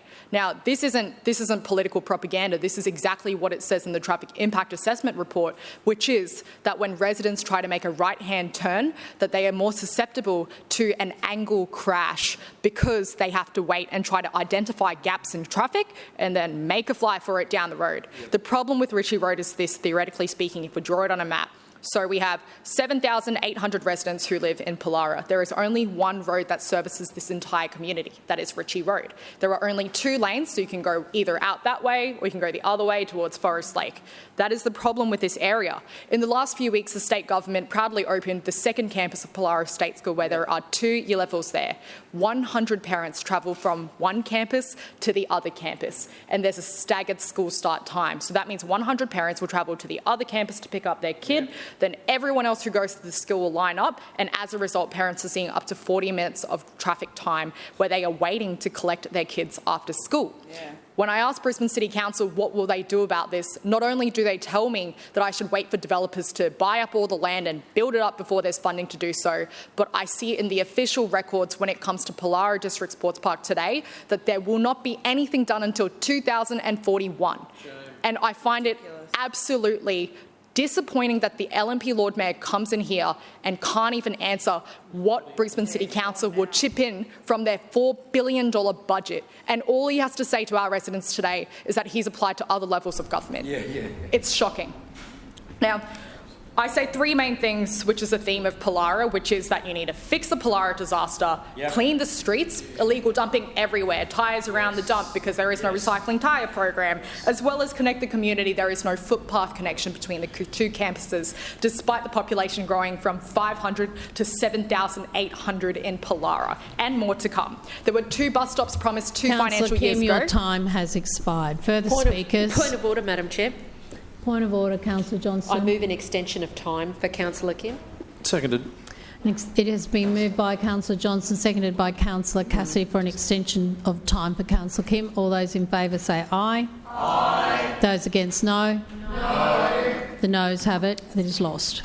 Further speakers. Councillor Allen. Thank you, Madam Chair. I rise to speak on item A, the major amendment industrial mapping. The industrial zoning in Brisbane is obviously key to our economy, and it supports thousands of local jobs, and it enables trade, manufacturing and supply chains that residents rely on every day. But industry does not stand still. Technology changes, markets shift and demand moves. If we want our economy to stay strong, our planning needs to be agile and responsive. The past few years have been specifically challenging for industry. The coronavirus pandemic disrupted global supply chains, it affected international trade, and it forced many businesses to rethink how and where they operate. These challenges were a key driver behind our industrial strategy, Brisbane, Our Productive City, which was released in late 2022. One clear message from that work was the need for our industrial precincts to be more flexible and more responsive to current economic conditions. We have seen many Brisbane businesses adapt. Some have diversified their manufacturing operations, others have brought production back to Australia to reduce risk and improve resilience. At the same time, the growth of e-commerce has driven strong demand for warehousing, logistics and distribution facilities. These uses are now essential to how goods move across the city and the region. Accordingly, as part of our industrial strategy, a key recommendation was to review the mix of industrial zoned land within major industrial areas and other areas to make more land available for cleaner industry, warehousing, logistics and distribution. This recommendation was based on an assessment of industrial demand, finding that there is a greater demand for uses aligned with the general industry B zone, while less of a demand for those aligned with the general industry C zone. For this reason, we propose to change the zoning of 207 properties in the major industry areas from general industry C to general industry B, paving the way for uses in the highest demand such as logistics and distribution warehouses. This equates to about 82 hectares of land across the northern industrial area, Australia Trade Coast and the southwest industrial gateway, which covers suburbs like Virginia, Geebung, Northgate, Pinkenbar, Wacol and Darra. I want to be clear and acknowledge that this amendment does not remove existing rights. All current and active approvals remain in place, including those for high-impact industry uses, and existing high-impact industry uses will maintain current levels of protection against encroachment of sensitive uses. As part of this amendment, we're also changing the zoning of 9 council-owned properties, and I know the previous speakers have touched upon this, to reflect their use as open space or conservation, noting that many of them are used for drainage and waterway corridors. A final component of the package is an update to the industrial amenity overlay mapping. As part of the investigations into the zone changes, we discovered that there are some high-impact industry uses outside of the Industry C zoning that are not adequately protected by overlays. As a result, we're now extending the overlay to ensure these properties can continue to operate effectively, and some of these are in Virginia, Coopers Plains, Archerfield and Wacol. There's also one property in Nudgee where the overlay is being removed as the site no longer operates as an industrial use. The state have completed their state interest review on this amendment, and we completed consultation on this amendment towards the end of last year. Now, to touch upon the point that Councillor Cassidy made earlier, there was actually quite a lot of consultation and outreach to support the consultation effort. So, Council approved the undertaking of this exercise in November 2024. The state gave approval to proceed to consultation in March 2025. We ran an industry forum. We ran talk to a planner workshops. We put newspaper notifications out. It was on the council website. We emailed over 10,000 subscribers to our City Plan update list. So these are people who are really interested in what's happening with City Plan. And we also sent letters to all of the landowners impacted by this zoning change. So the outreach and the consultation was extensive. I think the fact that there was only a few responses suggests that all of those landowners and other interested parties were comfortable with where this amendment was going, and I commend the amendment to the chamber. Thank you. Further speakers. Councillor Strunk. Thank you, Chair. Listen, fix the Pollara disaster is a great slogan, and I'm sure between now and the election, every resident in Pollara will be thinking those words: fix the disaster. You know, I've been a beneficiary of course, of a really good development in Forest Lake, a master plan development, and this is what Pollara, including these sports grounds, right, should have been receiving 10 years ago. It's late. It's important, but it's late. If you have a look at 7,000 residents or 7,000 or 8,000 residents just in Pollara alone, right, pay a lot of rates, and they're getting very little infrastructure for those rates because there's no plan, master plan, or any plan. There's no neighborhood plan because they don't exist anymore. There's no precinct plan. And honestly, the population of that area will top out at about 20,000, right, when it's potentially fully developed. Could be a bit more than that. But it's something that's really sad to see. A neighbor, the residents of Pollara and Willawong having to miss out on that infrastructure that's available not very far from where they live, right? They shouldn't have to do that. They shouldn't have to, if they wanted to go to a neighborhood park, they shouldn't have to drive to Forest Lake, right? Because you just want to be able to get out your house, maybe with a pram or two, and go down to a nice little green space. But that doesn't exist.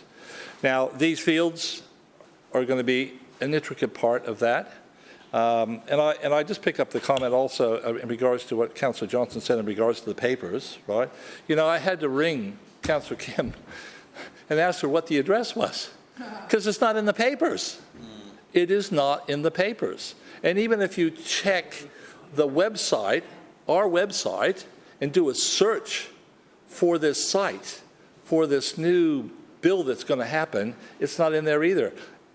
It's in there, but there's no address. I mean, it doesn't exist yet, but again, there's no address. So, I mean, details do matter. Thank you. I'll take that interjection. I sat down with council officers about 12 months ago, and they said that your district park upgrade or construction was going to be postponed for the Pollara district or precinct, sporting precinct.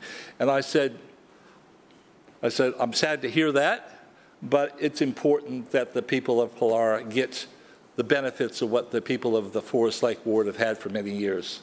So I'm not, I mean, I've had a community that's crying out for more sporting fields as well, or courts. But priority is Pollara. It's growing leaps and bounds. It's just an incredible growth out there.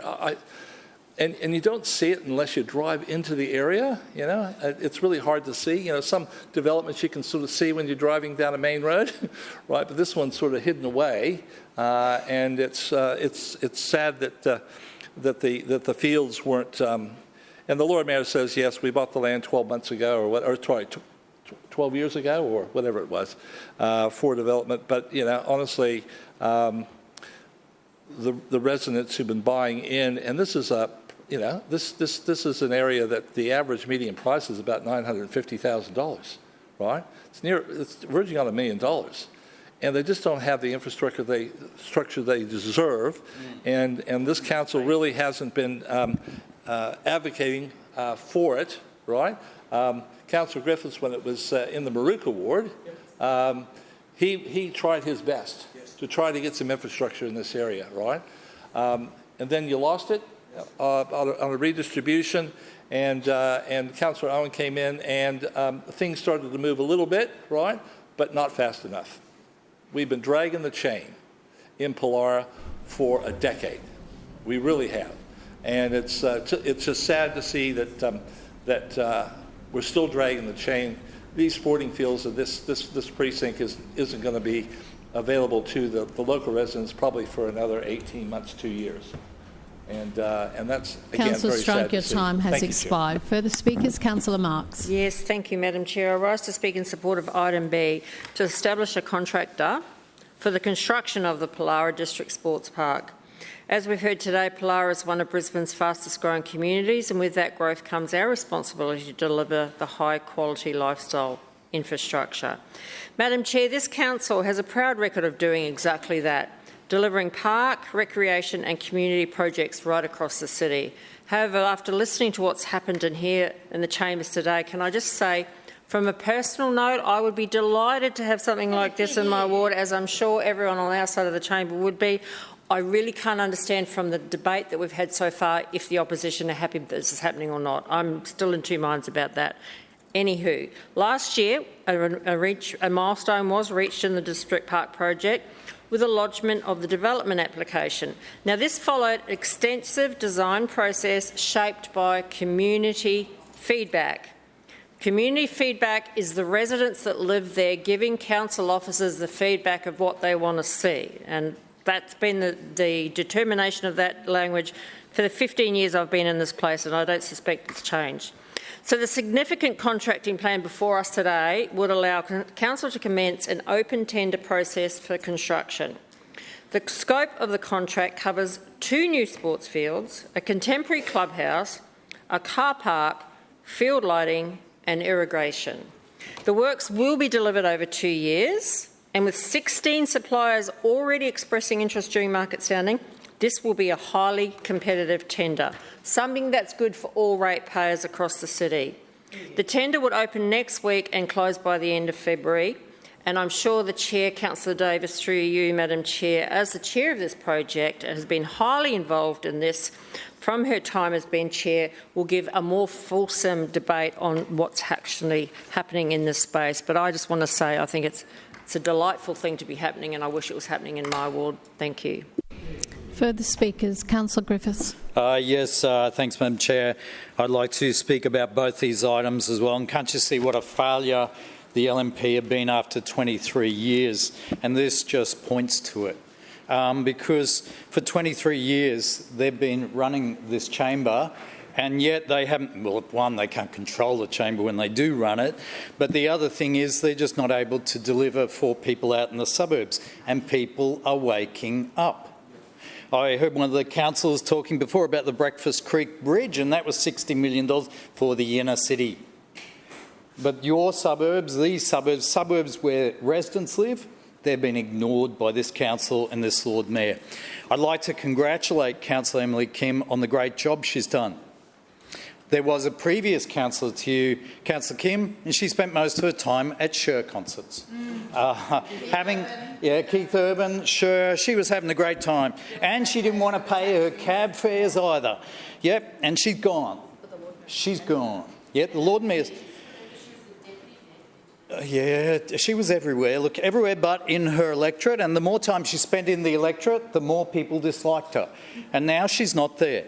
But I find it interesting that one of the things that you've been trying to get, Councillor Kim, is a briefing on this, and you weren't able to get it from the organisation. Strange that, the LNP can get lots of briefings, until this year. And I came along with you to that briefing, and you actually got information about something that you've been requesting information on relentlessly since you've been in office. So congratulations on getting that, and congratulations on pushing this issue forward. And what more people want to see is more councillors like you. Not people just toeing the party line. They want to see people out there actually delivering for their communities. And they want to have real people, not just hillbillies. They want real people. I do know one of the things about infrastructure, and I'm always talking about infrastructure because it's the thing that's missing from that side of the chamber. They never talk about infrastructure. They talk about planning, but they never talk about infrastructure, ever. It's the greatest con job on the residents of Brisbane. But I want to talk about, I learnt that there was a footpath built in an LNP ward connecting 2 schools across a number of sites that needed to be developed. Done like that, apparently, could be done in an LNP ward for Rochedale. And I know you have a similar issue in Pollara, but you're just hitting this brick wall where the footpath can't be built, won't be built, despite all these kids and their families needing to travel safely between those two schools, the position of the LNP, the position of this council is, no, Councillor Kim, you can't do that. Councillor, whoever the councillor was at the time, maybe the Lord Mayor, we can do that for you. We'll roll out every solution for you because we love you. You're great, like your feet. Kiss, kiss, kiss. You're wonderful.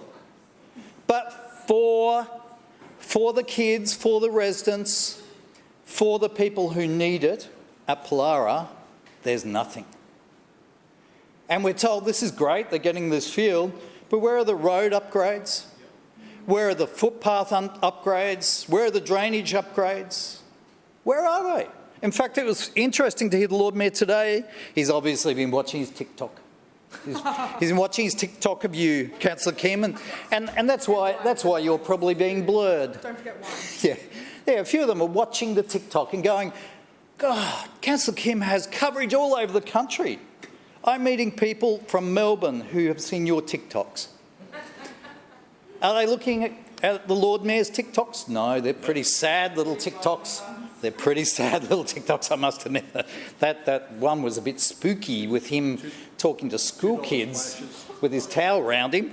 But I do think that you have done a great job, and I would keep the pressure on and I would keep it up because this administration is running and they're scared and they know that freight train. They think there is no freight train, but their freight train's coming along and it's whirring out there in the suburbs. It's whirring. It wants to get rid of this administration and actually put some people in who've got passion and energy. Now, in relation to the industry rezoning, I will just say, and it was interesting to hear two councillors, Councillor Hutton and Councillor Allen. Councillor, your time has expired. What a great job they've further done, questions? but they haven't. Further speakers? Sorry, Councillor Dixon. Thank you, Chair. I rise to speak on item B, the Pollara District Sports Park. And Chair, I just want to reject that we don't speak about infrastructure. I think we spend a lot of time in this chamber speaking about metro. I think a few weeks ago we spoke about drainage.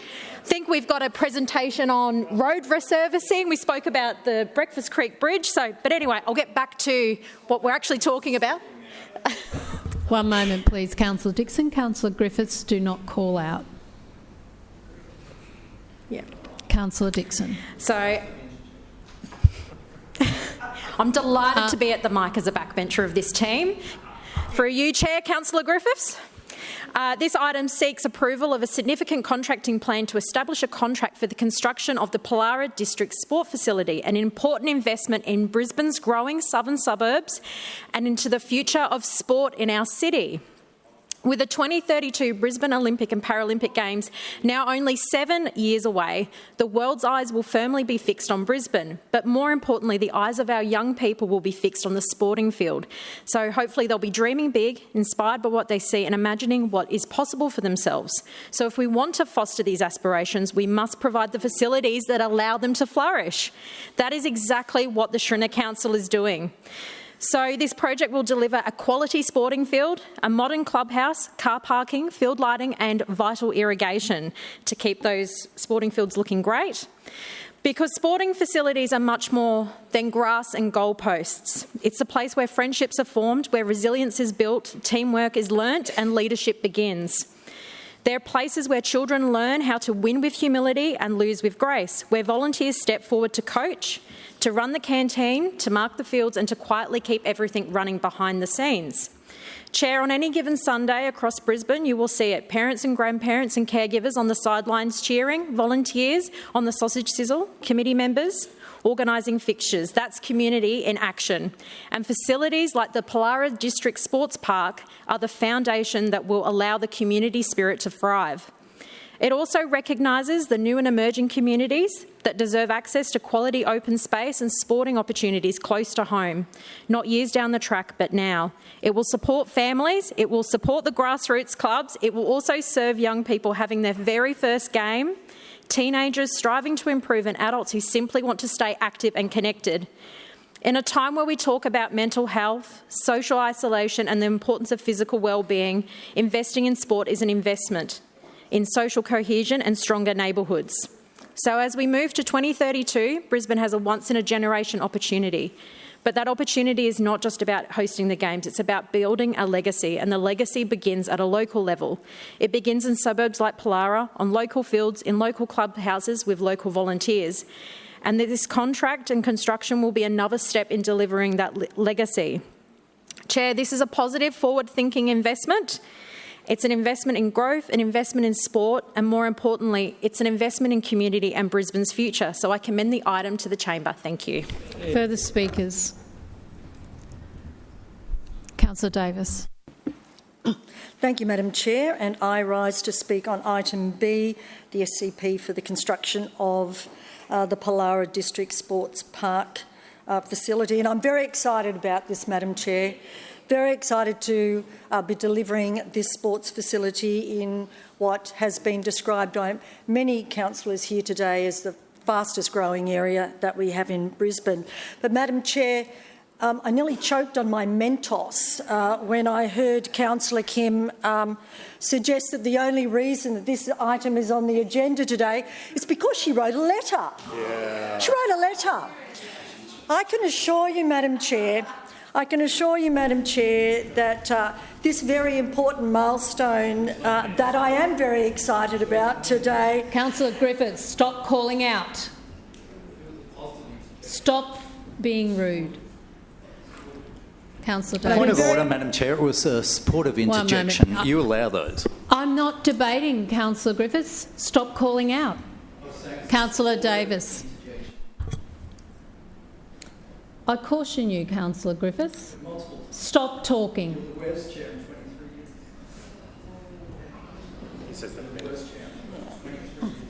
Thank you, Madam Chair. Thank you, Councillor. I think you're a wonderful speaker, Madam Chair. Thank you. Wonderful. Wonderful.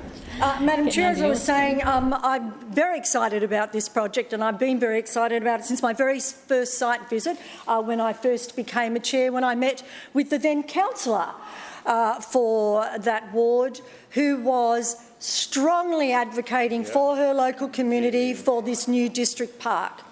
A district park that would provide her growing community with the sporting facility that it needs. And I'd just like to commend the former councillor Angela Owen for her advocacy and her passion for getting this particular facility up so that we can be debating the SCP today to get the construction underway. Madam Chair, just as we've been doing in many suburbs across Brisbane, the Shrinner Council is stepping up to provide the recreational infrastructure that growing communities need. And the Pollara District Sports Park will deliver exactly that. As been mentioned, it's located between Van Dieren Road and De Vries Road. It will be a district-level facility and will give residents access to modern, high-quality sporting spaces that will support active lifestyles and strengthen community connections. Madam Chair, there was a question or a comment earlier about what sporting code would be making this their home. What I can tell you is that they are rectangular sporting fields, and we will, when the time is right, be calling on those particular sporting codes that have an interest in making Pollara District Sports facility their home, and we will be working out what best suits the needs of the local community and work with those sporting codes.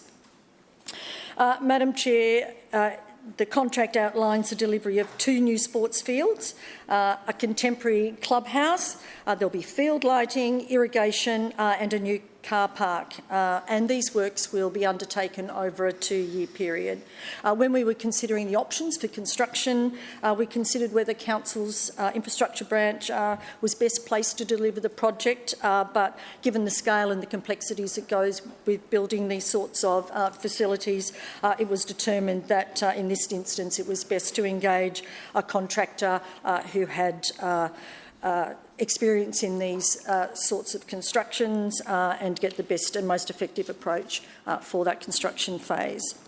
There will be an open tender process which will run from the 9th of March through to the 28th of April with the aim to finalise the contractor by the 6th of July and get this contract commenced for the 13th of July. And as was mentioned earlier, there's already been 16 registering their interest during the market sounding, so that really indicates to us that there'll be a highly competitive process and construction is expected to begin later this year or early next year. Madam Chair, the Pallara District Sports Park will provide incredible lifestyle outcomes in Brisbane's southwest. It's a significant investment in Pallara's future, and I commend this item to the chamber. Further speakers? No further speakers? We will now put item A to the vote. All those in favour say aye. Aye. Those against, no. The ayes have it. That is carried. We'll now put item B to the vote. All those in favour say aye. Aye. Those against, no. Division. The ayes have it. Division. Division called by Councillor Chongwa, seconded by Councillor Dixon. Ayes to my right, noes to my left. Clerks, please ring the bells. I think it was me, but that's okay.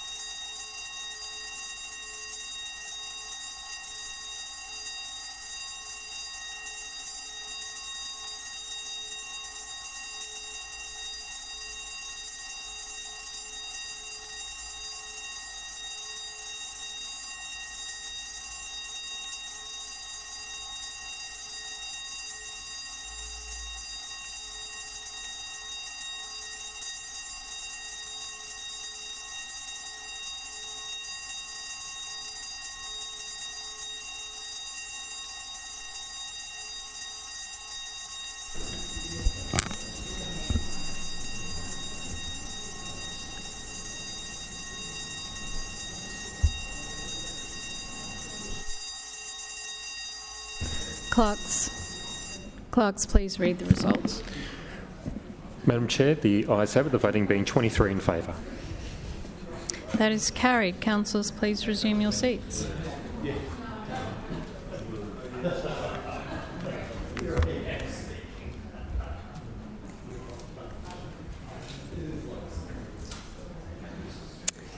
Councillor Wines, Public Transport Committee. Thanks, Madam Chair. I move the report of the Public Transport Committee meeting held on Tuesday the 24th of February 2026 be adopted. Seconded, Madam Chairman. It has been moved by Councillor Wines and seconded by Councillor Toomey that the report of the Public Transport Committee meeting dated Tuesday the 24th of February 2026 be adopted. Councillor Wines. Thanks, Madam Chair. Last week the committee heard a report about a asset management and timetabling system called HASTUS. It is a software system designed specifically for public transport planning, scheduling and operations. Since its initial rollout by Council in 2003, it has undergone regular upgrades and updates, including significant enhancements in scheduling in the 2011-12 period and the depot counter automation of 2022. The system stores detailed data on every aspect of our transport network, providing a strong foundation for informed decision-making and helping us respond proactively to Brisbane's growing transit needs.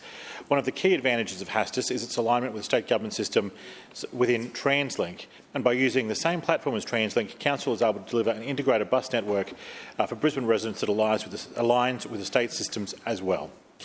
This ensures that scheduling data flows smoothly between Council and state authorities, minimising inefficiencies, reducing unnecessary risks to data integrity.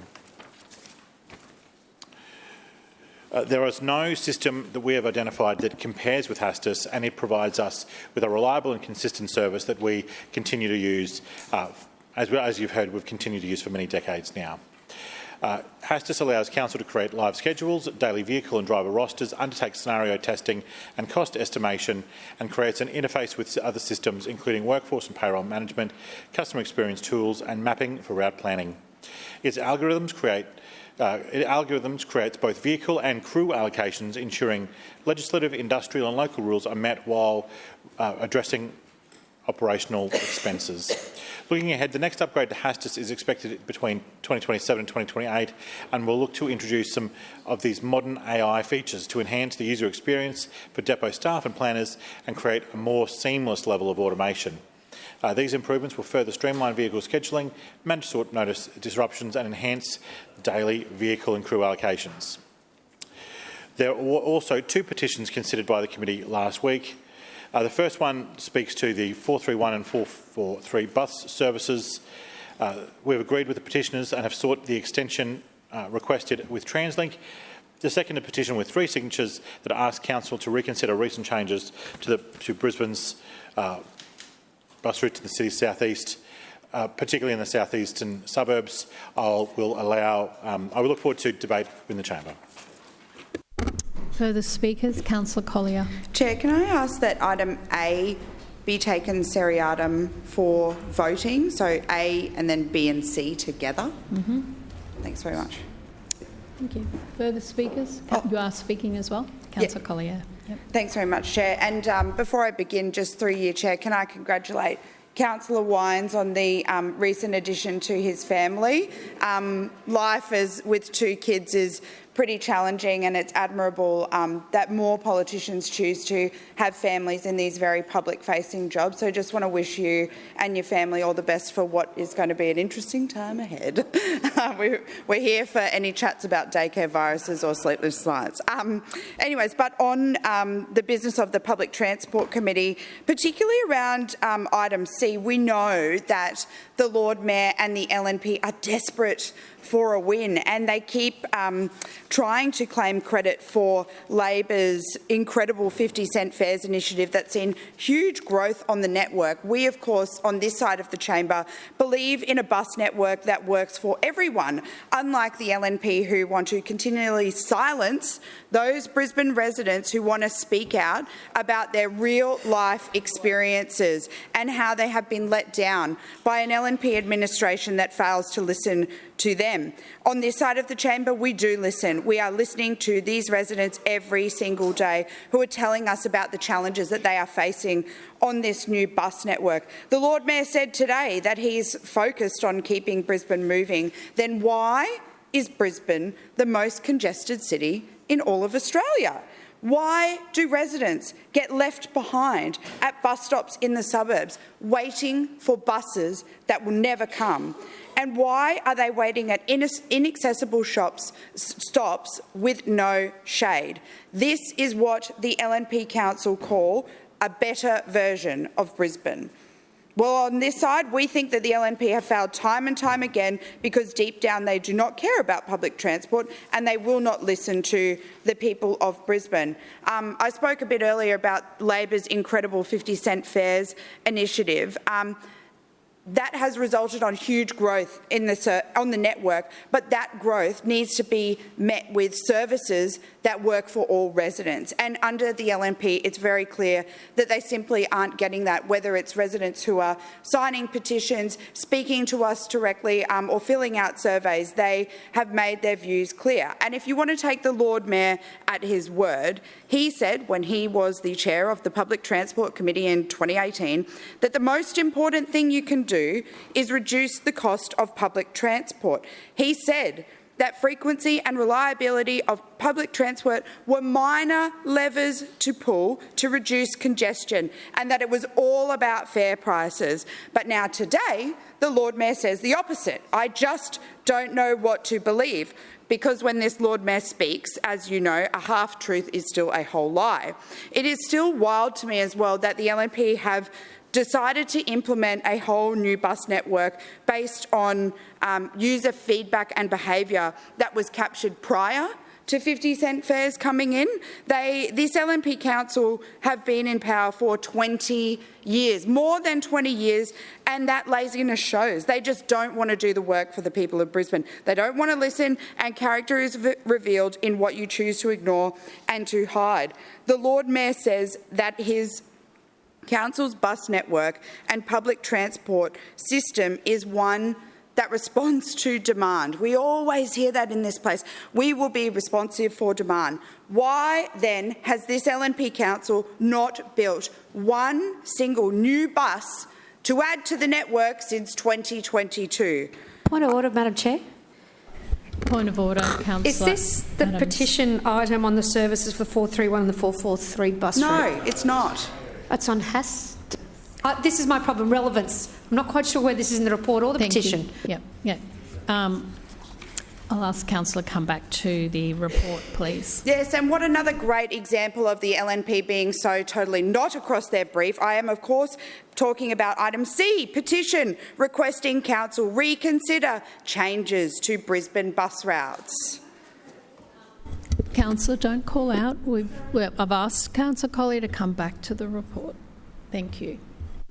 Yeah, I couldn't. I unfortunately couldn't hear the interjections from Councillor Adams. I presume, you know, the biggest changes to the network were, of course, littered throughout Councillor Adams' ward, and we door-knocked all of those residents in those areas and heard directly from them about how those changes were affecting their daily lives and how their local LNP councillor failed to stand up for them. She failed, and that is why she is probably not coming back again. Point of order, Madam Chair. Yes, point of order, Councillor Adams. Again, relevance in the petition and bullying of the female councillor on this side of the chamber. Thank you, Councillor.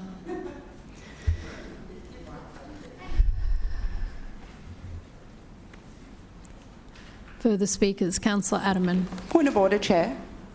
One moment, Councillor Adderman. Point of order, Councillor Collier. I believe you said earlier that it's excessive to continue to rise on the same points of order that are not relevant. You didn't rule on that. So I just ask that you reprimand Councillor Adams for speaking out against your You're wrong because ruling. she did not rise. Councillor Adderman. Yeah, thank you, Chair. I rise to speak briefly on item B. Before I do, I just would like to indulge on those previous comments. Yes, the 50-cent fares were introduced by the previous state government as a trial. It's the Crisafulli state LNP government that has made them permanent. Back to item B, the petition requesting council extend the hours of service for the 431 and 443 bus routes in my ward. This issue has been raised with me in the past, and the petitioners present a very strong case supporting their request to have the express buses via Legacy Way commence from 4 p.m. As we all know, council's bus services operate under a contract with the state government's TransLink, which is responsible for setting fares, determining routes and timetables, managing customer feedback and funding service improvements across South East Queensland. The Schrinner Council is committed to supporting a public transport network that is safe, reliable and responsive to the needs of Brisbane's residents and visitors. This request ticks many of the boxes around providing greater accessibility and flexibility to ensure a reduction in congestion and to promote efficient travel in Brisbane. As the proposed petition response says, Council will undertake again to write to TransLink in support of the petitioner's request. And I hope that common sense prevails and that TransLink sees merit in this request. In the meantime, I will continue to advocate for the earlier commencement of the 431 and 443 bus services, and I support this response. Thank you. Further speakers. Councillor Kim. Thank you, Chair. This is just briefly on Clause B in relation to the petition in Councillor Adderman's ward. I just want to quickly explain the justification as to why the opposition, on their behalf, I voted against this petition. Part of the justification for that is with over 200 signatures signing this petition and supporting the recommendation. I did note that in what Council had written, their response was that they would write to TransLink to request for further services. However, what we wanted to see was both input of what Brisbane City Council can do more than just that, that, which is identifying the issue and what extra they can do, as well as I found it interesting in the presentation of Hastis. I wanted to, just on a side note, I wanted to see what it looked like from TransLink's end and how they utilise the software as well. All in all, it was a very interesting presentation. I'd love to hear more about it from Councillor Wines, if that's possible, in his response back to this, but that was why we voted against the response to that petition. Ultimately, as we see, not just for this one, but in many petition responses, in relation to requesting additional services after hours, we're waiting for outcomes and we're waiting for a prompt response, and we hope to see more accountability when it comes to the over 200 signatures and residents who are waiting for a solution to this problem. So that's why we voted against this petition today. Further speakers? Councillor Toomey.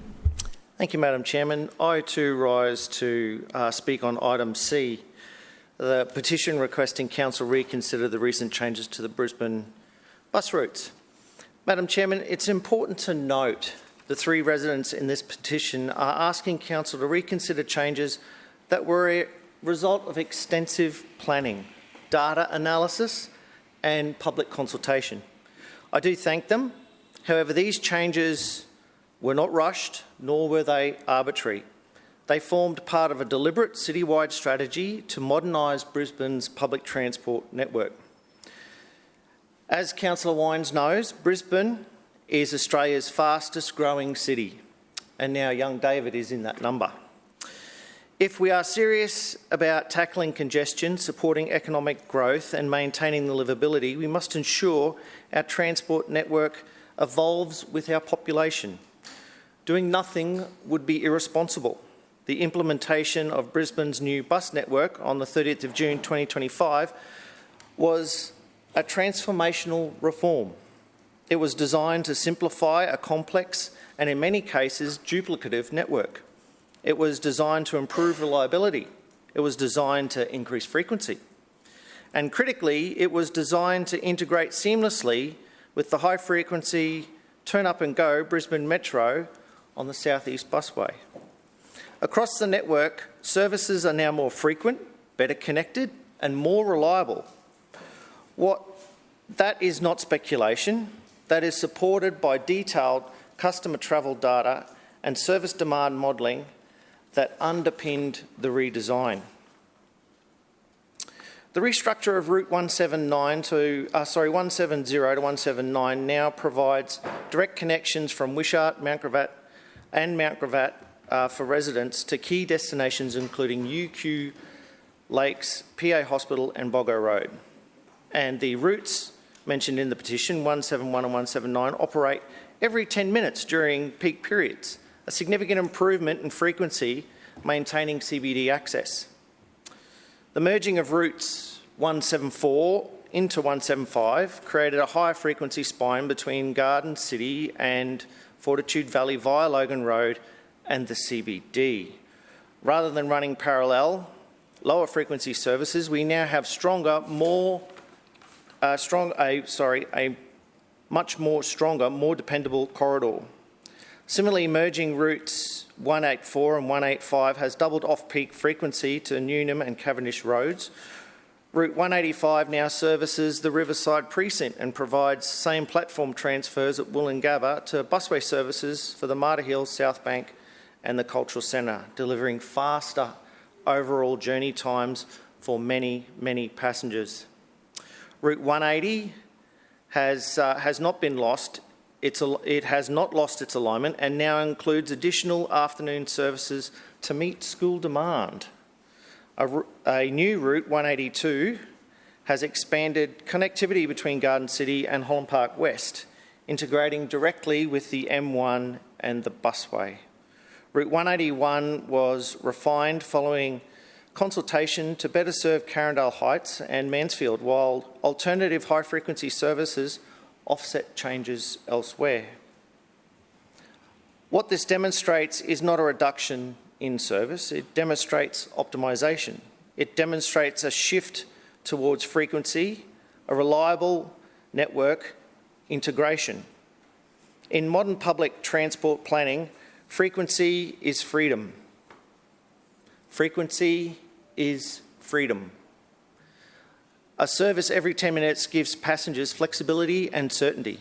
For some commuters, travel times have changed. That is inevitable in many major network redesigns. But public transport planning must prioritise the greatest overall benefit. It doesn't make sense to preserve every historical route or alignment as the petitioners wished. In doing so, it undermines the frequency, simplicity and reliability for a broader community. Importantly, performance will continue to be monitored in partnership with TransLink. If refinements are needed in the future, they will be informed by data and travel patterns. We have taken a responsible, forward-looking approach.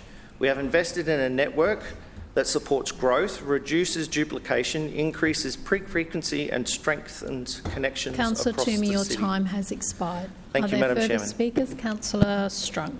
Yes, thank you, Chair. Listen, I wasn't going to get up and speak on item C until I was listening to a radio program that the Lord Mayor goes on to at morning breakfast on the ABC every week. And people were bringing up in regards to the new network and the metro and all the rest of it. And he was extolling how great the new network bus routes are and how well they're working. And of course the metro, of course, right? And but I was really taken aback because I didn't realise this that there was a lone voice that came through. And said, listen, that's all great, Lord Mayor, and yes, I'm up at Ipswich, up that way, but there is a suburb up there or an area up there that actually has no public transport. And I thought, oh, I wonder what that one is. And it was Corona Downs. So I was quite amazed that with the rejigging of the network, right, that the people that have lived, some of them have lived there since the 80s, right, up at Corona Downs, have never had a bus service up there. So I'm sure Councillor Adaman is probably advocating for that, I hope.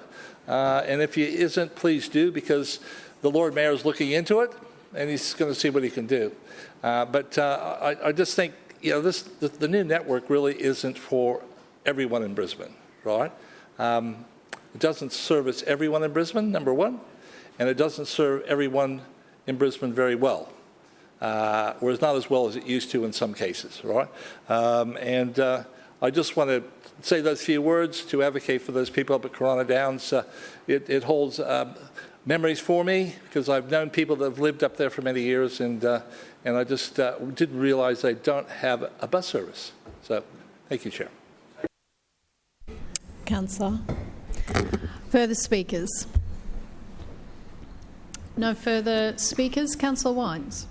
Thanks, Madam Chair. Just in response to some of the comments made earlier, I just want to reassure Councillor Strunk that Councillor Adaman is an excellent advocate for the western suburbs, and I'm sure that he has a vision that will adequately service the people of Corona Downs in the very near future. I also it's funny when you're listening to some of the speeches that people provide, and sometimes people say something that just stays with you, and you think, what a remarkable thing to say. And I hope that they don't expect that standard to be held to them. When Councillor Collier said, "A half-truth is a whole lie," that's a fascinating thing to say, particularly because later in that same speech she went on to say that Council has bought no buses. We have bought dozens of metro vehicles. Dozens of metro vehicles. The only way that Councillor Collier for that to be true is it would be called a half-truth, that nothing was purchased, because much larger, superior vehicles were in fact purchased by this council, and therefore it's a half-truth, or under her criteria, a whole lie. The same thing can be said that council bought no buses. No, TransLink, under the contract arrangement, purchases and provides the vehicles. We had an extensive debate about it in this place. Councillor Cassidy lectured us at length about his particular speciality in reading contracts. So they know this. They know this. So the fact that we didn't buy them, TransLink bought them and we operate them, as a half-truth. Under her own criteria, a whole lie. And here is the problem with saying these sorts of things is that if you're going to make such accusations, then you must be your speech, particularly the balance of your speech, has to be pretty squeaky clean. That's right. And Councillor Collier, once again through her comments, showed that her team and the Labor councillors in this place were prepared to tell half-truths at best. Councillor Landers, my clock started about 2 minutes 40, if you're wondering what's going on here. So that is the something that we always have to remember when we get lectures about non-delivery. You've always got to check the facts. Did council buy in the strictest sense a bus? No. It bought dozens upon dozens of Metro vehicles. Did it buy a bus? No. Translink bought us a bus and we use it in our fleet to serve the people of Brisbane. And so you always have to watch. You always have to watch that in the margins they try and trick you. Then, of course, there's this constant praising of 50-cent fares, as though that is the only thing that's changed in the last few years. I'll concede 50-cent fares has increased transport usage roughly 13%. But that was locked in when our Metro came in, and we see through the Metro and through the new bus network more than 4.7 million trips taken in the last calendar year. A 10% increase and more than 51 million trips in the last calendar year. That is on top of the increase that's happened. The point that Councillor Toomey was making about freedom, about frequency being freedom, is that to allow a transport user to not be required to use a timetable and to be confident that there's another service coming quickly allows them to choose it reliably, and that's what Metro does on those principal lines, and it allows more suburban services to bring you to those high-frequency services. So what we've done, the reason that more people are choosing our system is because it runs more frequently and takes them more often to more places they wish to go. And that has been the principal cause of growth. We have purchased many vehicles, we've acquired many vehicles, and we're delivering a world-class public transport service. And I want to credit the officers for that. I should, with my final moments, can I also thank Councillor Collier for her comments earlier, but also I want to take a moment to recognise Councillor Toomey and thank him for acting in the role while I was absent. I really appreciate his efforts. Can I also thank the whole chamber for their understanding through that period, and it was an important time for my family, and I thank you so much for that.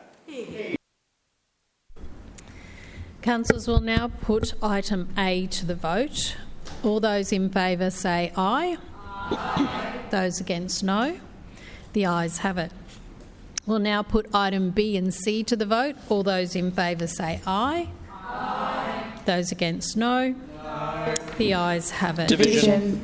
Division called by Councillor Chongwa, seconded by Councillor Cassidy. Ayes to my right, noes to my left. Clerks, please ring the bells.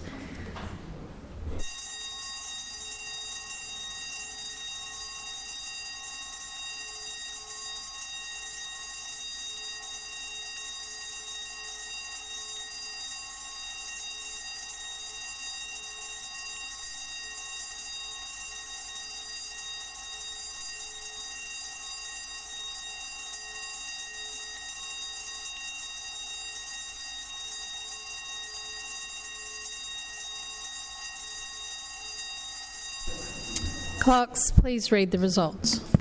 Madam Chair, the ayes have it, the voting being 16 in favour and 7 against. That is carried. Councillors, please resume your seats.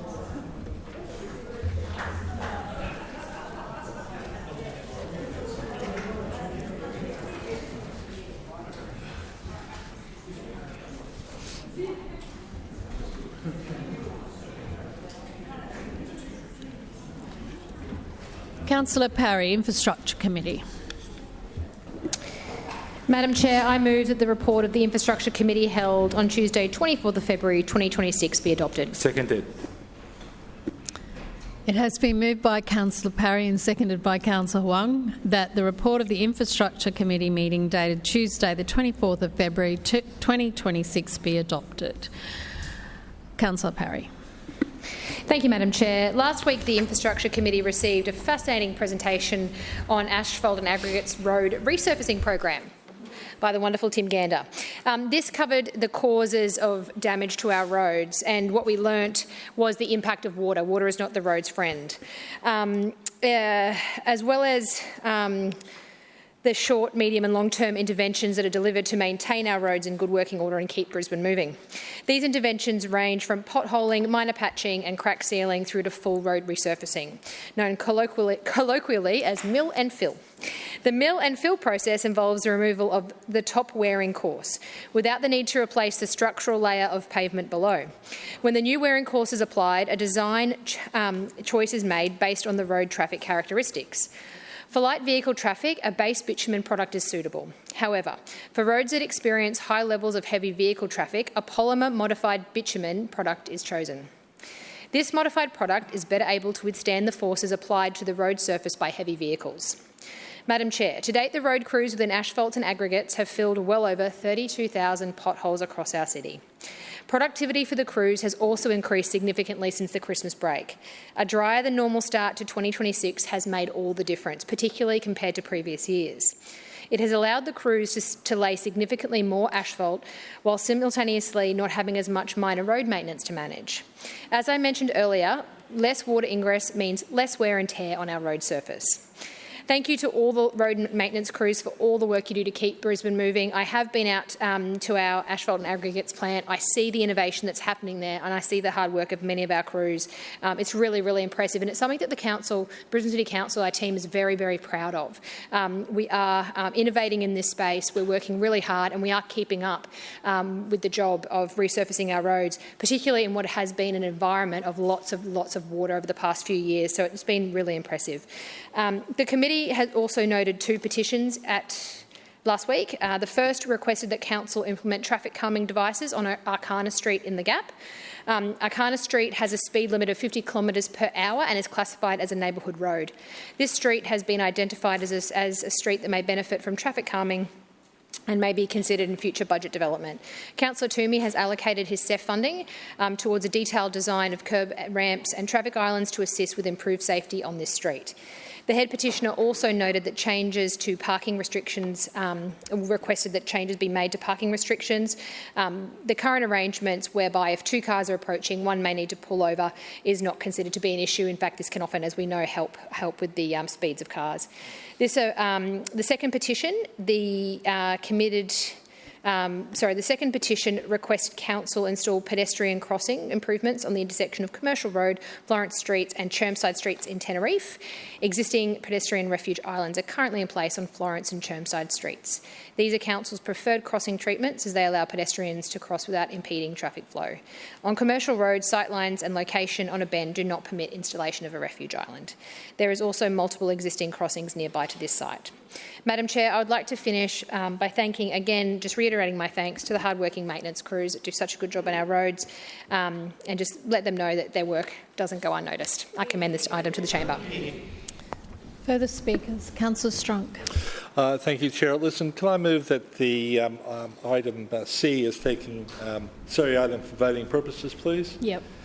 Listen, I could speak quite a lot about road resurfacing and things like that, and it was a good presentation, and there's some new stuff that's coming down the pike which is actually going to make it a lot more efficient in regards to road resurfacing. But I just cast my mind back to almost 10 years ago when we were actually spending more on road resurfacing then under a former Lord Mayor, because he had a passion for that. And for 3 years, it was full on. It was full on. But we haven't kept up. We've fallen behind. COVID hit.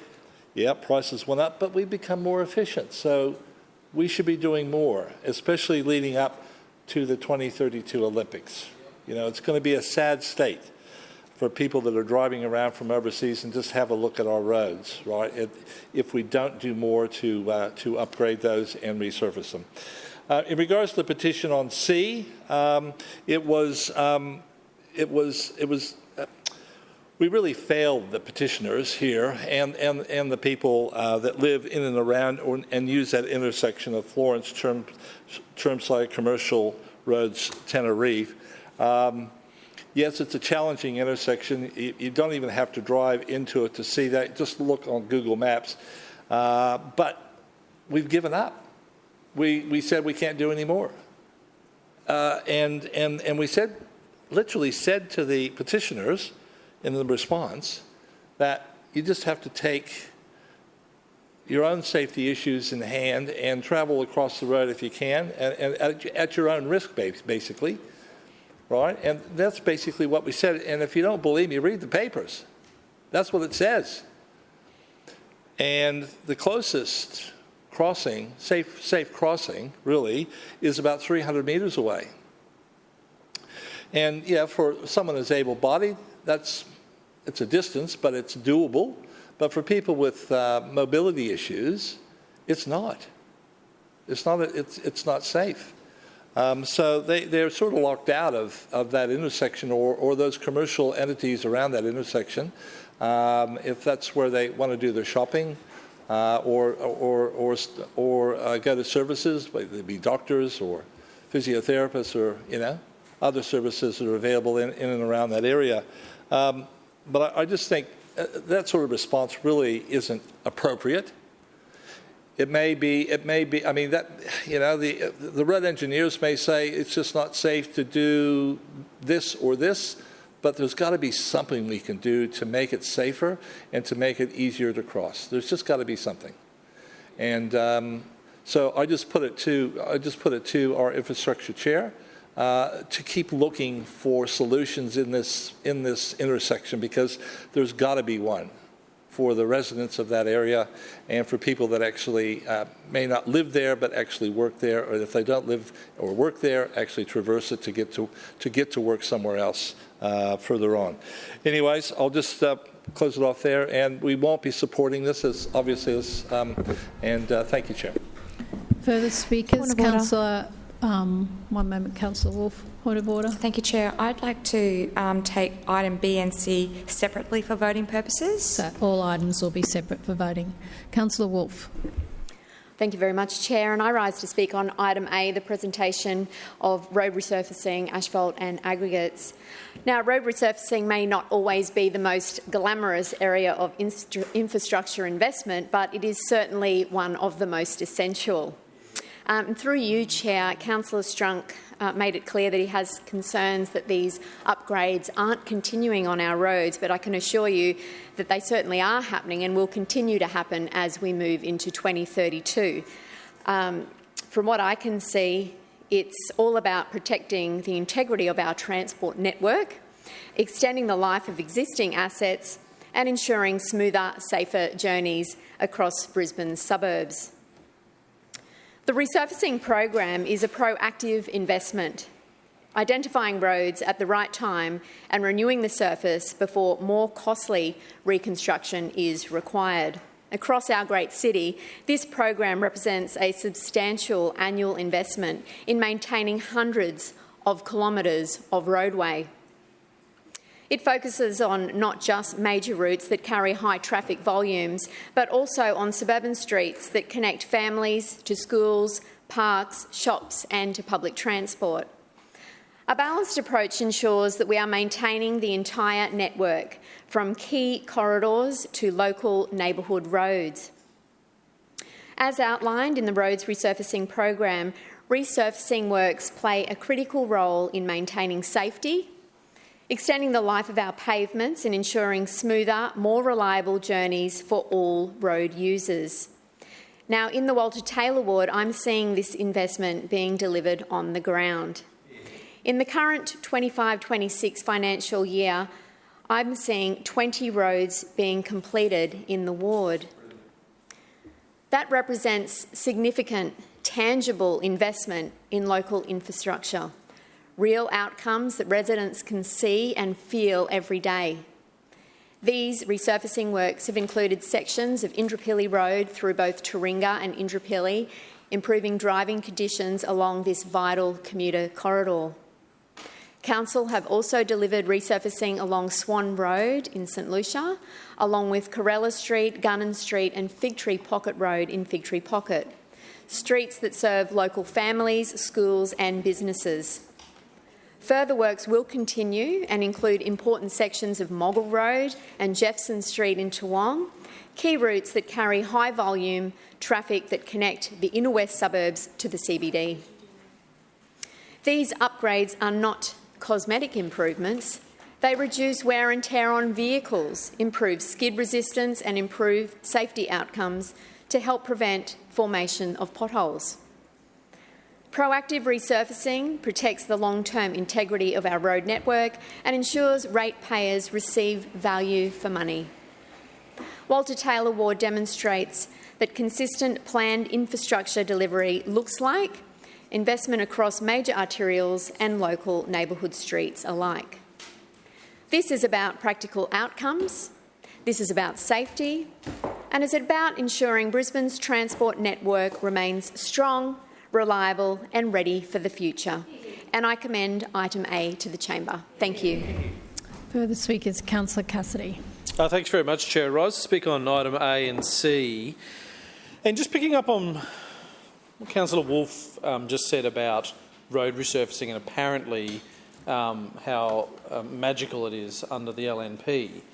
I can guarantee the 20 roads that Councillor Wolfe said have been completed under road resurfacing would include a huge amount that are partial road resurfacing, which is increasingly what we see on suburban streets around Brisbane, roads that would have once upon a time been resurfaced in their entirety. And there was a rolling program of curbing and channelling would happen one year, road resurfacing the next year. So that happens to an extent now. And I'll give you an example of Albury Street in Deagon, where it's happening in 3 sections. So instead of the curbing and channelling one year, road resurfacing the next, that's now being stretched over an rolling 3-year program of an important street that adjoins a train station. Lots of people park on it, drive on it. Plenty of people sort of use it as a local shortcut, I guess, between Deagon and Sandgate. But I could get up and claim, isn't this amazing that all this big long list of roads are being resurfaced, but I would be disingenuous to my community. Yes. I would be like Councillor Wolfe. It is not as is described here out in the community like that. People aren't rushing around saying, my goodness, what a great job the LNP are doing at resurfacing roads. Resurface every 24 hours. Yeah. Oh, and the pothole. Remember when Councillor Murphy said they would fix potholes within 24 hours? Like all that sort of. So I actually genuinely think they believe this stuff happens. I think they really believe what they say. I'm concerned. Yeah, they really believe what they're saying, but it's not true. It's not true out on the ground, and people aren't seeing that. Scott Street, Deagon, for instance, which was listed for resurfacing when I became a councillor. We're getting up to nearly 11 years. There was a petition I presented in here which was signed by almost every single household. There was only a couple of households that didn't sign that petition. Wow. That was presented here a couple of weeks ago. And people are just so fed up with hearing from council. We'll report the road surface to council. We'll get a response that says, yes, this road is in desperate need of resurfacing. It's 25 or 30 years old now, that surface. The cracks are so big that not just grass is growing out of it, but maybe even saplings are growing out of it from the fig trees that drop their mess into it. It is like driving on a roller coaster to go down that street. And for 10 years, council officers have put it up for consideration in the Lord Mayor's budget, and you think once he has funded that project? No. Wow. But Councillor Wolfe says everything is perfect in Brisbane when it comes to resurfacing. And then everybody, 100% of people are happy 100% of the time with the LNP, apparently. That speech does not, and that sentiment that the LNP have, and I think that's symptomatic of the LNP being here for 20 years and all thinking that, they actually think that's what is the case on the ground. And again, a very similar theme to the response we see at item C, which was supported by Councillor Howard. Strangely, a councillor who's been in this place for a long time has forgotten about the community she actually represents. And actually, it's okay to say no to a recommendation if you don't support it. Yep. Not when you're in the LNP, though, of course. Scary. My grandfather had a shop on Commercial Road in the 1960s, a little bit down to 2 blocks down from here, in the corner of Doggett and Commercial Road. I say that because, just to sort of draw an example, the road network is the same as it was in the 1960s as it is in 2026 at those intersections along Commercial Road. It's just that the community has changed dramatically. Yeah. There are tens of thousands of more people that interact in that community on foot, on bikes, on scooters, wanting to get around that community. It's not all just wool stores anymore and commercial vehicles coming up and down Commercial Road and little mixed business shops here and there. It is a community that it grew rapidly through the 1990s and to today. We'll be paying a bomb in rates. And we have this response from council, which is supported by their local councillor, who says, too bad, so sad. Yeah. The answer is no, you don't get anything. You can pay all the rates, you should pay your rates, pay them on time, but you get nothing for them there. And that's a deeply disappointing response. And as Councillor Strunk, we won't be supporting them on today. Councillor Cassidy, your time has expired. Further speakers? Councillor Toomey. Thank you, Madam Chairman. I rise briefly to speak on item item B of the report, the petition around Arcana Street in the Gap. Madam Chairman, a few years ago we embarked on a project to put a whole bunch of LATMs through the Quirk Street precinct, which includes the street mentioned here in this petition, Arcana Street. The reason why we actually went out to the community and sought their interest in actually putting LATMs through this whole precinct was that two roads on the right angle, Settlement Road and Waterworks Road, became part of a school zone. And the collective length of that school zone was 1.2 kilometres. And the hypotenuse was a lot shorter than the 1.2 kilometres, but it had a higher speed. So it's got a speed limit of the moment of about 50 kilometres, where the school zone itself has a speed limit of 40 kilometres. As a result, we saw an increase of internal traffic through the Quirk Street precinct, basically trying to shortcut the school zone. We went out to the community and we asked them, are you interested in putting in LATMs through the whole precinct? 80% of the respondents were of an accord. They loved the idea. And Arcana Street is one of those. So I have assured the petitioners that at some point in time they will have speed platforms within their street. The work that is being done with those speed platforms is in progress, and we've gone to each of those residents and asked them or informed them if they would like a speed platform in front of their house. Some of them have said yes and some of them have said no. But that aside, part of that project was also to address some of the blind points across crests, on corners, sight lines where there was a bend, and we planned and are, as part of the CEF project, which speaks to in this petition, going to install a number of yellow lines and traffic islands to help those people travelling through that precinct slow down. Madam Chairman, there were planned to have over 15 LATMs. Councillor Toomey, sorry, but under the provisions of section 35(13) of the meeting's local law on the expiration of the period allowed for debate of committee reports, I shall now put the motions to the meeting for the adoption of any committee report not yet voted upon without further amendment or debate. So we'll now go to item A. All those in favour say aye. Aye. Those against, no. The ayes have it. That is carried. We'll now go to item B. All those in favour say aye. Aye. Those against, no. The ayes have it. That is carried. Division called by Councillor Chongwa and seconded by Councillor Johnston. Ayes to my right, noes to my left. Clerks, please ring the bells.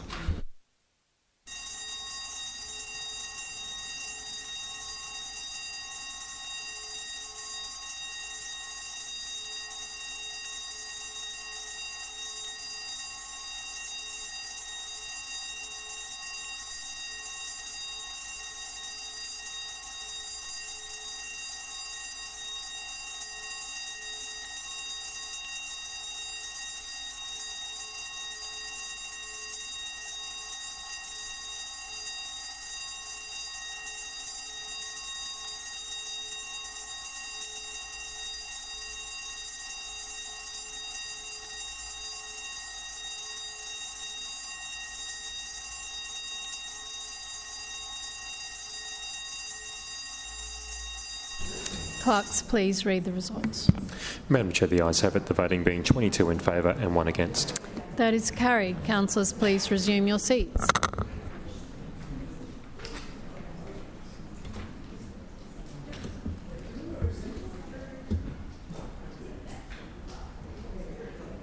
We'll now put item C to the vote. All those in favour say aye. Aye. Those against, no. The ayes have it. Division called by Councillor Collier and seconded by Councillor Chongwa. Ayes to my right, noes to my left. Clerks, please ring the bells.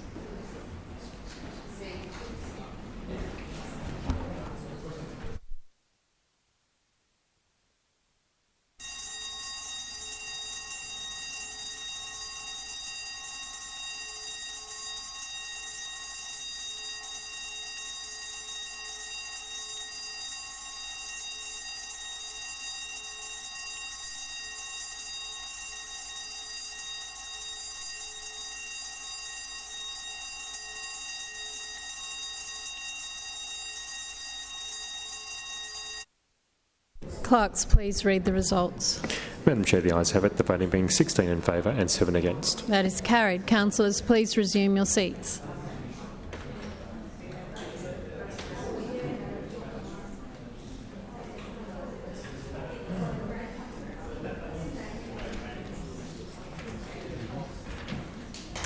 We'll now move to City Planning, Suburban Renewal and Economic Development Committee report. All those in favour say aye. Aye. Those against, no. The ayes have it. Division. Seconded. Division called by Councillor Dixon, seconded by Councillor Adderman. Ayes to my right, noes to my left. Clerks, please ring the bells.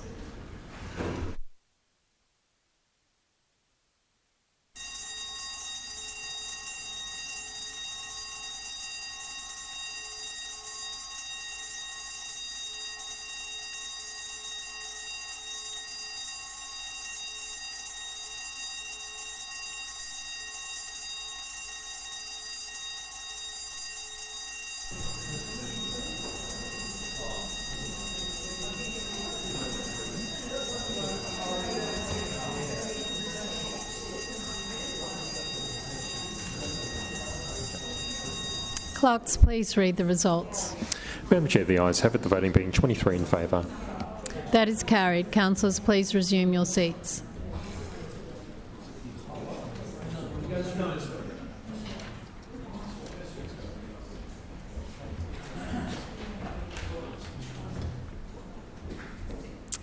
We'll now vote on the Environment, Parks and Sustainability Committee report. All those in favour say aye. Aye. Those against, no. The ayes have it. We'll now put the Customer Service Committee report to the vote. All those in favour say aye. Aye. Those against, no. The ayes have it. That is carried. We'll now put Community and the Arts Committee to the vote. All those in favour say aye. Aye. Those against, no.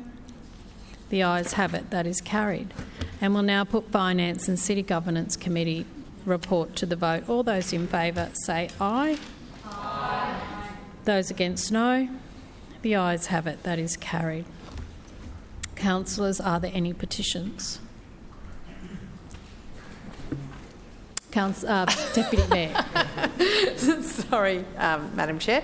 I have a petition requesting that Council install toilet facilities at Hannah's Place in Camp Hill. No other petitions? Councillor Dixon, may I have a motion for the receipt of petitions? Chair, I move that the petitions as presented be received and referred to the committee concerned for consideration and report. Second. Has been moved by Councillor Dixon, seconded by Councillor Strunk, that all petitions as presented be received and referred to the committee concerned for consideration and report. All those in favour say aye. Aye. Those against, no. The ayes have it. Councillors, are there any statements required as a result of an Office of the Independent Assessor or Councillor Ethics Committee order? We will now move to general business. Are there any items of general business? Councillor Adderman.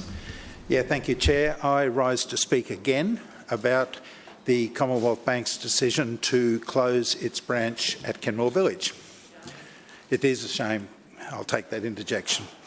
I spoke about this pending closure here a few weeks ago in the hope that the bank might be big enough to admit it got it wrong and reverse its decision, but unfortunately, no. Its announced closure date of February the 27th came and went last Friday, and sadly the branch is now closed. Despite our best efforts with a petition attracting more than 1,400 signatures, letters sent to senior executives and a strong local media campaign, the Commonwealth Bank has ignored its many customers in the western suburbs who requested the branch be retained. I was advised last Wednesday, 2 weeks after writing to the Commonwealth Bank CEO and 2 days before its scheduled closure, that there would be no change of heart. This is both disappointing and illogical, and it's hard to argue when people say to me that the Commonwealth Bank puts profit over people. Chair, the federal Labor government could have and should have done more to remind the bank of its corporate obligations to the Australian public. The federal member for Ryan shared with me a letter she wrote to the Assistant Treasurer and Minister for Financial Services about this closure, only to be told not to expect a response for 4 weeks. Well, those 4 weeks came and passed, and as far as I'm aware, no response still has been received. If we buried our heads in the sand like Minister Molino has, we would all be looking for a new job in 2028. It's simply not good enough to buy for time in the hope that the issue will go away. Chair, I'm sorry for the many customers, particularly the elderly, who wish to continue conducting their banking business face-to-face, and the many small business operators who will now be inconvenienced having to travel to larger shopping centres to do something that used to take them 10 minutes at Kenmore. And I'm sorry, I'm sorry I couldn't convince the bank that they were making the wrong decision. It makes a mockery of their own mission statement to, and I quote, secure and enhance the financial well-being of people, businesses and communities. What the decision makers at the CBA continue to fail to understand is that directing customers to the Kenmore Village Post Office to undertake their banking business actually creates more problems than it solves. The Post Office is already busy enough with its own core business activities without adding banking to the list. It's all very well for the Commonwealth Bank to crow about a $5.45 billion half-yearly profit, but at what price? As I said before, profit over people. Like many other disappointed local customers, I will be reviewing my association with the Commonwealth Bank. It's not likely to create any impact on their bottom line, but it's one small way of making our disappointment known. Thank you. Further speakers, Councillor Chongwa. Thank you, Chair. I rise to speak on public transport through my Paddington ward, Brisbane's West and the proposed metro expansion. Brisbane's West needs better public transport, and Metro business case is yet another missed opportunity. Brisbane's West side isn't included in the LNP Council's Metro expansion business case, and that will take us out to at least 2032. With business case and construction taking this LNP Council at least 6 years, that means no Metro out west until at least 2038, if ever. The way this LNP Council operates, we can't see something that's going to be proactive in this space. The main roads to Brisbane's West are extremely congested with car traffic. Musgrave and Waterworks Road, Coronation Drive, Milton Road, Kelvin Grove and Inoga Road, and the roads that connect to them are all overwhelmed by cars that typically carry just one person. Council's own data shows that over the last year, peak hour traffic averaged 20 kilometres per hour on Coronation Drive, 29 kilometres per hour on Milton Road and Kelvin Grove Road and Inoga Road, 25 kilometres per hour on Musgrave Road and Waterworks Road, and just 18 kilometres per hour on Moggle Road connecting to Coronation Drive. The first problem is a lack of high-frequency bus routes. Neither Milton nor Musgrave Road have buses that run every 15 minutes. Upgrading the frequency of the 470 along Milton Road and the 380 along Musgrave Road are so crucial to the west side. The second problem is that when people do catch the bus along these main roads, they experience the worst of congestion because buses aren't separated from other traffic. Bus passengers don't know when their bus will show up. the bus gets caught in traffic congestion, made even slower by stopping along the way. This LNP council has got absolutely no plans for a metro expansion or any better public transport in Brisbane's west. That's despite calls from thousands of residents, councillors and even Councillor Adamant, through the chair, who said in this chamber, in reference to the current metro expansion business case, and I quote, "I will be advocating strongly for a western route to be considered as part of any future expansion." Sadly, this administration never listens. Even worse, all bus priority on Coronation Drive was actually removed by this LNP administration. When former Lord Mayor Campbell Newman removed bus and transit lanes from Coronation Drive, the buses carried a third of people moving along the road despite being only 1/20th of vehicles. Metro buses or even regular buses on dedicated lanes can carry thousands more people than a normal lane of traffic. These are simple problems. We need high-frequency bus services on every main road, and we need to prioritise the buses. This means, at a minimum, making the 380 along Musgrave and Waterworks Road and the 470 along Milton Road high-frequency services. This should also mean considering a metro to Brisbane's west. And most importantly, this also means providing bus and transit lanes so that buses are fast and reliable. The state government's Connecting SEQ 2031 plan, written 15 years ago, showed plans for transit or bus lanes and high-frequency buses along Kelvin Grove Road and Enoggera Road, and Musgrave Road and Waterworks Road, Coronation Drive and Moggill Road out to Kenmore. Let me say this again. This council and various state governments have sat on plans for frequent, reliable, prioritised buses and dedicated bus lanes in Brisbane's west for 15 years. Now we have 10th worst traffic congestion in the world. Every LNP councillor in these chambers experiences the horrible congestion in this city, and they have the power and the decades' worth of existing plans to fix this. We cannot let Brisbane's west community stay stuck in traffic. Further speakers, Councillor Wolfe. Chair, I rise to speak on 3 items: the Run Club Coffee Rave, Clean Up Australia Day and the UQ Alumni Book Fair. All wonderful community events that reflect the energy, generosity and spirit of our local residents. Firstly, I want to acknowledge last Thursday, the Run Club and Coffee Rave. This was a fantastic example of collaboration and community spirit. In collaboration with You Talked Me Into It Run Club, we saw close to 150 runners who ran from the regatta in Toowong right through to Perrin Park and into the new pickleball courts that were delivered at the end of last year. The event showcased not only promoting a healthy lifestyle, but also some of the great local spaces our community enjoys. A big thank you to Bernardo from You Talked Me Into It and all his crew for their enthusiasm and participation. The atmosphere was certainly lifted through the works of DJ Tom Robson, whose music brought great energy and had everyone moving that morning. And of course, no run club would be complete without great coffee. Thank you to Chrissy, Hamish and Anne from the Rich Paw for keeping everyone fuelled with their delicious iced lattes, a hit with the young ones.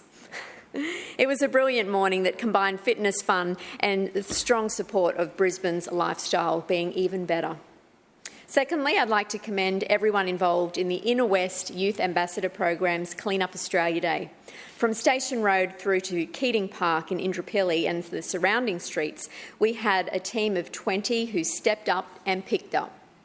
The APP program continues to provide young people with meaningful opportunities to develop leadership skills, confidence and a sense of civic responsibility. Seeing our young leaders actively contribute to Clean Up Australia Day was particularly inspiring. It sends a strong message that environmental stewardship starts locally and that the next generation is certainly ready to step up. Big shout out to all the community organisations, groups and schools who arranged Clean Up Australia Day events in the Walter Taylor ward. We had over 30 groups participating on the day. That's certainly incredible. To all the volunteers who gave up their time to clean up our parks, streets, waterways, you have demonstrated pride in our community, and it certainly helps to make our suburbs look beautiful. Finally, I'd like to talk about attending the UQ Alumni Book Fair, which also was held on the weekend. It's a truly iconic Brisbane event. The scale of the effort from the volunteers that do this event is remarkable, and the funds raised help go towards supporting scholarships and student initiatives at UQ. On Saturday, I had the fun task of co-judging the UQ Alumni Book Fair costume parade with Michaeli Costello. Now, the creativity, the colour and the enthusiasm on display was certainly outstanding.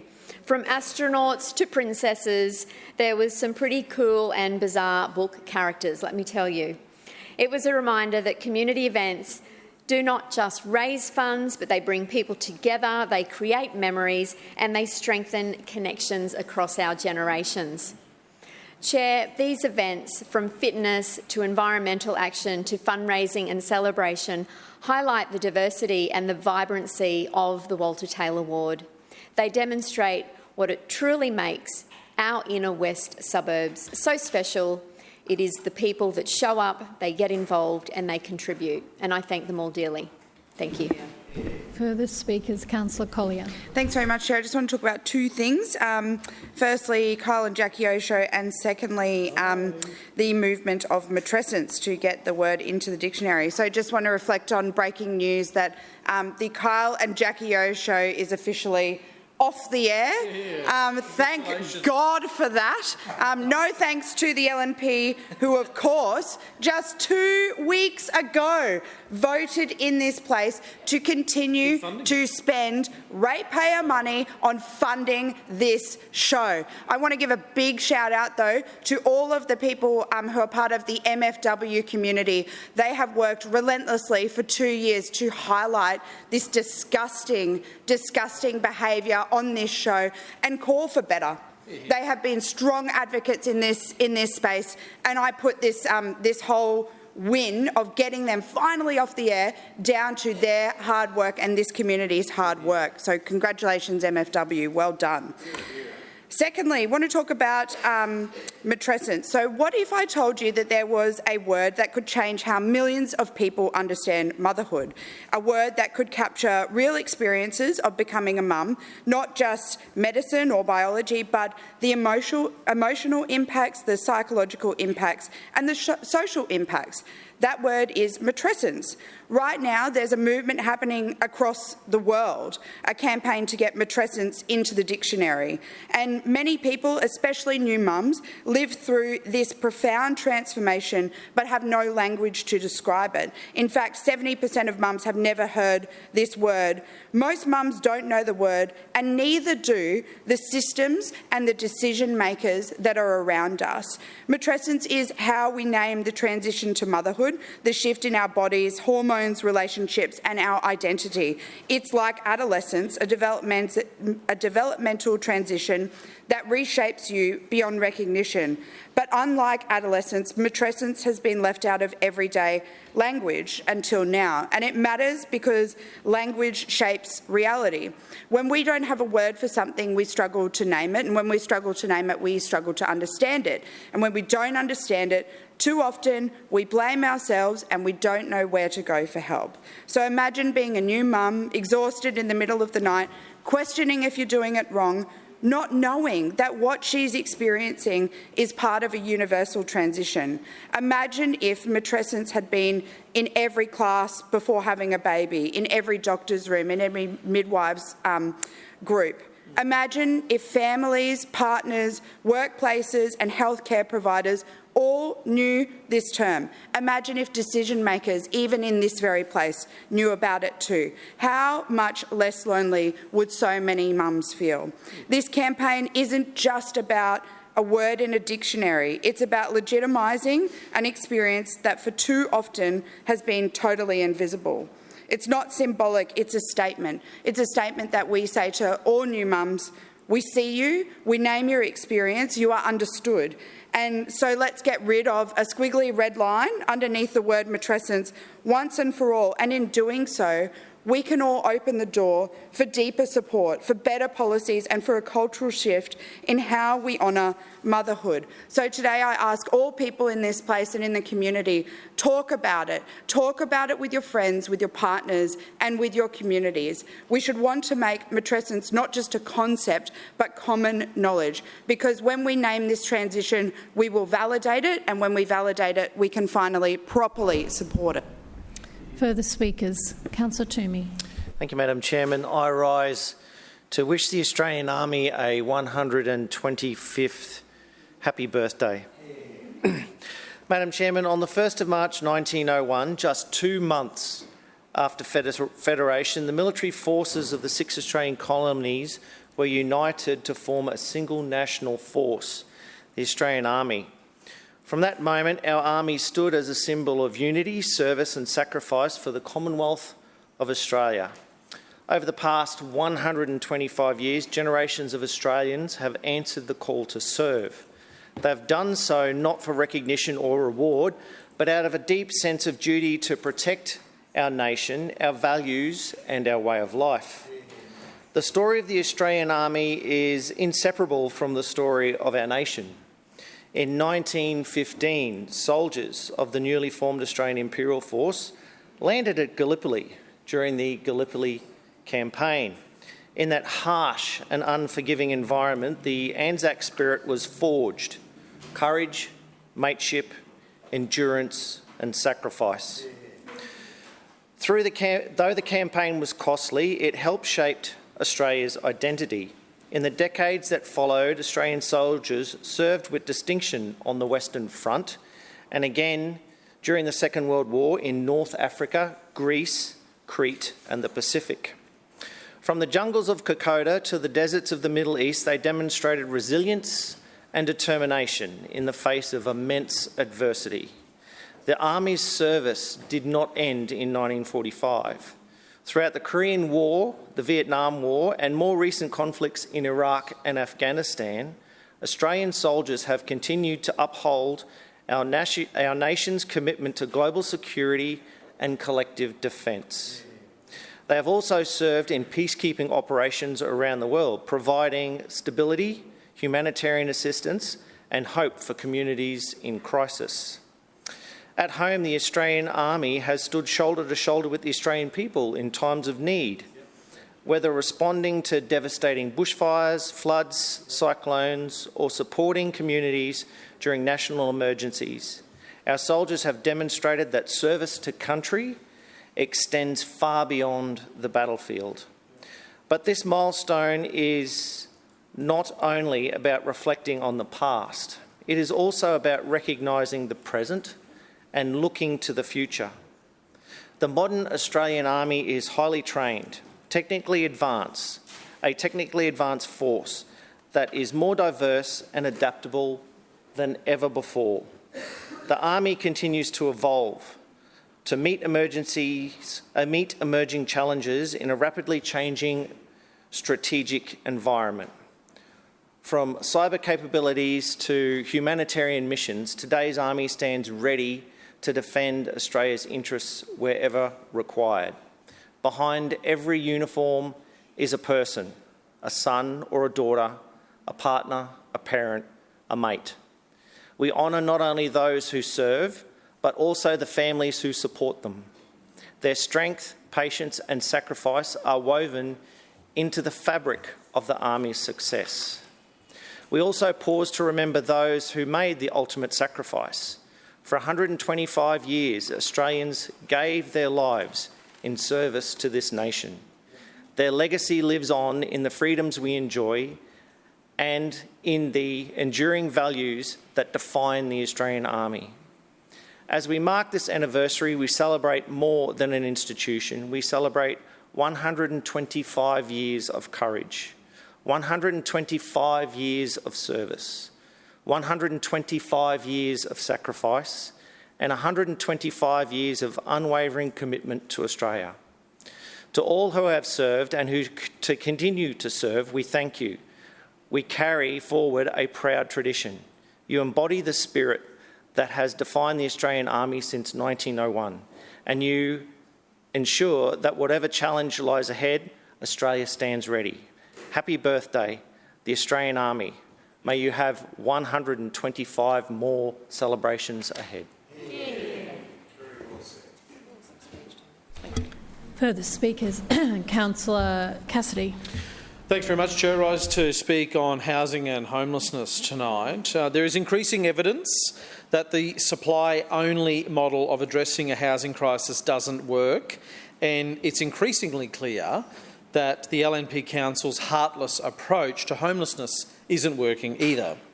We've known for some time that the LNP Council's plan to address Brisbane's housing crisis is based on advice from the Lord Mayor's Better Suburbs Board. They advised that neighbourhood planning was too slow for their liking and the community had too many opportunities to push back on what developers wanted.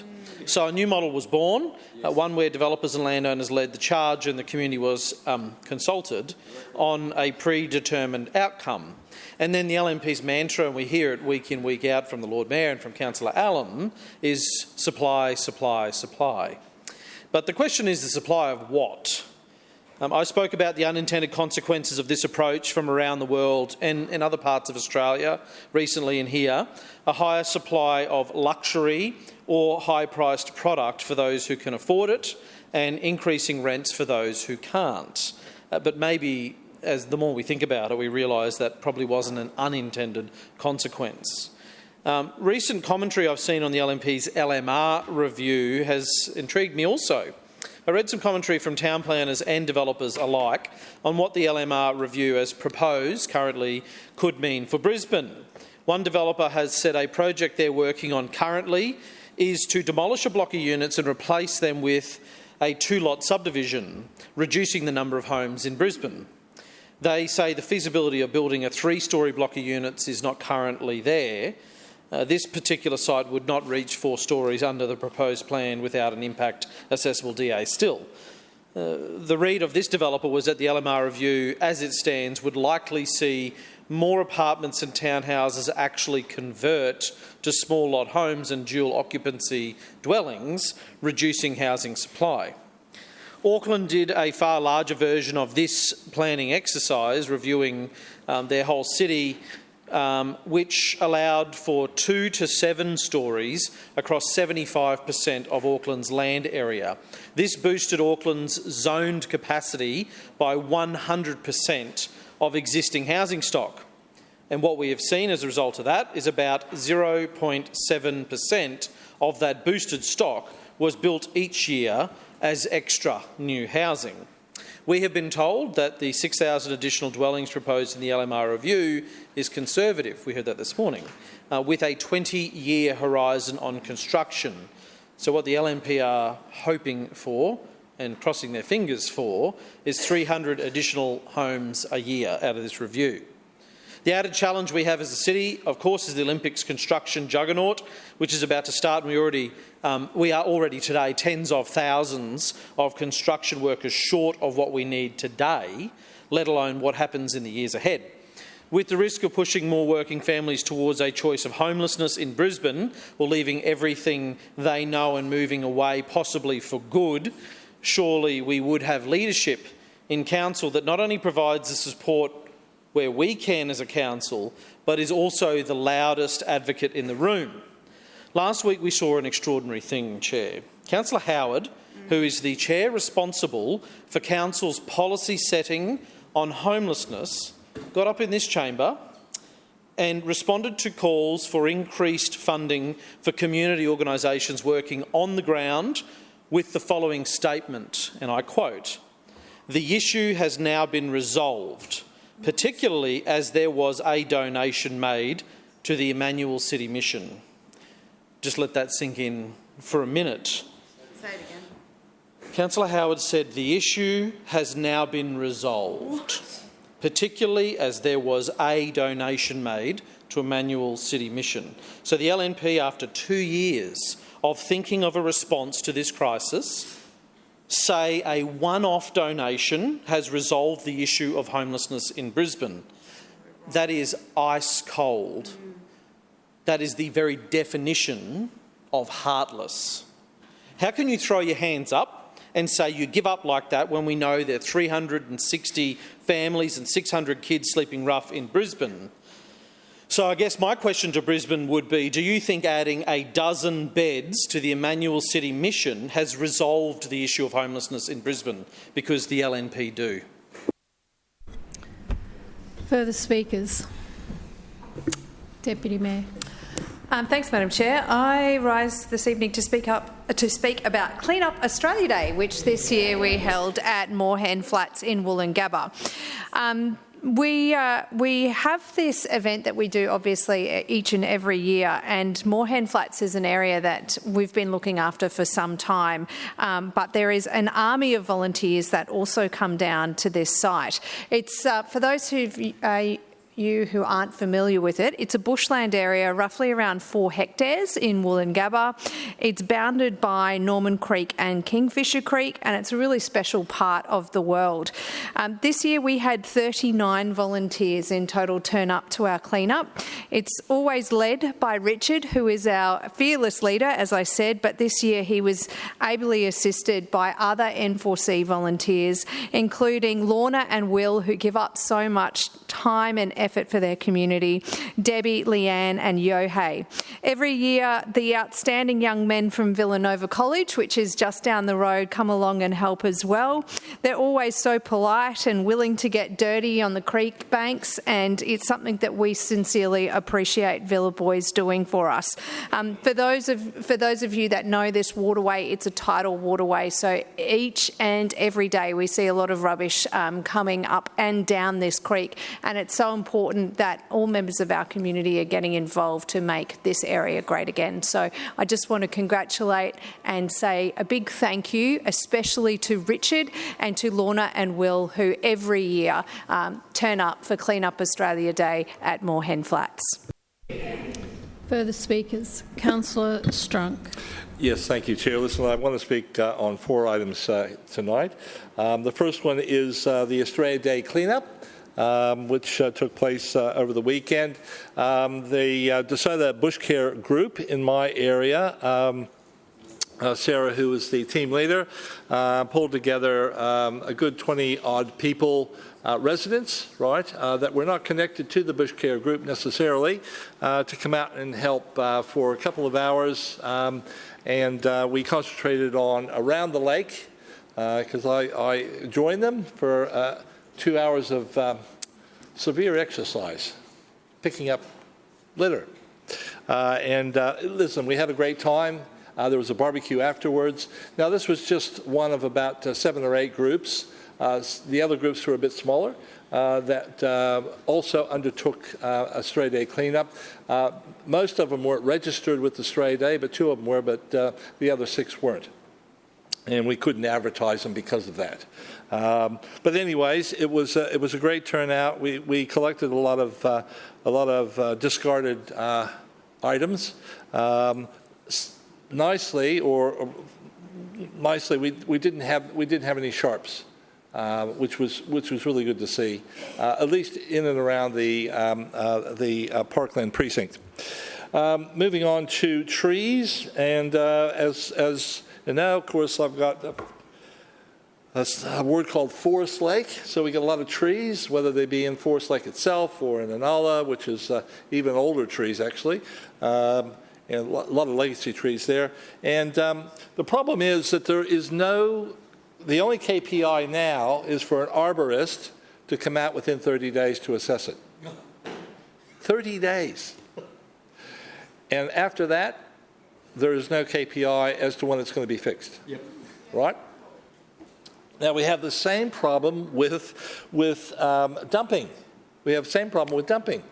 There is no KPIs on dumping. All they basically say is there's an extraordinary number of calls to the call center about dumping, and we can't give you a date as to when it's going to be cleaned up.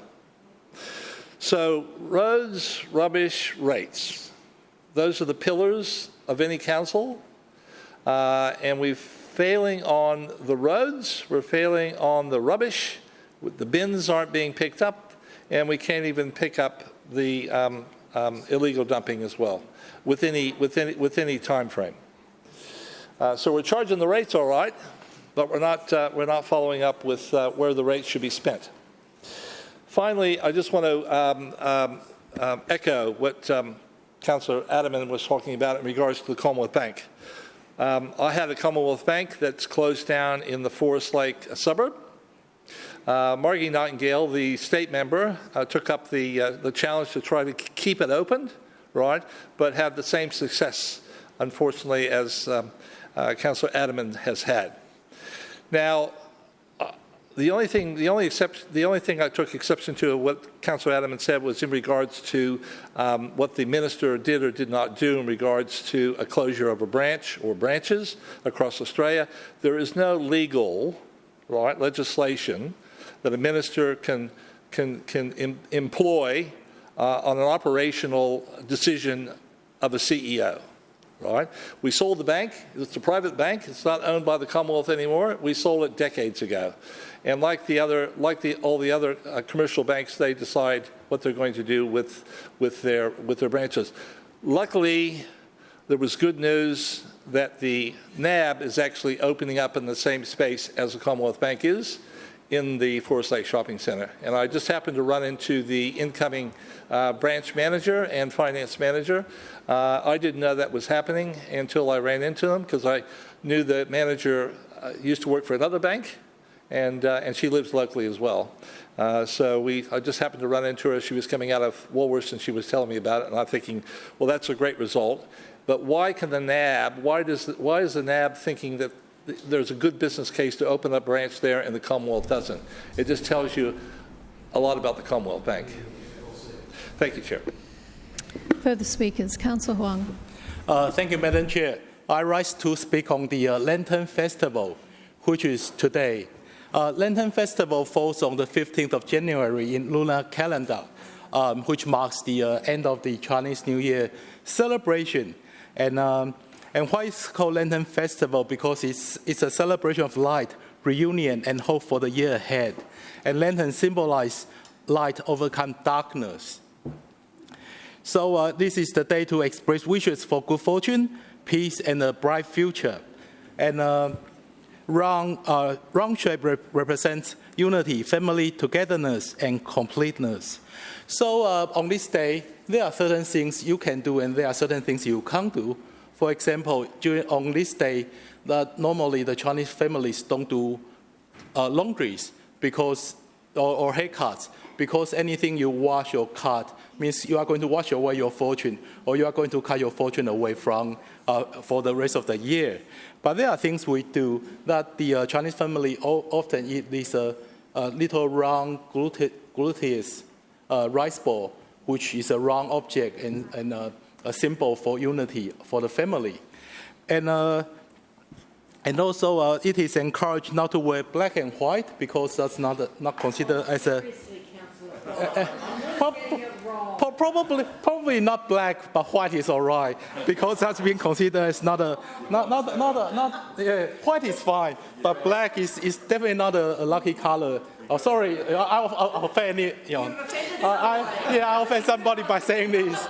Yeah, but, yeah. I'll change subject. And don't wear any damaged clothes. Don't go for the fashion. Having a hole on your clothes. That's being considered as that's right, keep away from fashion. But actually, before we come into a chamber today, I was going to forewarn the councils on the other side, because it's one thing you shouldn't do today, and that is to use harsh and abusive languages. Because if you do that on this day, it is going to haunt you for the rest of the year. So I feel sorry that I didn't forewarn the opposition councillors, because I hope that everyone's going to be celebrated today and the rest of the year. But just wish everyone a happy Lanterns Festival, and yes, and it's going to be a bright year ahead for the city of Brisbane. Thank you. Further speakers, Councillor Griffith. Thank you, Madam Chair. Just in general business, cover 2 points. So I do want to go back to the motion I tried to raise earlier about bushland, but I would like to start by, I know a couple of weeks ago the Lord Mayor and the LNP were all dressed in, well, the Lord Mayor wasn't, but the LNP were all dressed in red. like a sea of red. It was a bit like Mao Zedong was sitting over there. And I think that was in recognition of the Lunar New Year. And it was interesting to hear Councillor Steve speak then about the full moon and so forth. I think we also had a discussion about Ramadan, the period of Ramadan and fasting that was happening. But I've had a few people who noted that speech that the Lord Mayor gave, and they felt a bit left out because he'd forgotten about the Catholics. They're a very important time of the year for the Catholics and Lutherans and some of the Orthodox. I actually had someone from that side of the chamber say to me that they were a bit upset that the Lord Mayor was so focused on the Lunar New Year and Ramadan that he forgot to mention the Catholics. So I just want to say, for Catholics who are celebrating Lent and in a few weeks St. Pat's Day, good on you. You do a great contribution to our city. You do the Deputy Mayor speaking, I think. You give a lot to our city. Former Deputy Mayor speaking. You give a lot to our city. You've done a lot for our society, and I hope you're enjoying Lent and your time celebrating that. With the urgency motion, I'm perplexed. Would be a good way to put it, because by the time we went through that whole rigmarole of actually me moving the urgency motion, it turns out that you are meant to move the urgency motion and say what the motion is about. So I'm not sure why I wasn't allowed to move the motion. Anyway, all I can tell you, or tell the Chamber, is that residents out at Kenmore and Bridgeman Downs and Everton Park that we're meeting with for the last few weeks are really disturbed about what Council's doing with the clearing of habitat and the destruction of habitat on land that we have not allowed to be destroyed in the past. So that land has gone to court cases, it has been fought by residents and by Council, and Council's protected those sites. Now, in the last few months, Council has changed. Something has changed. And now the land that was protected because it was koala habitat, because it was a wildlife corridor, because it was in a waterway, because it had significant environmental value to the city, is now being allowed to be cleared by this LNP Council. And the bush care groups and residents are saying, what is happening? And for the life of me, I've given the opportunity for the Mayor and the LNP to have a say in the Chamber today, but they just want to block it. And they want to blur it and stop it. And all I can say is that issue is not going away. And people are paying their $21 million. They're paying out of their hard-earned cash for that land to be protected. And this is a time we should be protecting it and looking out for it and keeping it and preserving it for the future, not selling it off to mates or developers or friends. And it's really disturbing to hear some of the stuff that is being said out there, that the state government is looking at reviewing the overlays and looking at removing the overlays. And I wonder what role this council's playing in that. Are they siding with the developers and saying, hey, there's this parcel here, and hey, there's this parcel here, and there's this parcel here that won't be protected anymore? Because that's what the community is saying out there. And I know a number of you represent those people, and I'd say you're not listening very well to your communities. Thank you. Further speakers, Councillor Parry. Thank you, Madam Chair. And I rise to speak on one item tonight, and that was the Future Founders Forum that was hosted at Kedron Wavell by the Brisbane City Council last Thursday night. So last Thursday night we had the first of the 4 Future Founders Forums that will be held across the city. Now, these sessions are designed for students from years about 9 to 12 who have an interest in entrepreneurship, or so they want to be a founder one day, or they have an idea and they've got an early interest in business. And this is an area that's quite close to my heart. And I was there with Councillor Councillor Allen and Councillor Davis and yourself, Madam Chair, Councillor Landers, at the wonderful Kedge and Wavell Services Club to meet a lot of these students and also to hear from a raft of excellent speakers that came along.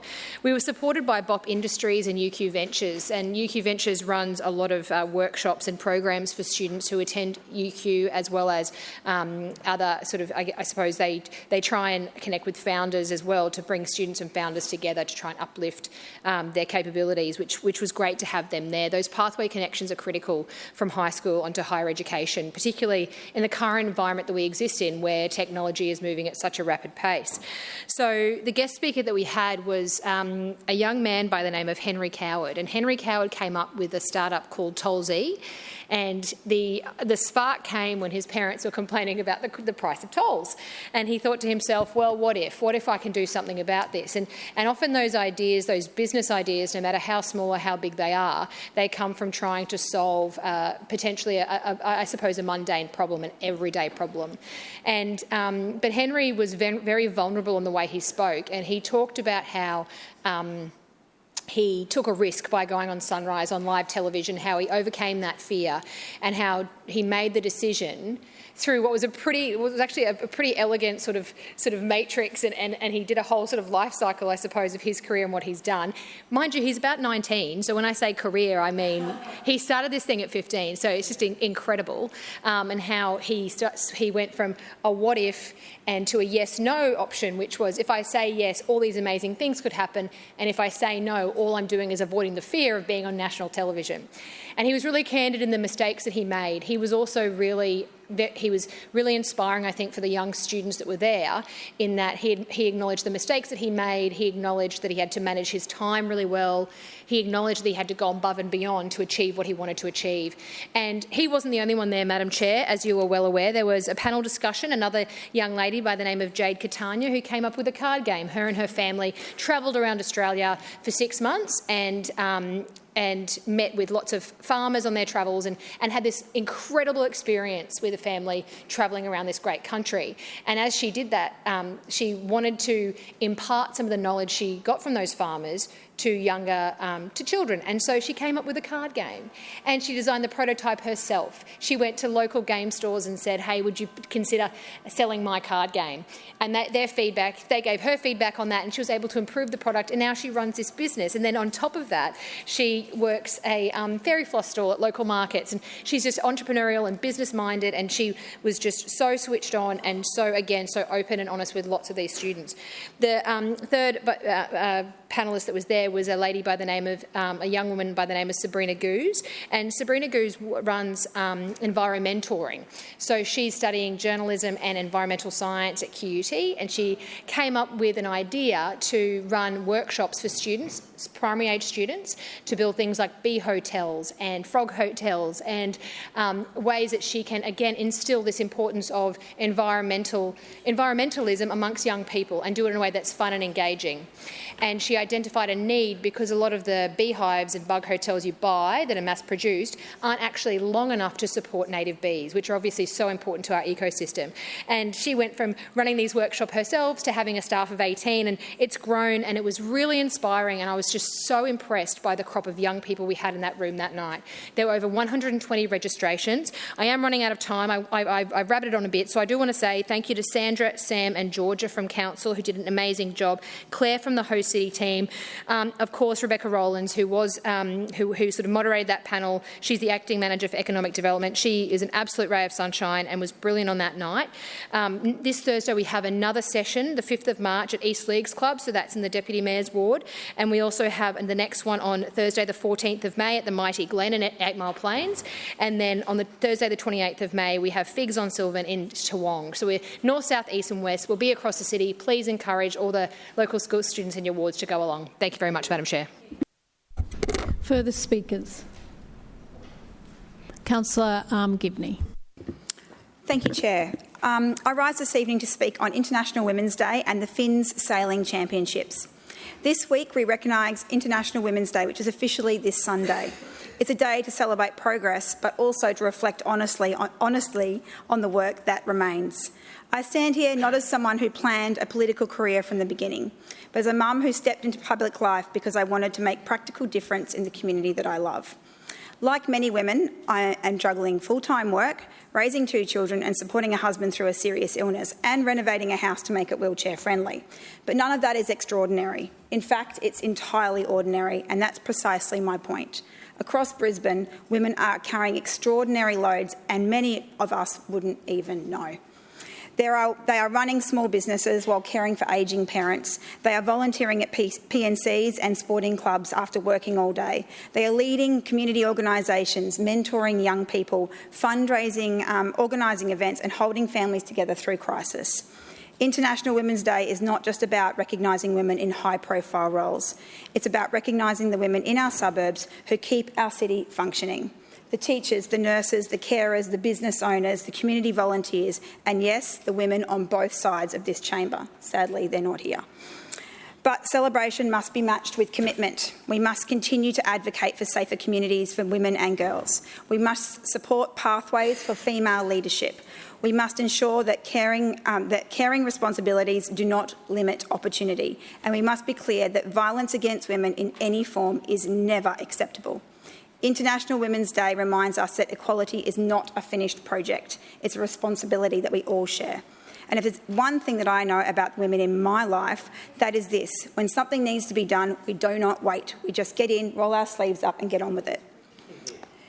February was a huge month for sailing in Manly. The Royal Queensland Yacht Squadron proudly hosted the FIN's Australian and International Sailing Championships, drawing competitors from across the globe to the waters of Moreton Bay. For weeks, our beautiful bayside became the centre of the sailing world. Athletes, support crews and families travelled to Brisbane to compete on Moreton Bay. In doing so, they not only experienced world-class racing conditions, but they also supported our local cafes, restaurants, accommodation providers and small businesses. Events like this demonstrate exactly why investing in major events matters. They drive economic benefit while showcasing Brisbane as an international destination. This competition also carried significant historical weight. The Finn Gold Cup is one of the most prestigious events in international sailing, and to see it hosted in Manly was something truly special for our community. I'd particularly like to acknowledge Stuart Watson and Rob Brown, OAM, and the dedicated organising committee for their leadership in bringing this world-class competition to Brisbane. Rob Brown, OAM, of course, is best known as a crew member aboard Australia 2 during the historic 1983 America's Cup victory, a moment that changed the face of international sailing, and we are so thankful that Rob continues to advocate for his sport. Congratulations to the Royal Queensland Yacht Squadron and to everyone involved. Our wonderful city once again proved that it can host on the world stage and do so with professionalism and a dash of bayside hospitality, because in Manly the competition on the water is only rivalled by the camaraderie back at the club. Thank you. Further speakers? No further speakers? Now ends the meeting.